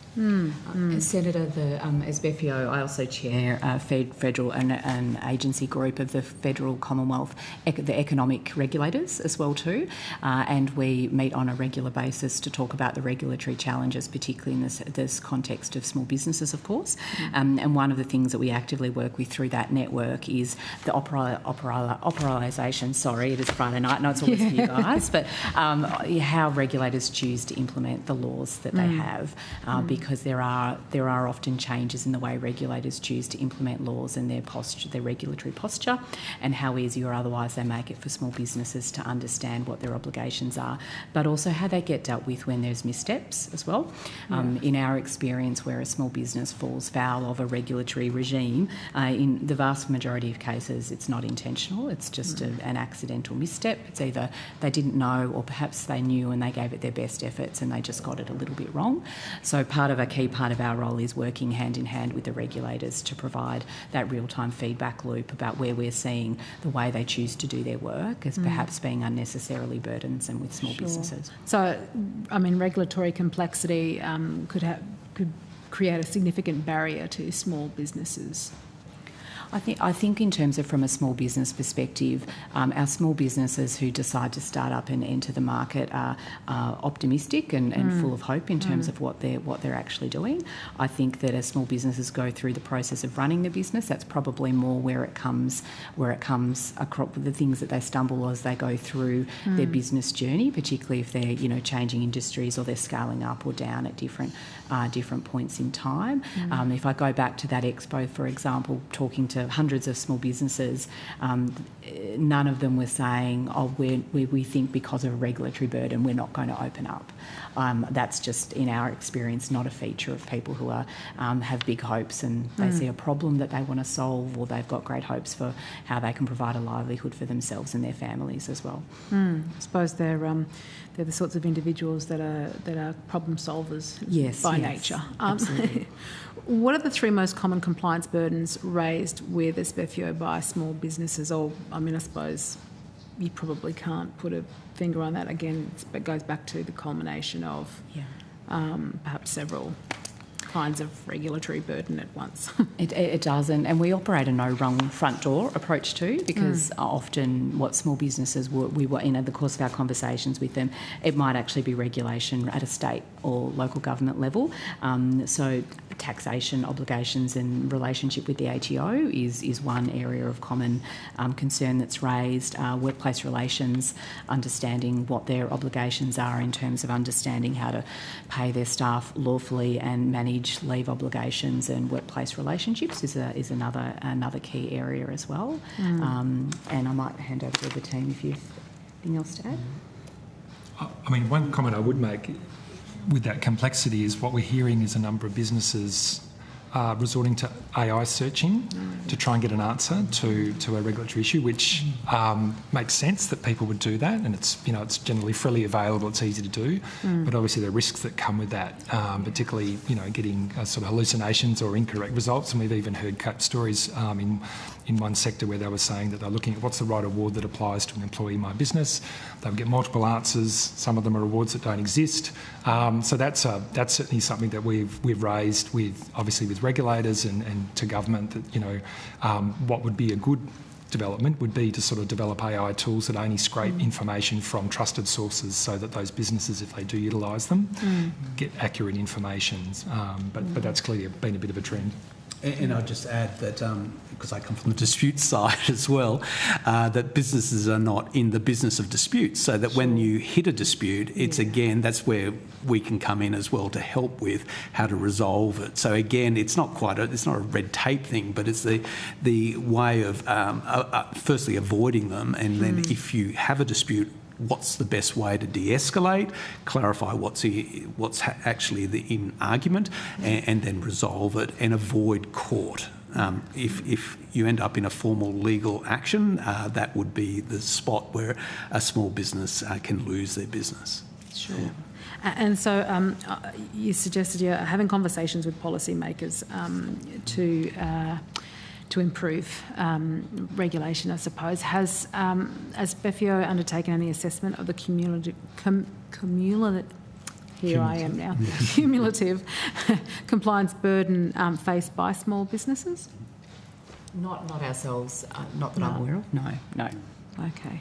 I suppose in budget paper number 1, it states that only 12% of small businesses had PAYG instalments that closely matched their final tax outcome in 2023-24. Does Bethio hear concerns from small businesses about the complexity of tax administration and cash flow management? I suppose you just touched on that. So yes, cash flow management absolutely is a challenge of lots of businesses, but particularly smaller businesses, and we welcomed the commitment around the pilot with the ATO around pay-OAG in real time as well for businesses.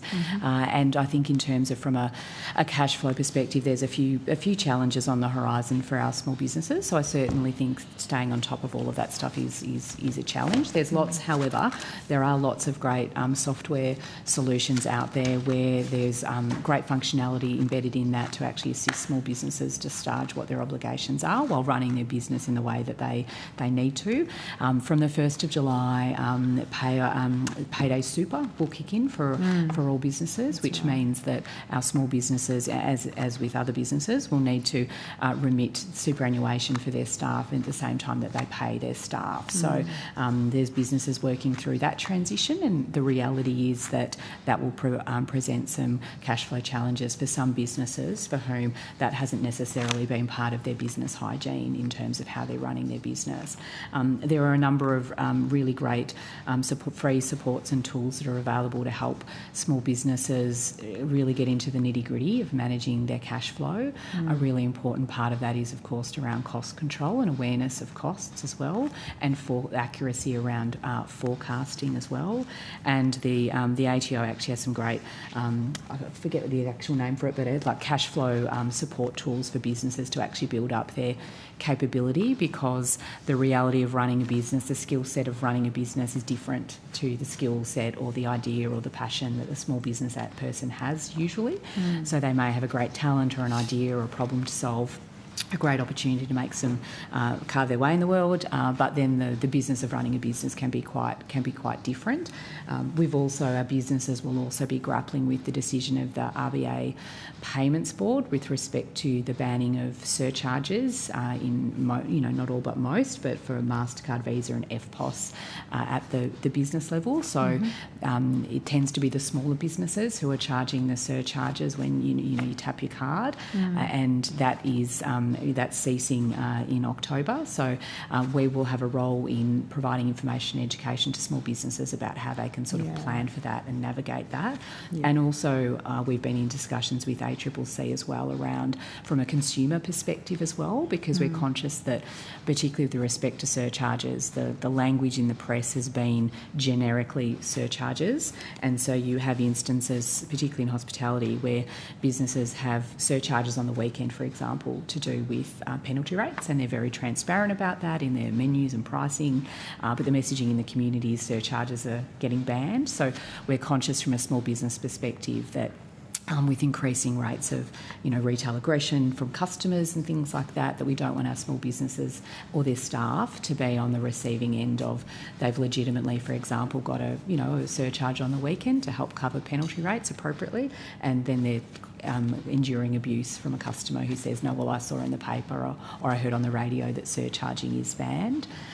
So that will require, the banning of the surcharging will require businesses having a really good sense of their cost inputs to look at, do they need to review their prices and how do they adjust those prices. And Mr Story, you've been involved in the thinking around what we might do in respect to that education. Senator, just before we go to you, I might rotate the floor because Senator Little has a couple of questions, and then just in terms of planning for how many you might have more, we might call for a break soon just because we've been here for quite a while. But we'll go to Senator Little, and then perhaps I'll have a little chat to you about how we manage the rest. Okay. All right, no worries. Senator Just a Little. couple of quick questions. The government has said that small business is protected from the budget's CGT changes because existing concessions remain. One of the thresholds is based on revenue of $2 million. That sounds like a lot, but for a small business with a margin of 5%, $2 million of threshold means it's only making about $100,000 in profit a year. How many small and family businesses are actually outside of those concessions? I would need to take that on notice, Senator. Thank you. Has the office received concerns that those thresholds are no longer fit for purpose? We've certainly heard consultations. We've certainly heard from stakeholders that there is a desire for the threshold to be increased. That it has been some time since the threshold has increased, and we're working through that ourselves at the moment in terms of what our particular view on that is as well too. But and a number of stakeholders have been pretty vocal about that in terms of is there an opportunity potentially to increase those thresholds, and we're engaging with that actively at the moment. Okay, so I'm just trying to get a sense of, you might not be able to tell me this now, but is it people saying to you now that the thresholds are too restrictive because of the situation they are expecting to find themselves in, or because, as you've just mentioned, they haven't been changed for some time? What's the general vibe out there? The general commentary would be the latter, Senator. Right, okay. Does the office keep any data on the type of structures typically used by small businesses? Because it is fair to say that a large number of small and family businesses operate through trusts, and you go to an accountant, the trust they will say, here's your proprietary limited company, here's your trust that sits beside that. That's what lawyers and tax advisors do. They've been doing it for decades. I've experienced and seen that myself. Are they saying that that they are being worried about being significantly affected because of those trust arrangements? Because that's a significant amount. If we've got, as we've heard today, 90% of small businesses are kind of, the structure of businesses in Australia is made up of more than 90% of businesses. And then if you look at small businesses, how many of those are actually got trust structures? Do you have any idea about that? We don't have that data, Senator. I think the data that Treasury provided is that I have a figure that 90% of small business would not be affected by the reforms to trust arrangements, and there is, as part of the reforms, a 3-year, essentially opportunity to restructure and reform without any cost. Thank you, Minister.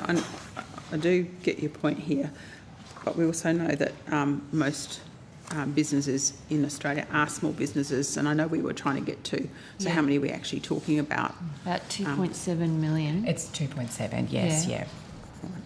It's around 97% of businesses in Australia. So where I'm trying to get to is, so that would where do we get an indication of how many of those then perhaps be structured in that way?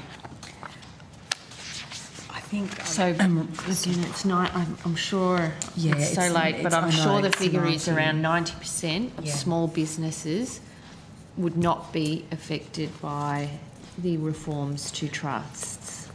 I understand that. I'm just trying to understand for the rest of them how many are structured in that way. I don't have that data, Senator. Of the ones that are affected, how many are discretionary trusts? Is that what you're asking? I'm trying to understand, for both things, how many small businesses would be structured in a way where they had that trust structure, and how many are you saying won't be impacted? Senator, the information I have from Treasury is around 350,000 active small businesses operate through a discretionary trust structure, which accounts for around 15% of all active small businesses. Of those, 40%, so 140,000, are not expected to pay additional tax or need to restructure in any given year. So the Treasury have estimated that more than 90% of all small businesses in any given year will not be affected by these changes. Thank you. Thank you. Fine, thanks, Chair. Okay, Senator Namadjib-Price. Okay. Sorry.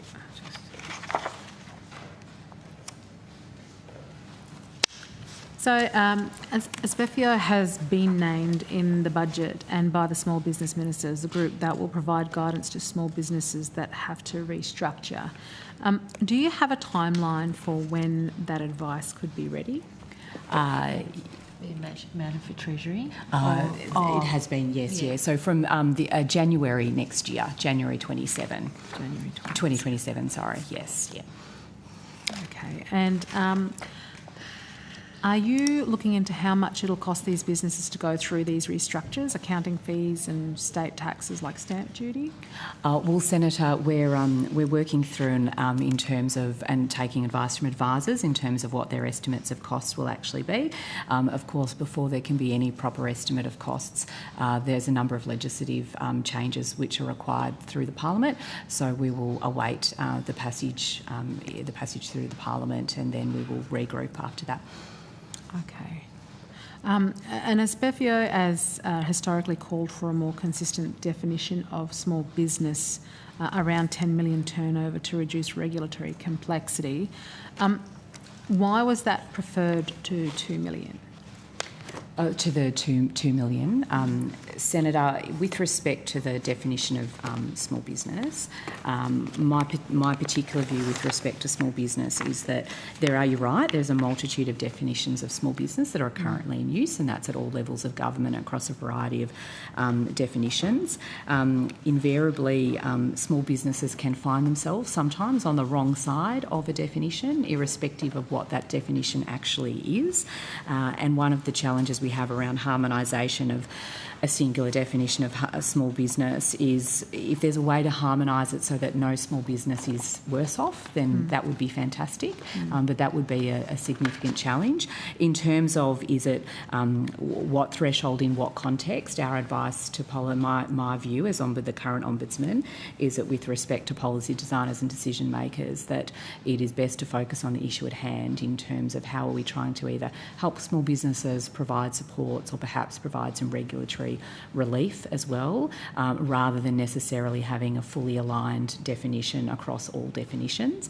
Ideally, you certainly within a singular piece of legislation, you would like to see the definition be the same, and certainly there could be opportunities to have a bit more of a principles-based. For example, if it's revenue, what is the revenue that we're looking at? If it's employee number, is it FTE, is it headcount? What potentially is a range of that as well too, because in our experience, the actual question at hand is a big feeder into what might be that appropriate definition. Okay. And my final question for this evening, does Aspefio plan to make a submission to the 2-day Senate inquiry on the tax changes, particularly to provide a perspective around the 2 million small business concessions threshold and issues around the need for many businesses in terms of trusts to restructure? Senator, I received an invitation to make a submission to the inquiry yesterday afternoon, and I'm considering what our approach will be. And if I do make a decision to make a submission, we will submit that on Tuesday. In terms of our submission work, we're very much focused on ensuring that where we're making a submission, we can provide a unique perspective that is of value to be whichever parliamentary inquiry or other inquiries are seeking our feedback. So that's under close consideration as we speak. Great, and I've got some questions which I'll provide on notice for you, but thank you for your time this evening. Thank you very much. That concludes today's hearings. Thank you to all of the witnesses who appeared and to Hansard and Broadcasting for their assistance today and for the whole week.